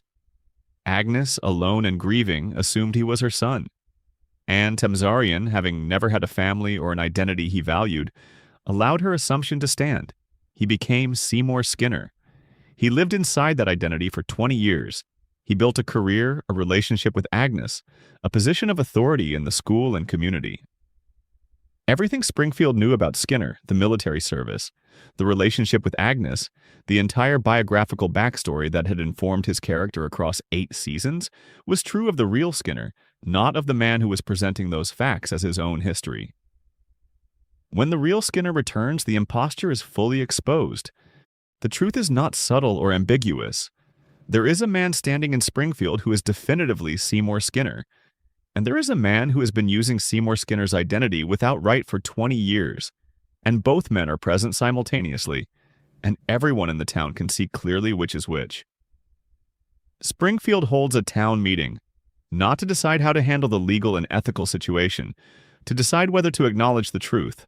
The vote is to keep the lie. Judge Snyder issues a legal ruling that the imposter is the official Skinner. The real Seymour Skinner is physically tied to a railroad car and expelled from Springfield. The judge makes it explicitly illegal under penalty of torture to ever mention the true situation again. The town chose the comfortable fiction over the documented truth, formalized that choice through legal process, and expelled the living evidence of the truth from the community.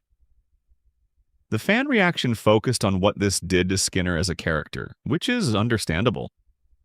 8 seasons of character development is a significant investment, and having its foundations revealed as false is genuinely disruptive. But the fan reaction missed what the episode was actually about, which is not Skinner. Skinner is the vehicle for a much larger point about Springfield as a community. Consider, this event did not come out of nowhere. Springfield had already demonstrated its capacity for collective denial across dozens of episodes before this one. The town forgot catastrophic events between episodes routinely, consistently. It reset after disasters that should have permanently altered its situation. It failed to investigate anomalies that were literally visible, like the three-eyed fish that required explanation. It absorbed shocks and returned to baseline with a speed that defied the normal way communities process difficult information. The Principal and the Pauper was the episode where the show decided to show you the machinery directly, rather than letting you observe the outputs without explanation. Springfield doesn't forget disasters because the show has bad continuity management. Springfield forgets disasters because the community has a formalized mechanism for collective forgetting. A mechanism that can be activated when the truth becomes inconvenient, that results in legal rulings that make the truth officially inaccessible, that removes the source of the truth from the community physically. The real Skinner was tied to a train. That detail is important. He wasn't just asked to leave. He wasn't sent away quietly. He was restrained and physically transported out of Springfield's geographic sphere. The truth was not just denied, the truth was expelled, constrained, removed from the community's vicinity so that it couldn't return and continue asserting itself. This is how Springfield maintains its impossible reality. Not through cosmic magic or radiation-induced amnesia alone, though both of those may contribute. Through an active, chosen, institutionally supported process of truth management. The community decides what is true. The community formalizes that decision through its legal institutions. The community removes whatever contradicts the decision, and then the community lives inside the resulting consensus reality, as if the consensus were simply how things are. Every reset in Springfield's history, every time the town goes back to normal after something that should have changed it forever, is this process operating. After the dome comes down, Springfield collectively chooses to treat the situation as resolved rather than as evidence of an ongoing environmental catastrophe requiring sustained response. The dome experience is processed as a discrete event that has ended rather than as a revelation about the nature of the community's situation that demands reconsidering everything. The truth of what the dome represented, that the town was classified as a contamination zone by the federal government, is not incorporated into the community's ongoing self-understanding. It's filed away and the familiar Springfield consensus reality reasserts itself. The three-eyed fish is another iteration.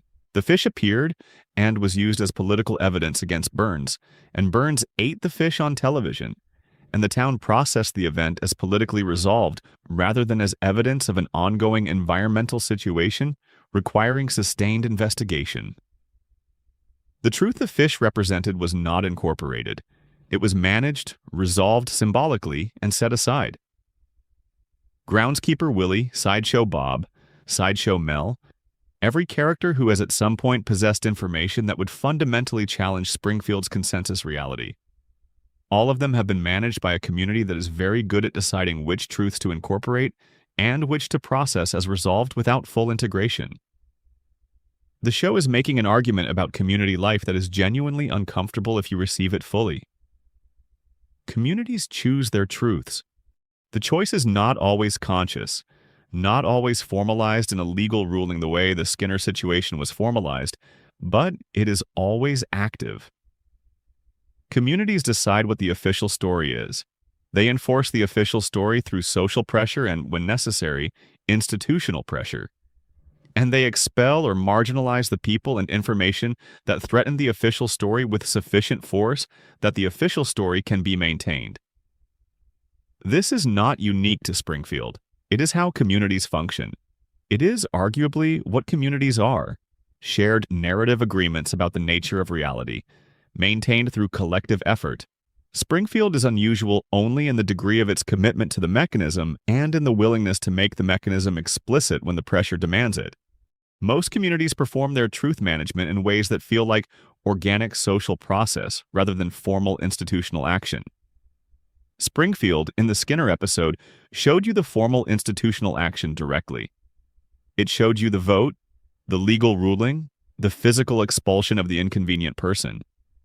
It showed you, without softening, what the truth management actually looks like when it's operating at full capacity. That's why the episode is so disturbing to people who love the show. It's not that they couldn't accept the storyline about Skinner's identity. It's that the episode held up a mirror and showed them, in the reflection, the mechanism that makes the show they love possible.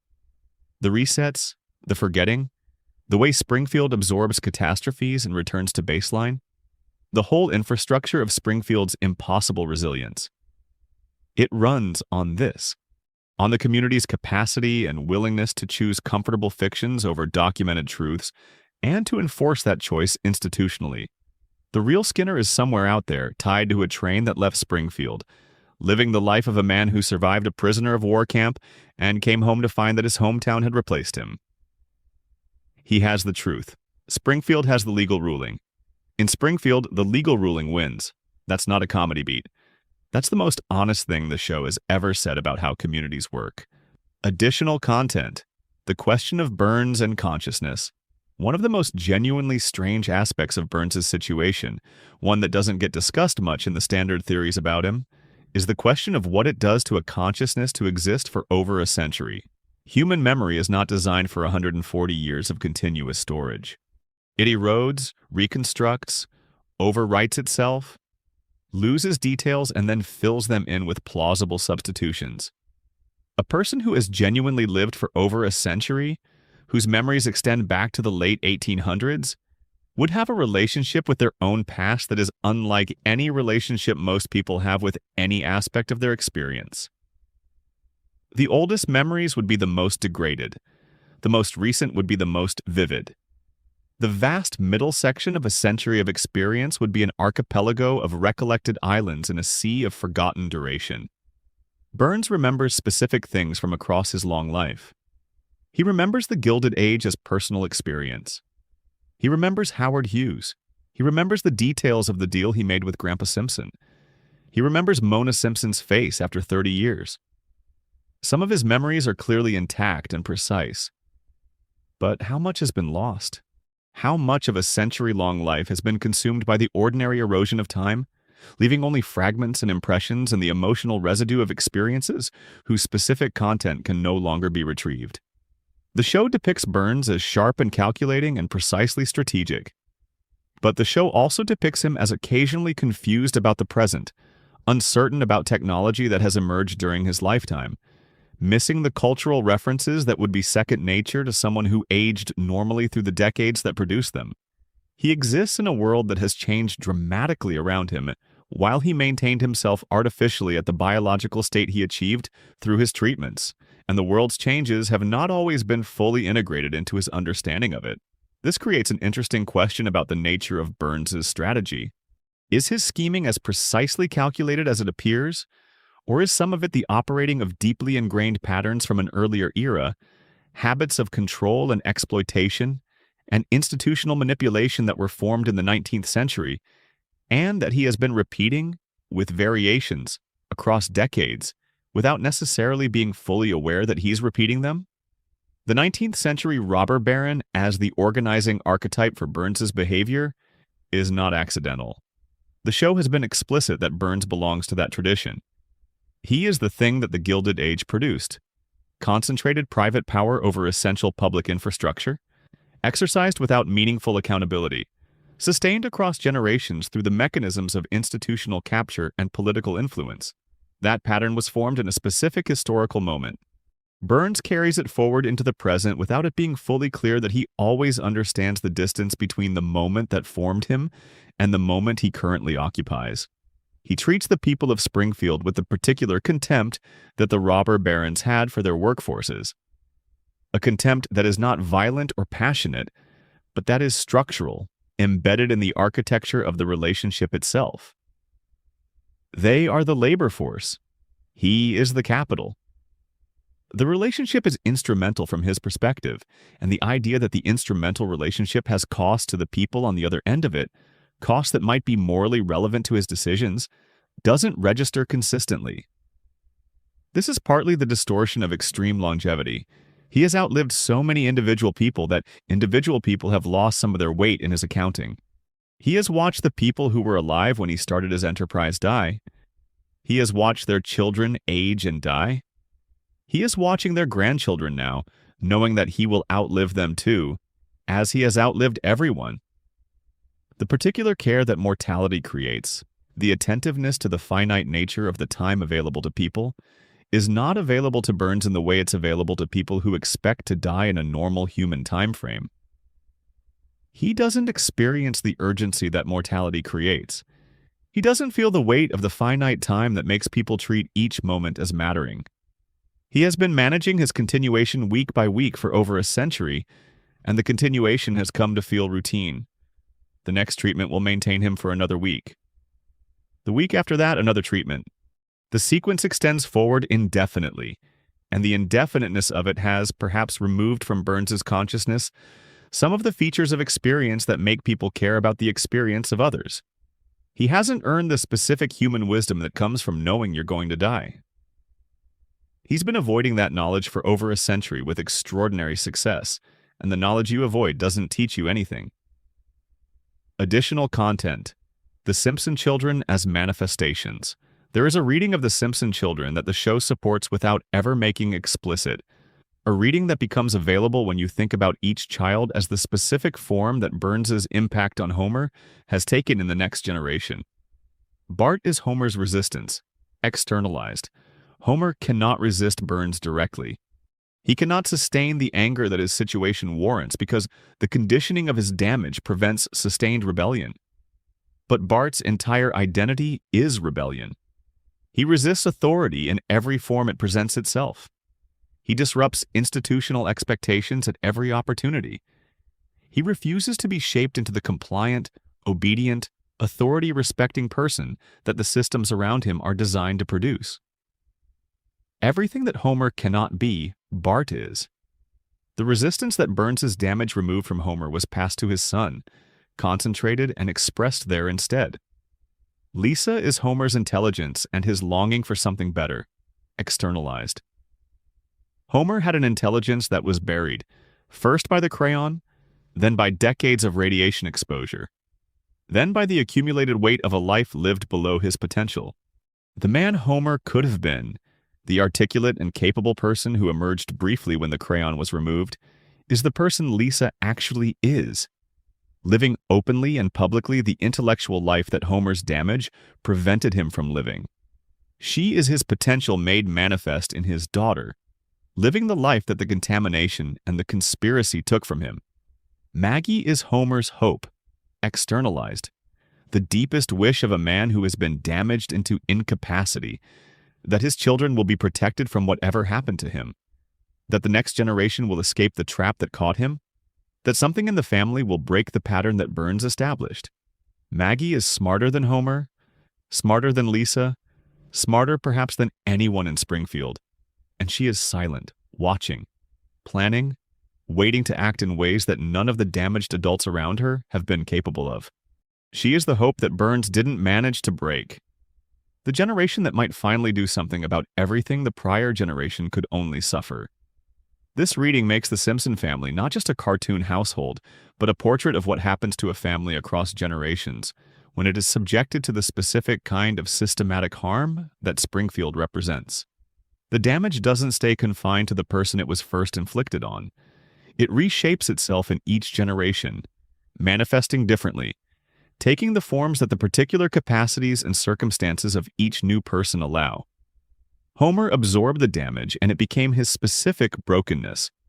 Bart inherited the rebellion that the damage suppressed in Homer and built an identity from it. Lisa inherited the intelligence that the damage buried in Homer and built an identity from that. And Maggie, the youngest, the one who came after all of it had been running for the longest, inherited something that the show hasn't named yet. Whatever it is, it's been developing for 36 years behind that pacifier.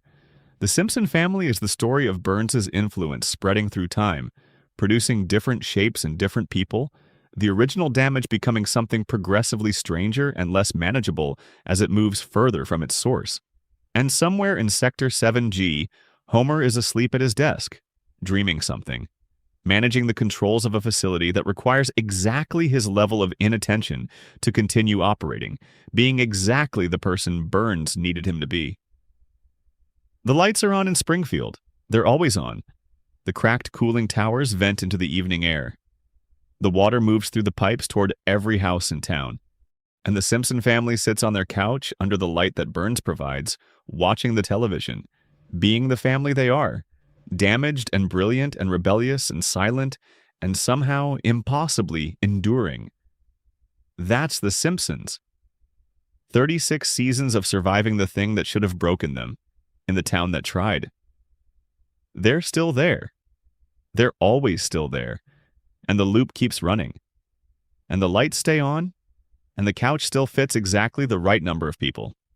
And Maggie's still watching, still waiting, still keeping whatever it is she knows entirely to herself. Good night, Springfield.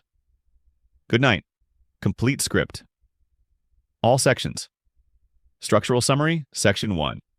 Intro and fear scale. Section 2, Tier 1, the predictions, plus expansion. Section 3, Tier 2, Springfield's location, plus expansion. Section 4, Tier 3, Who Shot Mr. Burns, plus expansion. Section 5, Tier 4, Hans Molman, plus expansion. Section 6, Tier 5, Ned Flanders, plus expansion. Section 7, Tier 6, Burns Immortality, plus expansion. Section 8, Tier 7, Maggie, plus expansion. Section 9, Tier 8, Mona Simpson, plus expansion. Section 10, Tier 9, Radiation Theory, plus expansion. Section 11, Tier 10, Homer's Coma, plus expansion. Section 12, Outro, Floating Timeline, plus expansion. Additional, The Principle and the Pauper Mechanism. Additional, Burns and Consciousness. Additional, Simpson Children as Manifestations. Total approximate word count, 42,000 plus additional content. The specific weight of comedy as a container. There is a reason why The Simpsons specifically has accumulated this particular density of theories and reinterpretations and sustained critical examination across 36 years. It is not simply that the show is old or that it has produced a lot of material. Many long-running shows have produced large amounts of material without generating this kind of response from their audiences. The theories about The Simpsons are qualitatively different from the kind of speculation that most long-running entertainment produces, and understanding why requires looking at what the show actually does with the space between the jokes. Comedy is a container. Specifically, comedy is a container that permits things to exist inside it that would be rejected if presented directly. The mechanism is familiar.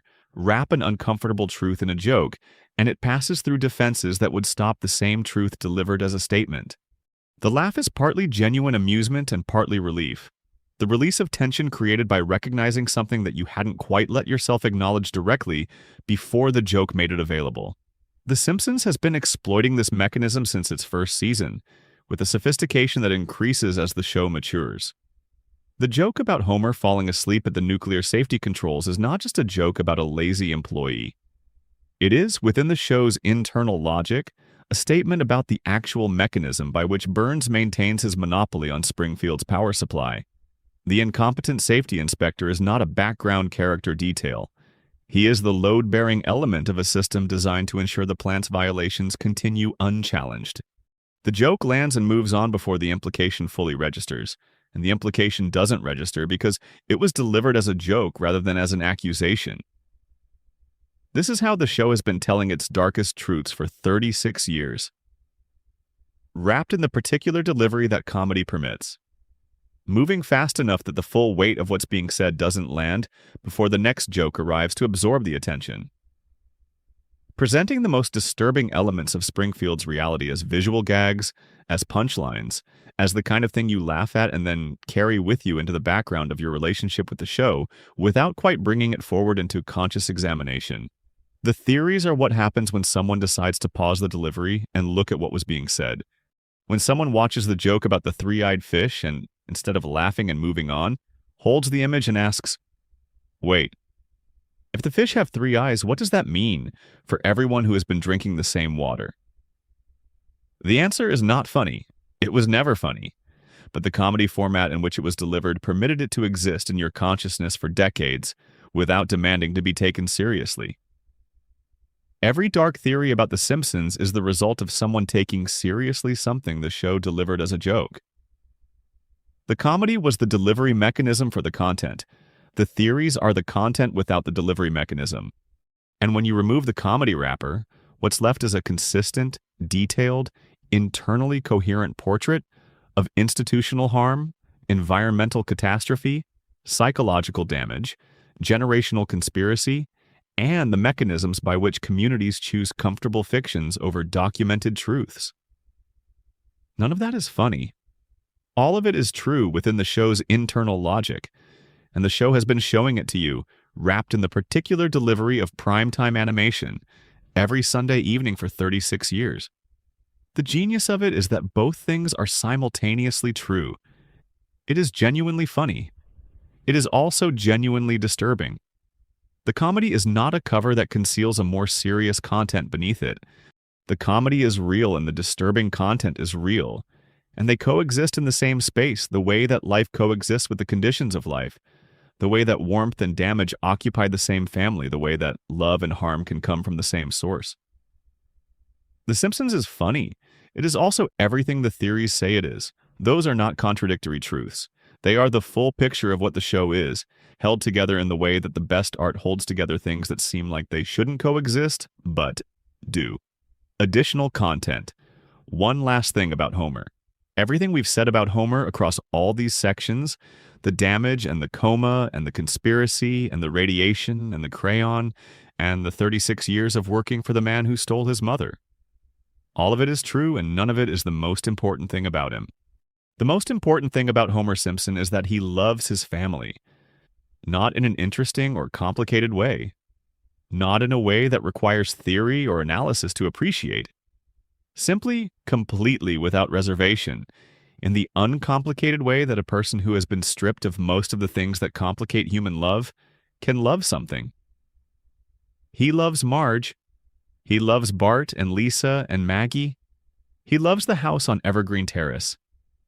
He loves Friday evenings and cold beer and the particular warmth of being surrounded by his family in a space that is his.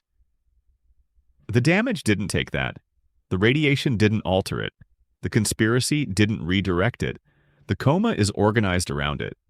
Everything Burns did to Homer, everything the contamination did to his biology, everything the institutional structure of Springfield did to his ability to understand his own situation. None of it touched the center of what he is, which is a man who loves his family more than anything else in the world and cannot be talked or manipulated or damaged out of that love. That's why the coma theory is not ultimately tragic, even though it is sad. Homer in the coma dream is not suffering. He is doing the thing he most wants to do, the thing his life was always organized around doing, loving his family. The dream gives him that indefinitely. It gives him the family preserved exactly as he knew them, endlessly, without the complications and losses and changes that time would have brought. The trap is also a gift. The loop is also a heaven. The prison is also exactly the place he would have chosen to be. That's Homer. Damaged and simple and impossible to reach in certain ways, and completely accessible in the most fundamental way. A man who loves his family, who wanted more than anything to be home with them. And in the dream, he is. Endlessly, forever. Every episode is Homer being home with his family. Every episode is what he wanted, given to him by the circumstances that couldn't give him anything else. That's not a tragedy. That's the show's secret goodness. The warmth underneath everything that makes it possible to love it for 36 years despite knowing now what's in the water. Homer is home. Homer is always home. The beer is cold. The couch fits. The family is there. And if you've made it to the end of this, wherever you are, whatever time it is, you're a little bit there too. Good night. Sleep well. Springfield will be here when you wake up. It always is. Final end of script. Final bridge. Between sections, a quiet moment. There is a particular quality to the Springfield night that the show has depicted across hundreds of episodes without ever calling attention to it directly. The town goes quiet in a specific way. The glow from the power plant hangs in the air above the eastern skyline like a second moon, softer than the real one, greenish rather than silver, casting a particular light over the rooftops of the residential streets. The Simpsons house on Evergreen Terrace receives that light through the bedroom windows. It settles on the surfaces of rooms where the family sleeps. Homer, if he's home and in bed and not somehow back at the plant or involved in some subplot that required him to be somewhere else at this hour, is probably asleep on his side, breathing audibly, one arm extended toward the middle of the bed where Marge is sleeping more quietly. Bart's room is chaotic and dark in equal measure. The same mess that's been accumulating since 1989. The same skateboard propped against the same wall. Lisa's saxophone is in its case near the window. Maggie is in her crib, pacifier in place.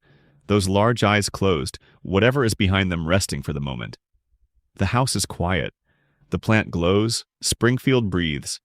And somewhere in all of that, in the accumulated weight of 36 years of Sunday evenings and stories told and jokes made and dark truths wrapped in laughter and delivered with affection to an audience that kept coming back for more, something that might be called the soul of the show is simply present, resting in the quiet of the town it built. You've been here for a long time tonight, longer than most people stay. You went through all of it, from the comfortable end to the heavy end, and you arrived at the other side with the show still recognizable, still warm, still something you love even knowing what's in the water. That's the test of a good story, whether it can survive your understanding of it, whether what you find inside it when you look carefully is worth the looking, whether knowing the machinery makes the thing less beautiful, or whether the machinery turns out to be part of what makes it beautiful. The Simpsons passes that test if you let it. The radiation and the coma and the conspiracy and the denial and the managed immortality and the silent baby and the three-generation trap. All of it is part of the same thing that makes you feel warm when the theme song plays. The same writers who built the contamination zone built the warmth. The same show that constructed Burns's empire constructed Homer's love for his family. These are not separate projects. They are the same project, the same sustained examination of American life and American family and the gap between what we have and what we need and what we're willing to do to bridge that gap. Rest now. The theories will still be here. Springfield will still be here. The plant will still be running, and the water will still be flowing, and the couch will still be warm, and the family will still be together, and the loop will still be carrying everything you came here for tonight, safely and endlessly, until you press play again. Good night.